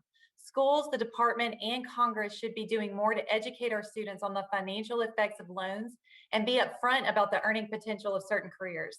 I have concerns with allowing students to accrue mountains of debt for degrees that have limited earning potential. At one point, the department was examining limiting the amount of money a student could borrow for federally backed loans based on the student-specific degree program. What can the department and Congress do to increase financial literacy among students on the long-term effects of student loans? How can we balance between adequately providing for students' needs and capping loan amounts to only cover the true cost of attendance? Thank you for that question. And Representative Letlow, I couldn't agree with you more. To me, it's a form of predatory schooling almost. When you have someone $80,000, $90,000 in debt, and then being employed in a career that you're not making a livable wage. Right. We have to protect our students by making sure that we're providing options and not only financial literacy, as you discussed, but also pathways to careers that exist now that could lead to higher income and allow students, instead of being in mountains of debt, to think about buying a home or starting a family. So I'm with you 100% on that. I can assure you that this is an issue as a first-generation college student. It's really important for when I went to school to make sure that I was able to go into a profession where I can earn a salary, get a contract, and do well and continue with life. We need to do more of that. We need to protect our students. Thank you. Thank you so much, Mr. Secretary. I yield back my time. Yeah, thank you, Ms. Letlow. And now Wisconsin's own Congressman Pocan. Mr. Pocan, you have 5 minutes, sir. Thank you very much, Mr. Chairman, and thank you, Mr. Secretary, especially for your patience and passion for education. You probably thought you were in the middle of a QAnon cultural revival for a while today, but I guess the head of the Joint Chiefs had to go through that yesterday. It's a sign of the times, but you did it with amazing grace, and I thank you. I wanted to ask you a question specific to my state of Wisconsin. Your office helped me out a few weeks ago when the Wisconsin legislature had a proposal that would underfund K-12 education, and it jeopardized our state's receipt of billions of dollars in federal COVID aid. The speed and clarity of your department's assessment of the Wisconsin budget ensured that our state legislature reversed course. And I want to say thank you. Unfortunately, there's a new concern that we have with the Wisconsin legislature. Their newest budget proposal being advanced cuts property taxes levied by schools and technical colleges by $647 million and replaces that funding with the additional state dollars so that Wisconsin could technically meet the federal maintenance of effort requirement for K-12 education. My fear, though, is without additional information from the state legislature is that the budget gimmick being utilized violates section 9901C2 of the American Rescue Plan, which clearly states a state shall not use funds provided under this section to either directly or indirectly reduce any tax. So the legislature is set next week to vote on the state budget. We have made your office aware of this, but I'm just wondering if you've had a chance to take a look at this and if you can get back to us if you haven't have an analysis yet as quickly as possible so we can try to, if there is a problem, alert the legislature. Thank you for bringing that to our attention. And more importantly, thank you for advocating for the students and the responsibility of the states to maintain the effort of providing funds for education. Our kids need more, not less. By close of business today, someone will be reaching out to your office. Oh, great. Thank you very much, Mr. Secretary. And again, last time, I've never had a department respond so fast on any issue. And I just want to say thank you. I was very, very impressed. You're doing a great job on that. Second, last week, I was proud to announce, along with Chairman Scott, the Pell Grant Preservation and Expansion Act, which would increase the maximum Pell Grant for 2022-23 award year by almost 1,500. It would double the maximum Pell Grant over the next 5 years. It would extend Pell eligibility to Dreamers and would reinstate the Pell Grant lifetime eligibility to 18 semesters, among a number of other things. I myself was a Pell Grant recipient. I don't want to grab the ladder up with me. I want to leave the ladder in place. And I'm really proud of the bill. We've got about 100 co-sponsors so far in the House. One, I was wondering if you support the goals of that legislation, and if whatever we can't perhaps get into the budget this year, if we could work with you to try to make sure that it could appear in any future budget proposals that would come out of the administration. Thank you. I do support. I was at a school in Michigan. I think I might have referenced Ruth before. She shared her story, how the Pell Grant is helping her access higher education later in life. And she used a health issue that she experienced to motivate her to want to be a healthcare worker. And she's going to school now to do that. And Pell helped. We know in 1979 when it started, it paid for 77% of in-state college tuition. Now that number is 29%. So it hasn't kept up. So anything that we could do to get access to more people to go to college, I'm certainly in favor of. I appreciate the efforts that you're doing there. And no, you have a partner in the Department of Education to make sure college is accessible to more people. Thank you, Mr. Secretary. I look forward to working with you on that. One final question. Last year, we had written to former Secretary DeVos regarding an improper 2020 charter school grant that was awarded to charter management organizations. According to whistleblowers within the department, they provided information to our office. A 2020 awardee was initially ruled ineligible to receive an award by the department staff, but was ultimately awarded federal funds at the direction of a political appointee, potentially in violation of federal law. We never heard back from the Department of Education in the last administration, but I would hope that you might be able to take a look at that and get the requested communications and documents that we requested last year to my office. That would be very much appreciated. I can't promise you by close of business today, but I Don't can worry assure about you, but I can assure you we're on it. We'll be reaching out. You're setting an amazing bar. I appreciate it, Mr. Secretary. And I will yield back, Mr. Chairman, because every chairman loves that. Yeah, thank you. Thank you, Mr. Pocan. And yes, Secretary Cardona is certainly a breath of fresh air, amazing. And now the other gentleman from Wisconsin, Mr. Fitzgerald, sir, 5 minutes, please. Yeah, very good. It's great to be with you, Mr. Secretary. Thank you very much. Yeah, it's unusual to be back to back with representatives from Wisconsin, but I would also really like to know kind of what your interpretation is of how some of the federal dollars as they have flowed to the states. And I know in Wisconsin, and Congressman Pocan's well aware of this, that the executive branch there has almost complete and full utilization of any of the federal dollars that come through. So I think it's been frustrating for some of my colleagues in the legislature not to have the type of oversight that we're used to through the Joint Finance Committee, of which Representative Pocan was an honored member of for many, many years. So I'd be also curious to figure out kind of where we're at, and is that going to have an effect on Wisconsin state budget? If I could just jump to a couple other things. The one is there's an issue, and obviously you're aware of this, but student privacy continues to kind of emerge as an issue that I'm hearing about back in the district. And it's not even from the perspective of just individual student information or files, but kind of overreaching in Wisconsin, the Department of Public Instruction, their access to some of this information, and then how that information is gathered. And I'm just wondering what your thoughts are on that, because it seems, like I said, it seems to be emerging as a big issue, not just in my state, but I think nationwide.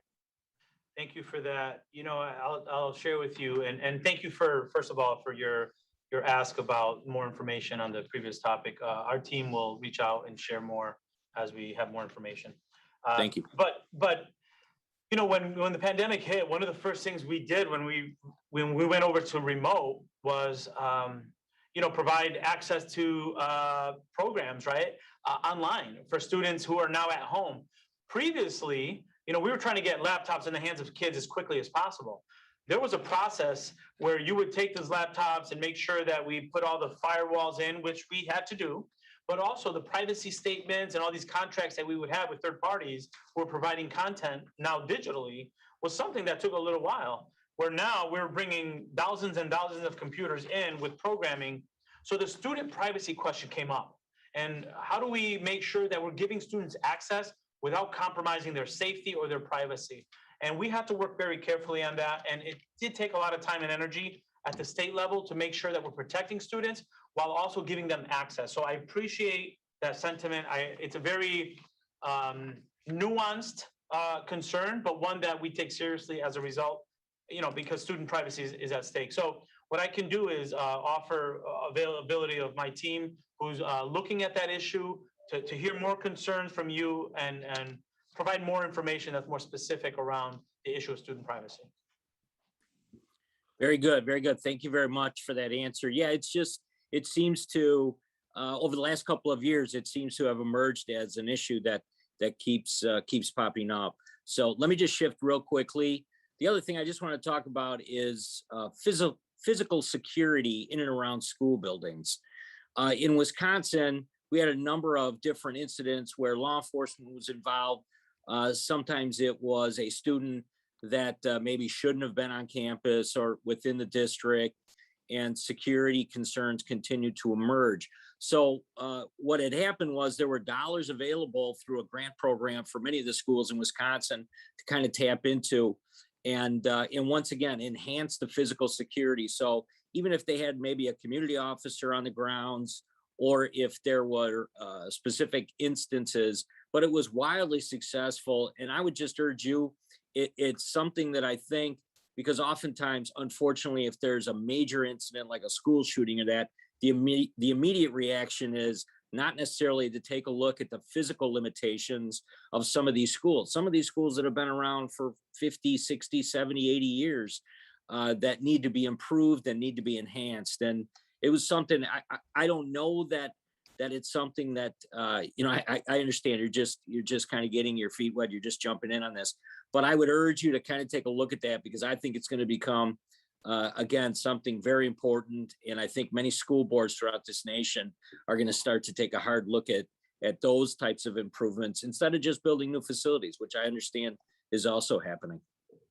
Thank you, sir. As a principal during 9/11 and the Sandy Hook massacre, I understand physical plant safety and the importance of making sure that the environment is safe for students and educators. Thank you for sharing that information. Look forward to hearing more and communicating more with your team as well.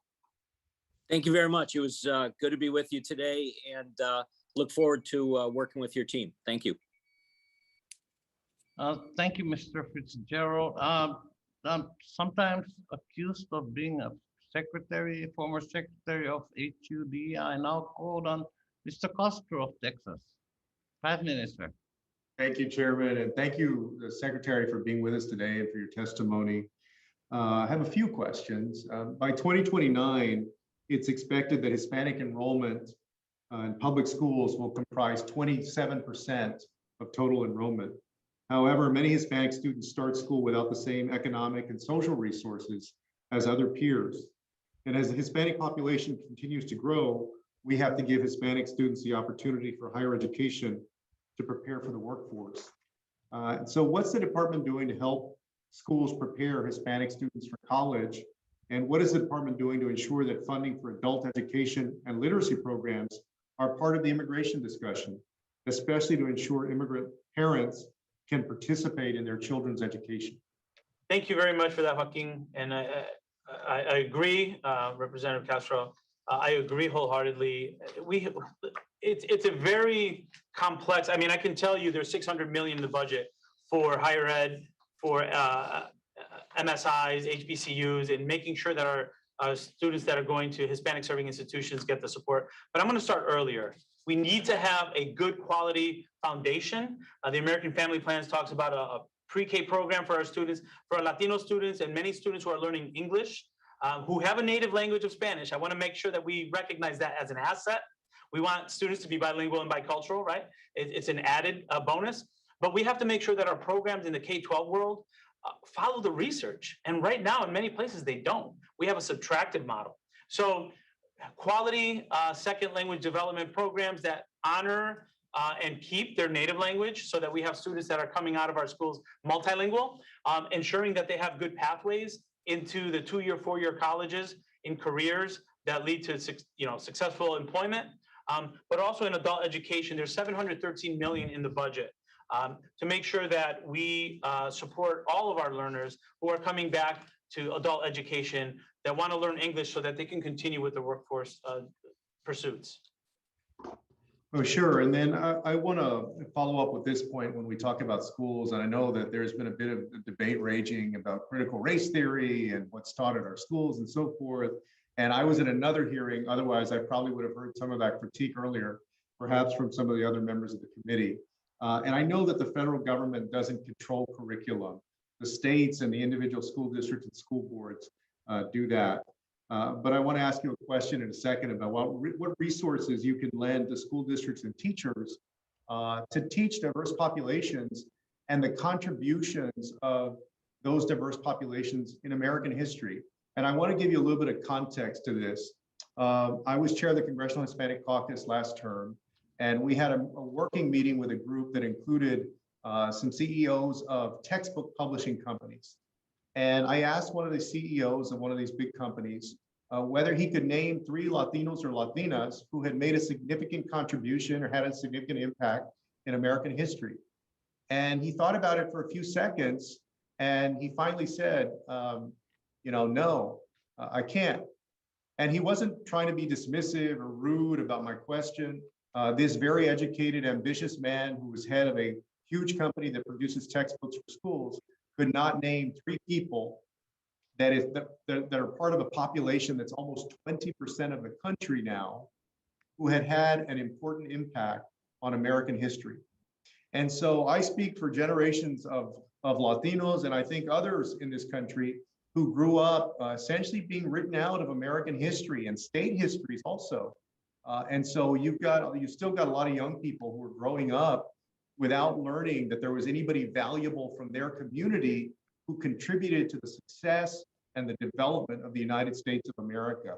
And I think that we've got to be mindful of that. And I hope that the federal government, the U.S. Department of Education, can help supplement the efforts of school districts and states in achieving the teaching of the importance of different peoples to the success of this country. Absolutely. Thank you, sir. I love the way you articulated it. You made the point very clear that when our students don't see themselves in their text, they can't achieve, or they find it more difficult to achieve different positions or different roles because they don't see people that look like them there. Everyone benefits of seeing how our beautiful country was shaped and with input from different people. And that's what makes this country so special. And I think it's become politicized. As you know, it's become politicized. And in fact, I've heard more about critical race theory during this hearing than what we're doing for the people of our country, our students, who are now going to have an opportunity to go to community college, addressing some of the issues with higher education, pre-K. Like, I heard more about that because that's what's going to get the headline. We know we don't have a role there, but we do acknowledge good education. I've been an educator my whole life. When students see themselves, they're more likely to engage. They're more likely to learn about other cultures. And that's what brings us together as Americans. Thank you for your service. I yield back. Thank you, Mr. Sam. The gentleman's time is expired. And hopefully, probably the last member today. We move from Texas to New York. The gentleman, Mr. Espaillat. Thank you, Mr. Chairman. Thank you, Mr. Chairman. Before I begin, I would like to highlight local support for the American Rescue Plan from the Superintendent of Schools in the Archdiocese of New York, Michael Deegan, and I quote him, "It would allow us to provide remediation to children who have experienced learning gaps because of remote learning, as well as enrichment programs above and beyond the academic learning that we'll be providing to the children. Mr. Chairman, I would ask that the full article and quote be entered into the record. Without objection, so ordered.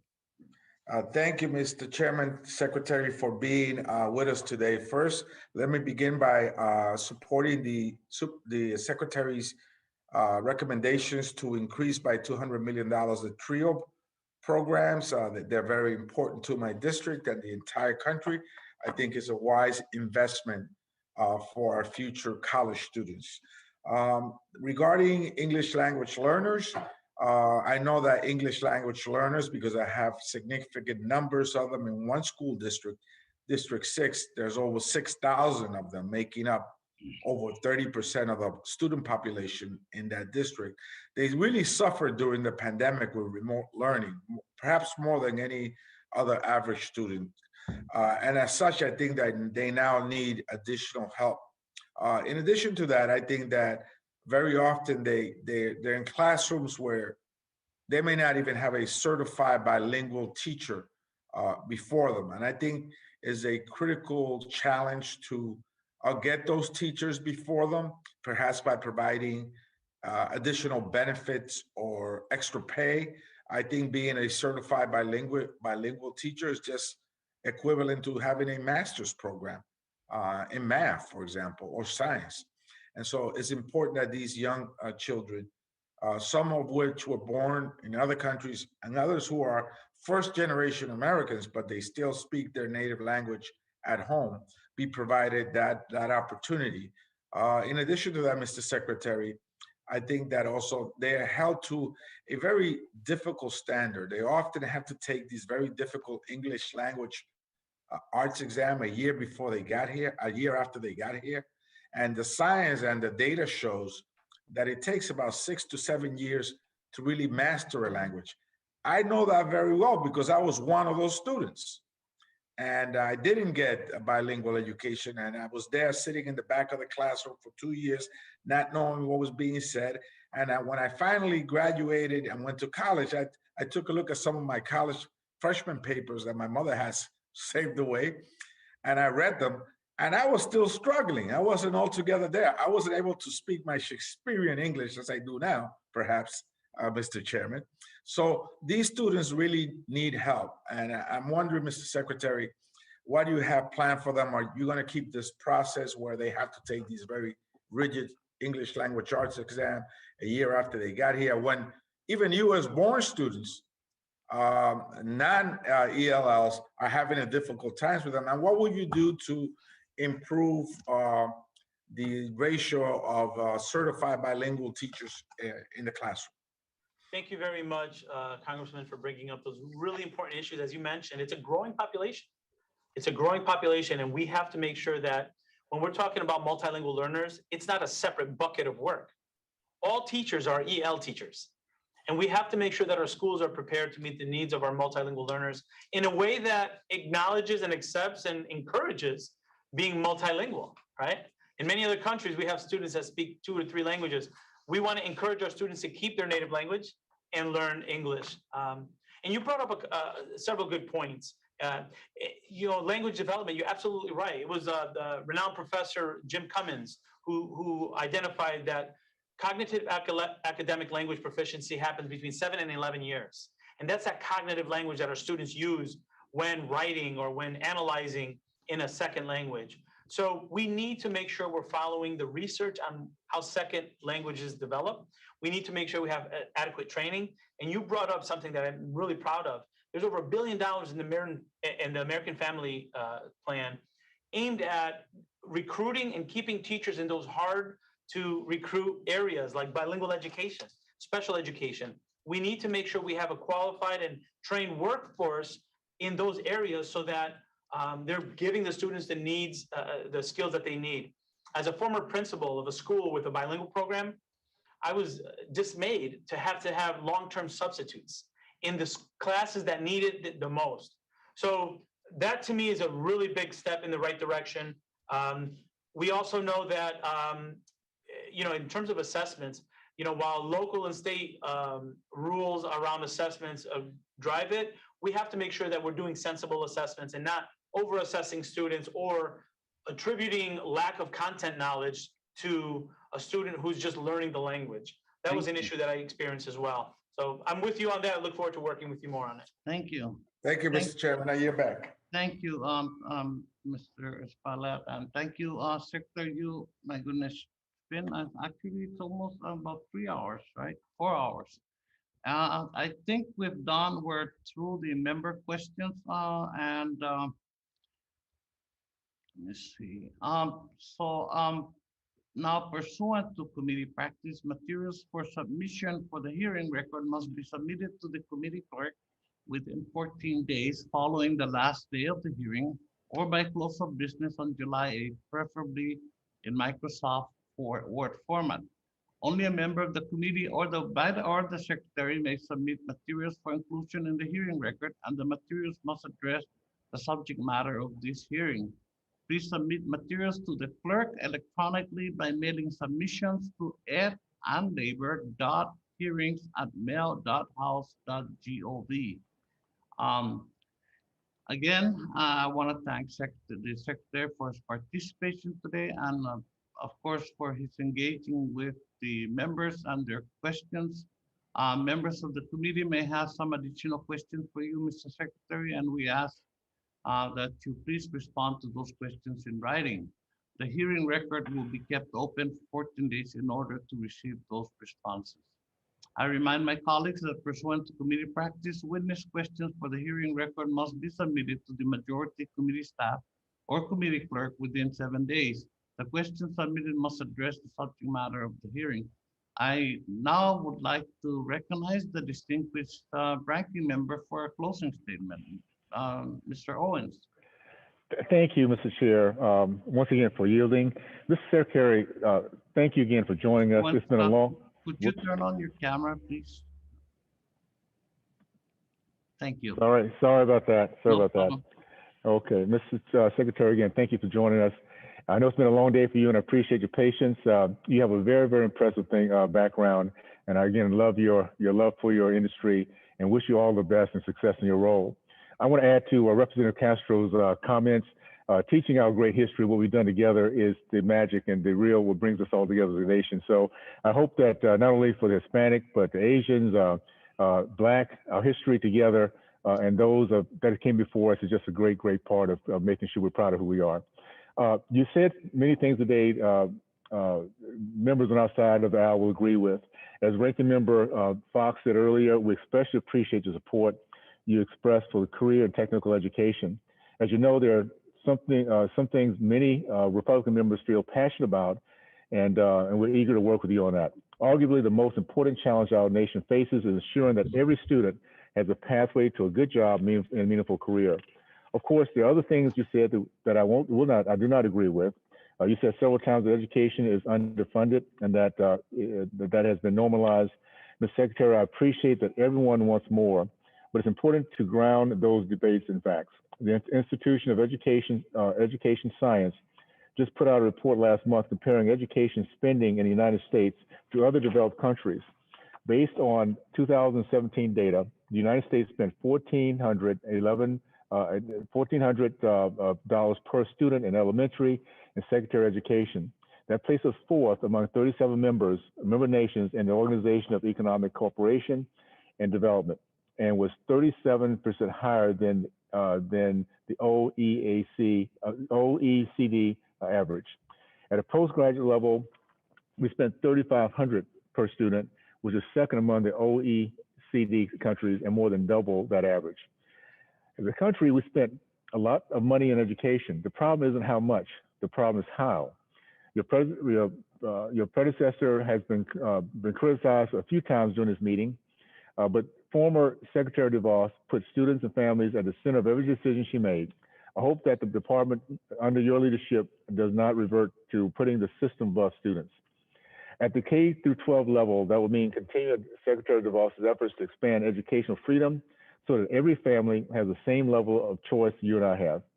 At the post-secondary level, it means not simply pumping more money into a system awash in cash that will only allow schools to continue rising costs in the price so many low-income families put out of the American dream. It means resisting calls to subsidize the student loan costs of higher income individuals on the backs of lower income taxpayers. I also want to revisit a couple of issues that received a lot of attention throughout the hearing. First, there's been a lot of conversations about critical race theory. Mr. Secretary, I want the full truth of our country's history taught to our students. I want all of our students to see themselves in history. That's critically important. You and I agree on that. But how that is accomplished couldn't be more important. You propose to use the Department of Education funds to endorse the teaching of radical far-left ideology that defines people exclusively based on the color of their skin. I urge you to reject that approach and pursue the policies that bring people together rather than create more division. I also want to talk about higher education accountability.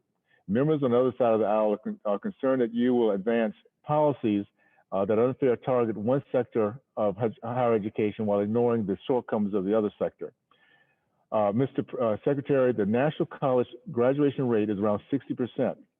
That isn't going to be fixed by obsessing over one type of education, one type of institution. I urge you to pursue policies that will hold all institutions accountable equally. I also want to reiterate a point that Ranking Member Fox made earlier regarding the public service loan forgiveness. Your agency's own data shows the main reason for the forgiveness rate under the program is borrowers not yet reaching their 120 qualifying payments. It is not because of previous administration's negligence or mismanagement, and not being straightforward about this does a disservice to our students. On behalf of Ranking Member Fox, I also want to submit to the record a letter from Kaiser University that sets straight some of the comments made by my Democratic colleagues about the institution. Finally, Mr. Secretary, I urge you to take the threat of the foreign influence on our post-secondary schools seriously. You have an obligation to enforce the laws to protect students, institutions, and our nation's security. Once again, I want to thank you for your efforts, for your love for the institution, and look forward to working with you, and I yield back. Thank you, sir.